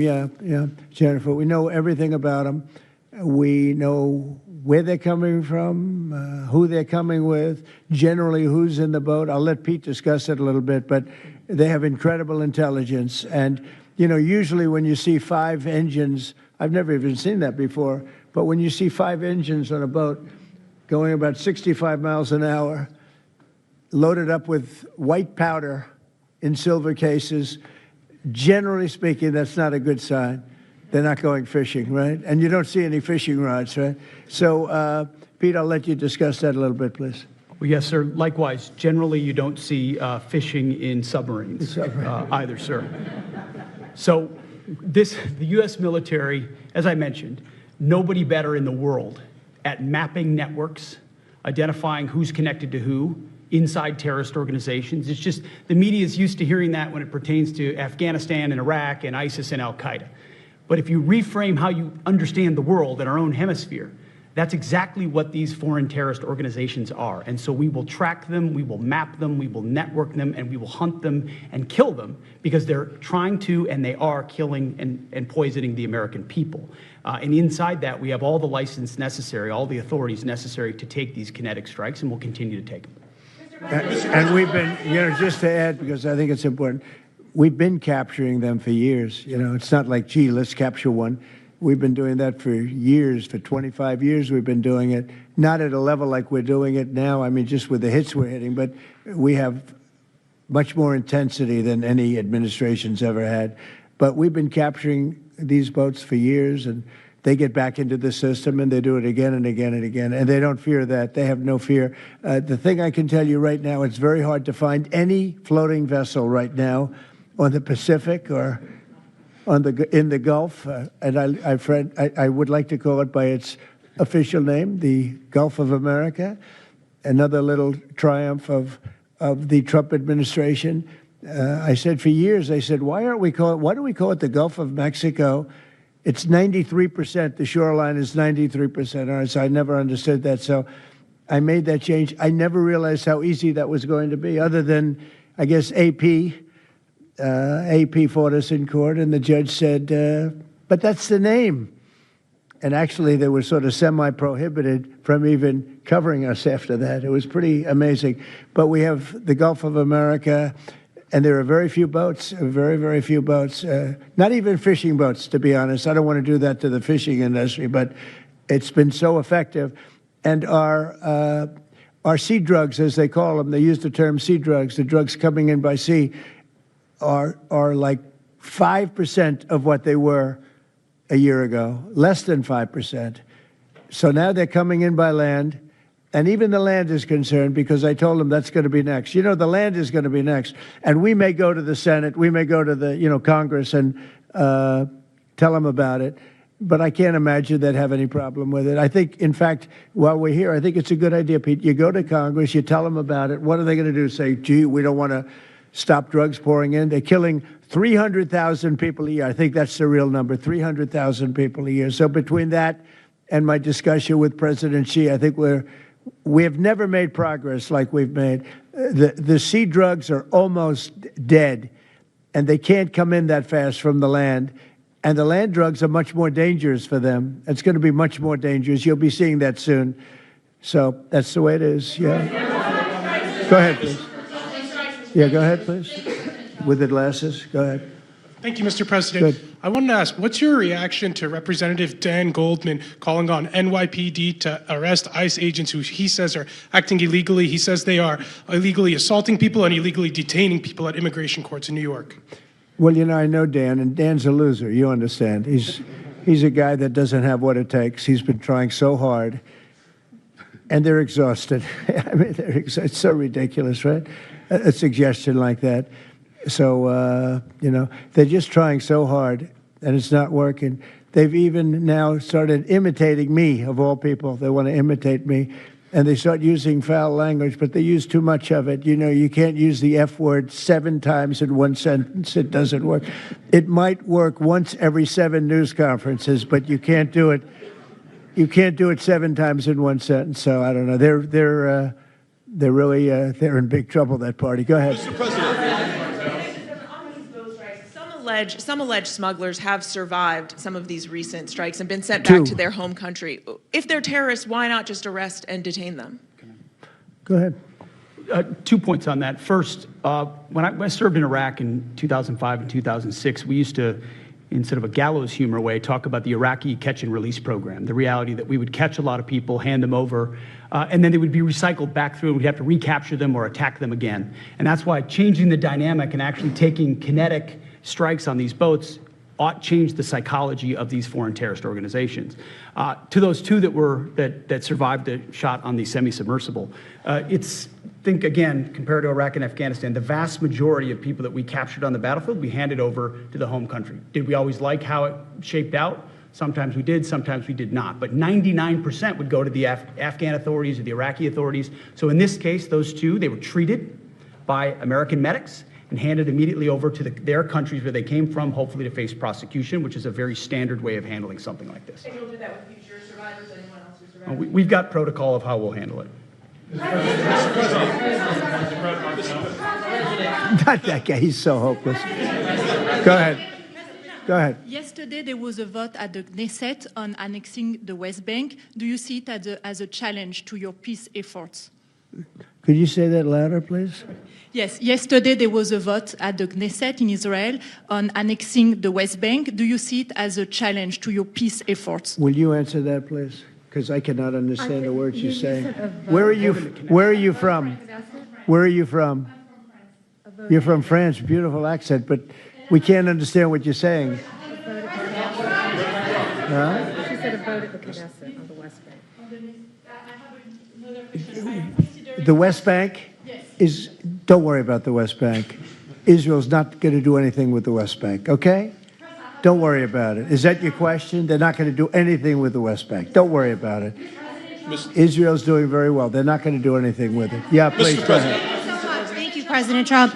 Are there any safeguards in place to protect Americans from fentanyl and cartels when you leave office in 2028? Any protocols that could be put in place in case a future administration comes in that wants open borders? And I also have a question for the Secretary of War as well after your answer. Well, the if that's biggest okay. thing we can do is make sure they don't come in, because open borders, they would destroy. It's amazing that our country is even surviving with what we went through, coming in by the millions and coming in from the wrong places. You know, I know all these people that run these countries, and they're smart. They're very street smart, and they're not sending their best, you know. They're not sending, they're taking them out of their prisons and their mental institutions, as I say over and over again. They're the drug dealers. They're the drug addicts. They're people that don't work.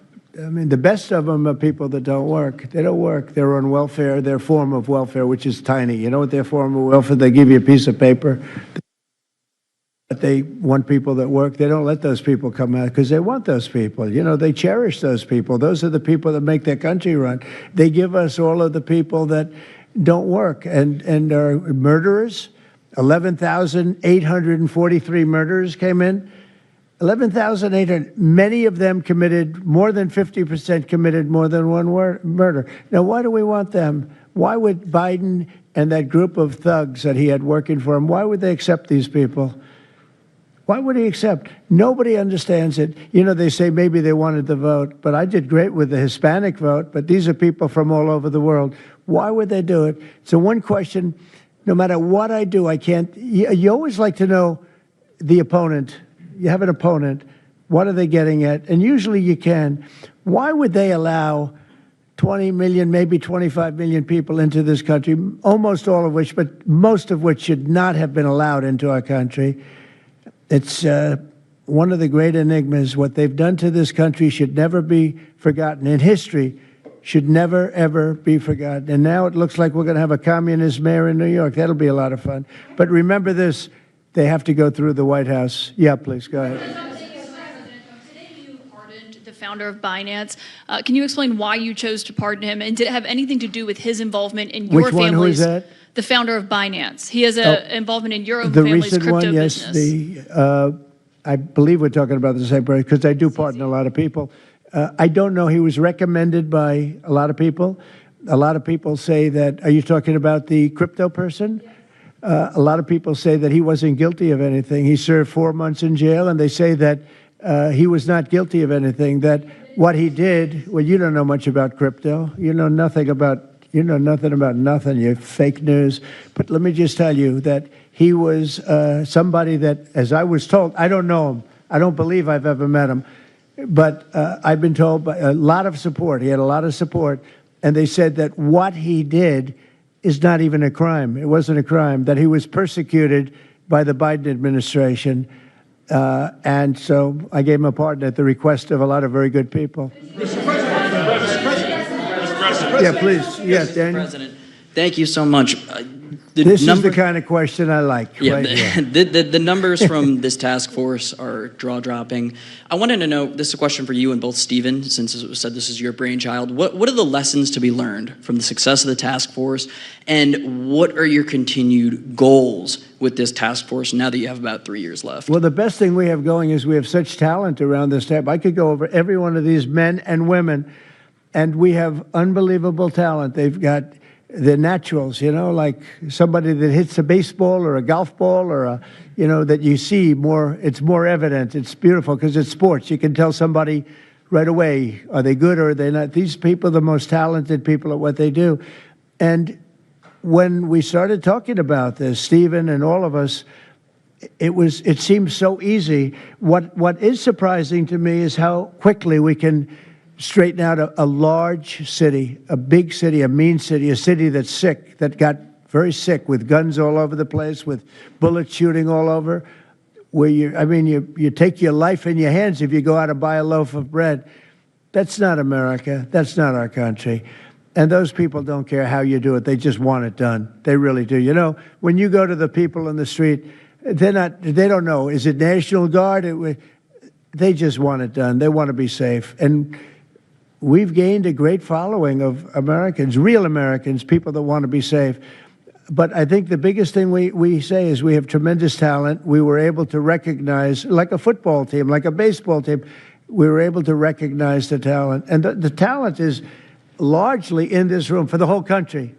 It's largely in this room. There's really nothing like it. And that's why I think we had D.C. done, not perfectly, but pretty much done, at least normalized in 12 days. When you say would you say 12 days? On the 12th day, it felt different. And you know, we took a lot of bad people out, never to come back again. Then most of them never to come back again. But there's great talent, and there's also great courage. I've been watching what goes on, and then you have the radical left lunatics, and what's that all about? I mean, they're fighting us because we want to stop crime. Where did these people come from? They're paid money. I guess they're paid a lot of money. But like I saw that ridiculous march the other day, I say, these people are not representative of our country. And not all of them, of course, but many of them are total lowlifes. These are lowlifes. These are people that are paid agitators, and they're not representative of our country. So I don't know. I can just tell you that our country has tremendous spirit right now. You know that better than anybody because you cover it well. But we have a lot of people that are very happy right now with the direction. They did a poll the other day. The direction of our country is better than it's been in 37 years. And I'm upset because I think it should be better than that. I actually said we should be better than that. So, you know, thank you very much for your question. Brian? Mr. President, yes. Thank you, Mr. President. You guys have done an amazing job in Memphis. Some of those numbers are staggering, and we've gotten message on social media wanting to thank you for that. But I think, can you talk about the number of missing children you guys have discovered in Memphis? That's amazing. Well, it's hundreds of thousands were lost through Biden and the Biden administration, and we are getting a lot of them back, but they're either dead, they're slaves, they're captured in some form. But think of it, hundreds of thousands we're talking about, not even believable. And they came in through the border, they were sold, they were bargained for, and this was all Biden, meaning Biden and Obama, the same mentality, frankly. I think it's the same mentality. Let me tell you, Barack Hussein Obama was a lousy president. A lot of bad things happened. Remember when they used to talk about Trump with the jail cells? Well, he built the jail cells for the children. He built those jail cells. Remember that came out? But, sir, they were built in 2014. You remember when that came out? After me going through that stuff for about 2 weeks, and then they found out it was Barack Obama that built those jail cells. No, these people they were bad leaders. I hope we don't have it again. I hope we don't have it again because, you know, our country's come back a long way, but it can only withstand so much, and we don't want to ever go through that again. We never want to have open borders again. We don't want to have men playing in women's sports. We don't want to have transgender for everybody. We don't want that. We want to have a great country with low interest rates, nice housing, great education, a strong military, the basics. Yes, please. In last night's New York City mayoral debate, Zohran Mamdani said he would close Rikers Island if elected. What kind of impact would that have on public safety? Well, it's not good. I guess it's not a very nice place, but you need it. You need something. You have a lot of additional people in New York City that should not have been here. They came here through the open border, through Biden's. You know, I don't know how they even do it. New York City's always been tight for money. And then they spend, $8 billion, and nobody complains about it, on people that just showed up and they just came out of nowhere. Where did they get the money? All of a sudden they have money. I tell you what, we have to keep our prisons very fair and very safe, but you get a lot of criminals. We have a lot of additional criminals. I used to talk about it. They used to say, well, only good people come in from foreign countries. I said, that's not right. I didn't know that for a fact, but it had just started, right? The open borders and people flowing in by the millions. They make our criminals look like the nicest people on earth. That's the only good thing. They make our criminals look like nice people. They are the meanest, the most vicious. Tren de Aragua, you don't get any sicker. They cut people's fingers off because they called the cop. Did you call the cop? Yes. They cut off his finger so he can't call the cop anymore. And then they say, next time we're going to cut off your hand if you cut, because they took over his apartment in Colorado. You know, Colorado, they took over a town, then they took over another town, and you have a weak governor over there. He doesn't know what the hell he's doing, so he lets it go on. But we're getting them out of here. We're getting them all out. They're going back to lots of, not just Venezuela, they're going back to lots of countries. Venezuela would be one, however. Yeah, please. Thank you, Mr. President. Yeah. A moment ago, you said that if Secretary Hegseth went to Congress and briefed them on the operations No, we against will these, go, I said. You will go. And we it would will be go. difficult for them to object. I don't see any loss in going. No reason not to. You know, they'll always complain, oh, we should have gone. So we're going to definitely, I'd like to just tell you, let's go. We'll go. And Mr. We're going to tell President- them what we're going to do, and I think they're going to probably like it, except for the radical left lunatics. And Mr. President, if you are declaring war against these cartels and Congress is likely to approve of that process, why not just ask for a declaration of war? Well, I don't think we're going to necessarily ask for a declaration of war. I think we're just going to kill people that are bringing drugs into our country. Okay? We're going to kill them. You know, they're going to be like dead. Okay? Yeah. Yes, red hair. Thank you. Beautiful red hair. Thank you. I'll tell my hairdresser that. She'll love it. This is a question for both you and the Secretary of War, Mr. Hegseth. Who are you with? I'm with the Center Square. We're a newswire service. With everything that's going on between the narco terrorists in the Caribbean, and then also with more Chinese, Iranian, Russian ships also taking part in Venezuela. Are you have any plans of expanding operations out of Roosevelt Roads and in fact placing some home porting some ships there? Yeah, go ahead, Pete. We're familiar with the location that you're referring to, and we'll make sure that we're properly displaced in order to deal with the contingency we're dealing with there, and also any ways in which other countries would attempt to be involved also. So we can walk and chew gum. We're definitely keeping our eyes on near-peer adversaries at the same time, but we think sending a message on these cartels, these narco-terrorists, is an important inside our hemisphere, which for far too long, other presidents, as the president pointed out, they've ignored our own backyard and allowed other countries to increase their influence here, which only threatens the American people. We're changing that. One big thing that has happened, though, because you mentioned expansion and expand our efforts. So when I was running for office, second term, everybody was talking about the fact that nobody wanted to join the military, nobody wanted to join the great police force. You know, they didn't want to join New York's finest or any of our police forces. They didn't want to join anything having to do almost like with the country with the uniform. We are setting records with the Army, Navy, Air Force, Marines, Space Force, Coast Guard. We're setting records. We've never had anything like it. And I'll tell you when it started, November 5th. We didn't even have to wait till January 20th. They saw spirit. And now we have people coming in that it's unbelievable. And if we wanted to increase our military force, if we wanted to increase any one of these, including police forces, they can now get men.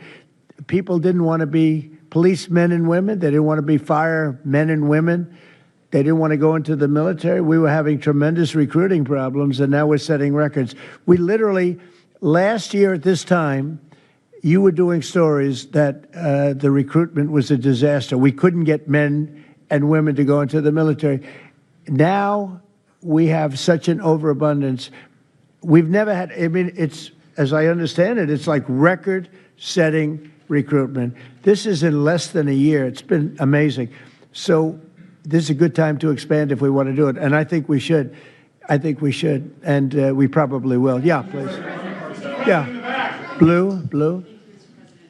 questions for you. First for you and Secretary Hegseth. Is the administration supportive of sending National Guardsmen to cities for the express purpose of aiding deportation and immigration enforcement efforts? To expand deportation efforts? Sending National Guardsmen to U.S. cities for the express purpose of aiding deportation and immigration enforcement What we've done so far is stand alongside federal law enforcement in every way, facilities and personnel, but also we have a great deal of lift inside the military. We're able to move assets in a way that no other aspect of the U.S. government can. And so where we can rapidly assist with mass deportations, we have been happy to do that. And then one more question, if I may. Is the administration at all supportive of potential measures to crack down or regulate or even ban apps that track ICE agents' locations? What do you mean by that? Like specific apps that are used to track the location of ICE agents? I guess we'll do that. I'm not a big app guy. I'm not into that too much. I think Pam might be it. Let's go. Yes. Give me a good answer there. Yes. These organizations, President Trump, are coming in and their apps to track our federal law enforcement officers, and it jeopardizes their lives, where they're going to be, their location. And we've actually been working really well with the tech companies who have been cooperating because they don't want our law enforcement officers to get injured. So, yes. Well, I mean, I see it with ICE, where they're having, where they define where they live, who they are.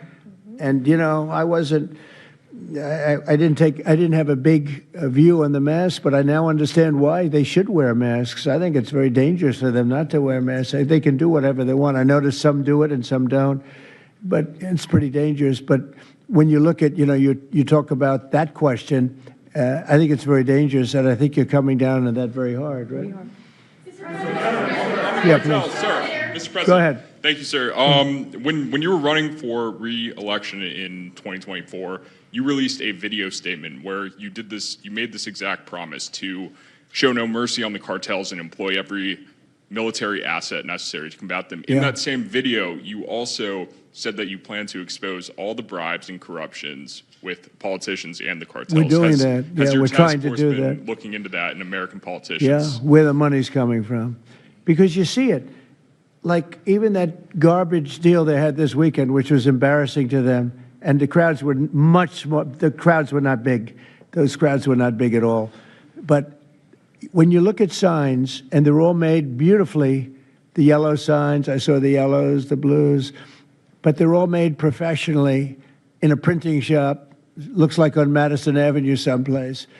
Some guy is paying for all that stuff. And we don't mind protest. Protest is a good thing. I protest. I'm always protesting, right? But when you see some of these people are going crazy. They're going crazy because they're getting paid. Because there's no reason for them to be going crazy. But you watch some of them, and they're professional agitators, and we are finding out who's paying them. Yeah, we have a lot of information about who they are. You're going to be very surprised when you find out. And I have a question for Secretary Hegseth.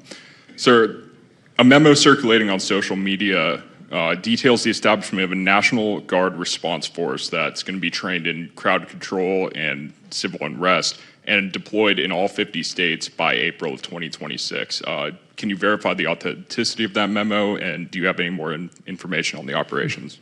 I'm not going to answer particulars on something that may be in the planning process, but we definitely do have multiple layers of National Guard response forces, whether it's in each state, whether it's regionally, whether it's Title 10 active duty, whether it's Washington, D.C. We've got a lot of different ways that constitutionally and legally we can employ Title 10 and Title 32 forces, and we will do so when necessary. Thank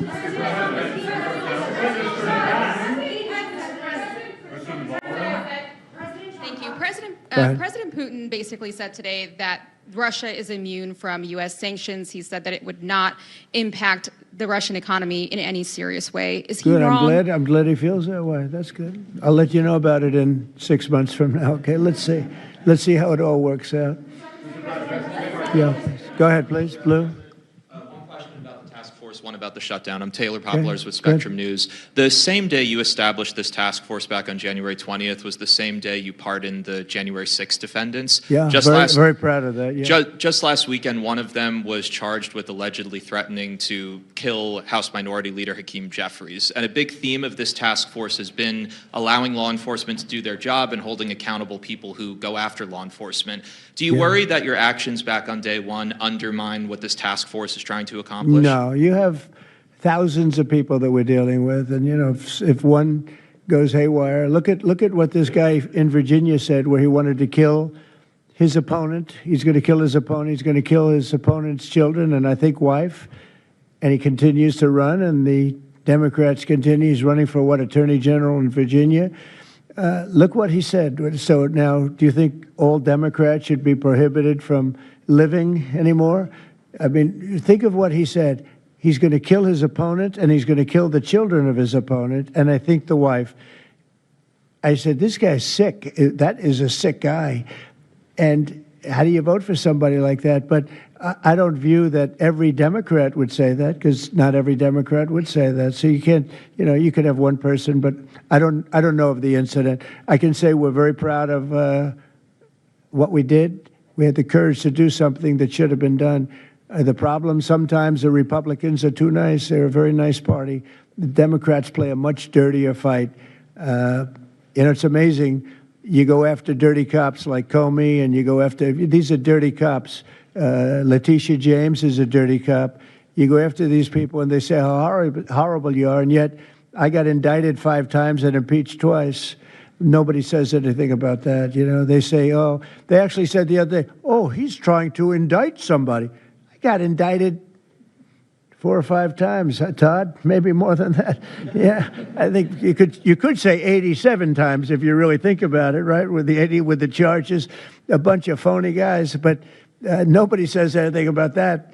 But they mentioned it the other way. No, the Democrats play a very dirty game. It's all they're good at. They're good at a couple of things: cheating on elections and playing very dirty. And they have one good trait: they stick together.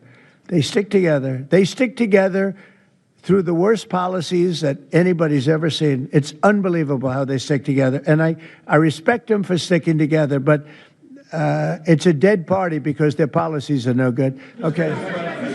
Brian, we'll do a few more and we'll go home. Wonderful. Everybody's going to go home. I'm going back to the Oval Office, however. Speaking of Democrats, there's a report that there's a grand jury on Adam Schiff for apparent mortgage fraud. If he is indicted, should he step down as a U.S. Senator?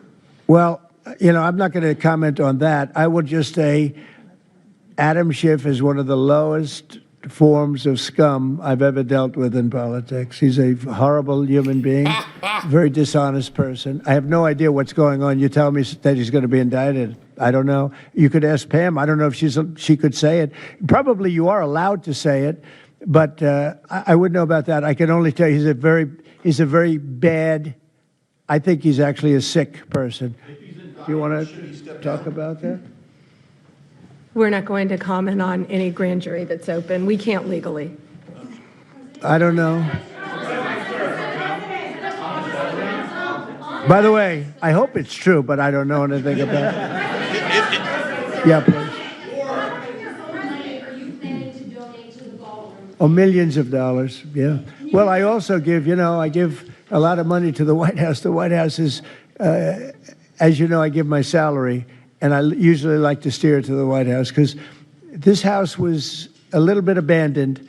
First of all, for 4 years, you had a guy walking around that didn't know where the hell he was. And this house was not taken care of the way it was supposed to be. I take very good care of property. I was very good at that. And you'll notice the floors downstairs, I paid for them. Marble, the most beautiful marble you've ever seen. The white floors down in the palm room, which they look like they came out of, I don't want to lose because they're big supporters of mine, Home Depot, so I'm not going to say bad, but they did come out of a box from Home Depot about 30 years ago. They were all broken, but now they have the most beautiful floors, the most beautiful lights and chandeliers. I think most of you, Brian, you've seen that, right? Yes. How beautiful is that? And I take care of it. So I spend millions of dollars on this building, taking care of it. It was not properly maintained. and now it's starting to gleam like it should. It should really gleam, and you should go down and visit the Presidential Walk of Fame. Have you seen it? It's quite good. I'm sure that a lot of people coming to the White House, it's hot. It's very hot, but it's really a tribute to the presidents, past presidents of our country. Yeah, please. Mr. President. Yeah, behind you, please. Yeah, go ahead. Thank Go you. ahead. So on Monday, a question for you as well as Secretary Noem. On Monday, Mayor Karen Bass of LA and Representative Robert Garcia, they held a press conference and they called for an investigation into DHS, accusing them of unlawfully arresting U.S. citizens and racially profiling and only arresting people because, in Robert Garcia's words, they look like me. He's a Hispanic individual. Do you have a response to that? Are you asking me that question? You as well as Secretary Noem. They are arresting bad criminals, and they're really good at it, too. I look at the numbers, they always like to say that, oh, you're arresting this and that. Then when you check it, you find out, geez, almost every single time, and, obviously every once in a while they may get one wrong, but they always correct it. They're able to correct it. But they are arresting really bad people. They're arresting people that kill, people that would cut your throat and not even care about it. These are brave people, and it's very dangerous. And if they go even a little bit too far, they get into trouble, which is a shame. I protect them, but they get into trouble. But they're arresting very serious criminals, and they're getting them out of here. Okay, one or two more. Doug, do you have a question? I'd love to have Doug have a question, our great photographer, because he's such a great guy, and he might be the most talented person over there. I don't know. Go ahead. Let's hear your question. This guy's a real beauty. On the cartel strategy, hearing you talk about it as a war, hearing Secretary Hegseth talk about defeating and destroying and the comparisons to ISIS and Al-Qaeda, those efforts took American troops being engaged in foreign countries. Do you think that's ultimately where this is headed with the cartels, having American troops in countries like Venezuela? No, the cartels are very bad. They have a lot of bad people coming in. They were interviewed recently, and they were asking people what their problem was, and one guy said, yes, I'm up for murder. Didn't know what he was saying, obviously. I'm sure his lawyer was not thrilled with his statement, but no, they're rough people coming into those cartels. Those cartels are rough. You look at what happens, the trip up is horrible, especially for women. They're being killed, they're being raped at levels that nobody thought even possible. In my opening speech, I mentioned that, but in a very light way. I mentioned the word rape. Then I found out that you take a look at what happens in those cartels. It's horrible what's going on. And we're doing the world a big service by just telling them, you don't have too many cartels now because they know when they get up here, they're going to be stopped. Under Biden, they were just flowing into the country. It didn't matter what you were, where you came from, what you looked like, what your record. They didn't check records. Millions of people came into this country that should not be in our country right now. We've gotten a lot of them out. It's the single biggest problem that we were given. Inflation, I've already taken care of. Economically, the country is the strongest it's ever been. Thank God for tariffs. If we didn't have tariffs, we'd be a third world nation. But thank God for tariffs. We're the richest nation in the world now because of tariffs. And we're able to economically protect ourselves, and we're able to really protect ourselves from a national security, situation. But we have cartels that, somebody came up with the word cartel. I won't tell you who that person was, but you got a lot of bad people in the cartels. And you could look at a country like Mexico, and I really respect the president. I really respect a lot of the people over there, but a lot of the leadership. But they are in fear in their own country because those cartels are running those countries, okay? And that includes Colombia. Colombia is a drug den. It's a drug den, and it has been for a long time. You got a lousy leader over there right now, bad guy, a thug. But they make cocaine at levels that we've never seen before, and they sell it back into this, and they're not going to get away with it much longer. We're not going to put up with it much longer. Colombia is very bad. Mexico is run by the cartels. I have great respect for the president, a woman that I think is a tremendous woman. She's a very brave woman. But Mexico is run by the cartels, and we have to defend ourselves from that. Go ahead. Let's go with you. Go ahead. Let's listen to this beauty. Shutdown by the time you return from your trip to Asia? Do I expect to have it resolved by the time I resume? I don't know.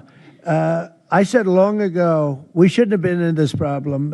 This was September 28th. It came due in Biden's regime, and before the election, September 28th, and they pushed it off into the future. And I was running when they did that.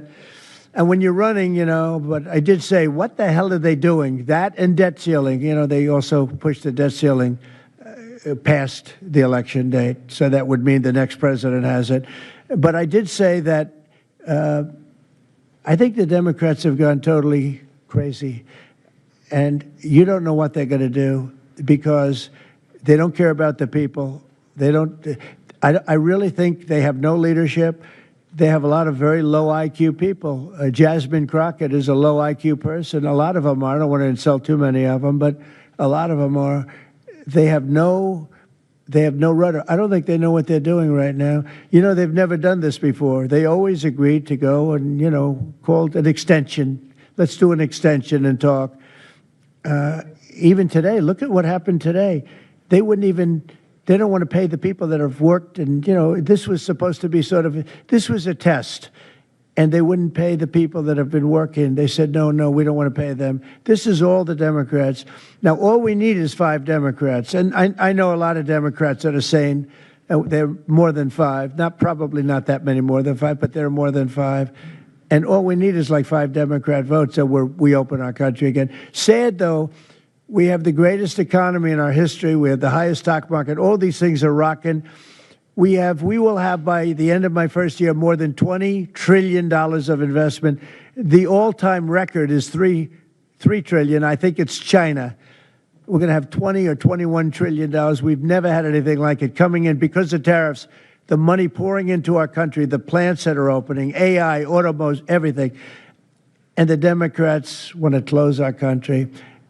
They're really, they say deranged. They are. They suffer. I guess it's Trump derangement syndrome, which I think is going down now as an official condition by the doctors. I think they get paid extra money if they handle it because it's more difficult to handle than a normal mental disease. But you know what? They really should approve an extension, get the country back to work, get the people paid. And, it's very simple. You just don't know what's going on. There's something wrong with them. It's sad, actually. Have you raised the full $300 million needed to fund your? Have you raised the full $300 million needed to fund your ballroom? And how much specifically are you donating to this construction project? I think $350 million. All donor money and money that we put up. We've raised. It's going to be.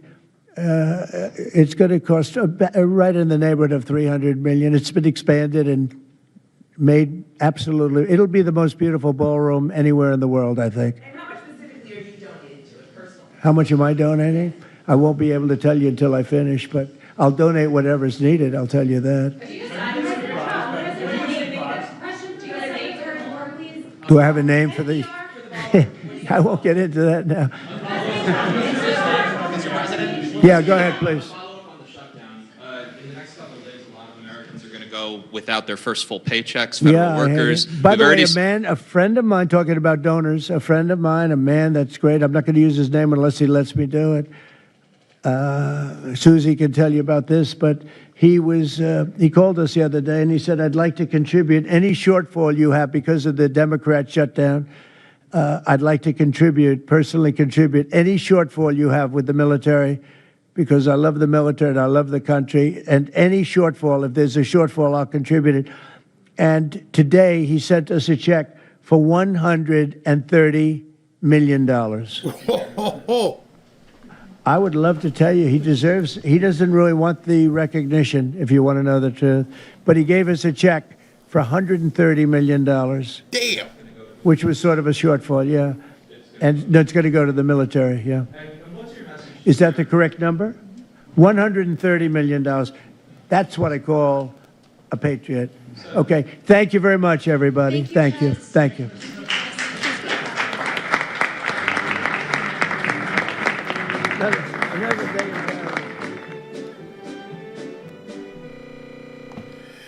They are so not ready for this guy. People dropping hundreds of millions of dollars. Here's a check for 130 million. Go ahead and pay the. Oh my gosh. You know, when I started this show today, or rather I started it yesterday, I don't even know how long it's been. We're going to be at 5 hours by the time we're done. Absolutely incredible. And you can tell he absolutely loves this. This is the part he loves. What do you got? Come on, ask me questions. I'm going to sit here for hours. You guys want to go home? Too bad. I'm going to go to the Oval Office, and I'm going to do some more stuff. And I'm probably going to put up some memes or do some things. Whew. Thank you guys for all hanging out and going through that and staying for, if you've been here for 5 hours, 4.5 right now. But once we do the after party, it will be 5. So I'm going to abruptly go quickly here to the super chat so you guys can go have dinner and kiss the babies and do whatever you need to do. And then I got to run to the other office and get the movie all set up. So still got to go. So I love it. Absolutely love it. All right, Barry, when I click your video, it says private, never had to have, oh, okay, I see, disregard first message. Okay, disregarding. Mama Mima, The Untouchables, even with Robert De Niro in it, you wanna give that guy some royalty money? We can arrange that. Carolyn Williford, thank you. American Patriot, hey Barry and Mega, this has me thinking with the state and federal Democrats making ISAPs, that could be another who take down the Democrats like Al Capone. Aiding and abetting. Good point. Very good. Susan Fitzpatrick, he wants the White House and our nation's capital something to be proud of. What's so bad about that? Absolutely. Chapo, the commie Dems' dream is to have us living in squalor while they drive by in limos and throw us moldy bread while we kneel and beg. Exactly. You can see that's what they want right now. Yeah, I need a coffee. I was thinking the exact same thing. I was thinking right there when they asked him, do you have a name for it? I thought the Barron Ballroom. Yep, I thought that. The People's Hall. That would be a good one, Jeanette. Patrick, thanks Barry, Ashley, Robin, Mods. I've enjoyed watching the show evolve into a well-rounded media company. Thank you. You are documenting epic history and you're hitting it out of the park every single day. Thank you. Thank you very much. I texted Ashley and SB and I said, you know, some people have asked me to do a shorter show. I don't even know if I could do a 20 or 30-minute show. I think if I came on and did 20 or 30 minutes, people are like, what, you sick? Something wrong? Where's the rest? Fazul, Riz, inept, jealous, useless, schoolyard teens. Oh, so stupid. Jose Bazil, I bet you that a ballroom for newcomers is okay, really. And Chapo again, Saki's TDS has metastasized and is terminal. The 3 of them are on therapy and they need I have nothing medication. I like that. Susanna, the movie Idiocracy is very fitting. I have to look that up. Myrna Nacino, another must-see Barry and Mods fanfare show. Thank you. I'm sorry. Well, I can't apologize. I didn't have nothing to do with it being 4.5 hours, but that's our president. And now he's going to go overseas with time zones. Liddell Hangel, the Dems are trying to force the removal of the filibuster. He should keep it shut down, cut everything, go scorched earth. I agree. Linigan, think about this. What happens when a criminal gets into a position of power? They bring their criminal friends into every other position of power. Indeed. Chapo, the likes of Pritzker and Newscomb think they have a chance because they are not showing off to their constituents. They are showing off to the deep state. Good point. Good point. Penny Quarter, what is the chance of what that guy on the news said was a scare tactic? I don't put anything past them. I can't say no because I don't put anything past them. Nick Usselman just ordered 4 bottles of kimchi. Kimchi 1. Got 4 sent to me for free, plus Revive for free as well. Nice. Very nice. You scored big time. And it works. Jeanette, Pete Hegseth is the best Department of War Secretary the U.S. has ever had in my lifetime, and my father's a Vietnam vet. Congratulations, and you are absolutely right. Now you know why they didn't want him in there. Mountain Goddess, hey, Mr. C, remember happy days. Hope you don't mind. You have truly helped me more than you'll ever know, and I appreciate it. Thank you very much. Wait till Sunday afternoon. I'm telling you, those of you that don't want to deal with the prosperity talk, you don't have to tune in on Sunday. But Sunday, going to change some people's lives. I can feel it coming. Sunday is going to be a show where people are going to watch and go, "You're kidding me." Yeah. Show you how to get to $1 million in about 3 years. After everyone tells you can't do it, you're going to see it. Alrighty, so we shall see you guys tonight. At this point, it's 5. By the time the after party, it's 5:30. So we're looking at about 8 o'clock. I've got a half-hour interview with Oliver Stone that he made about the movie, and we'll do that and do some quick news, and then we'll jump over. We should be on Rumble by 8:30, and it's about a 90-minute movie, so we should be done by 10 p.m. tonight. So 8 o'clock, we go live, do a little bit of stuff, show the interview, jump over, a couple songs, and then bam, into the movie, and we should be done by 10. All right, see you guys tonight.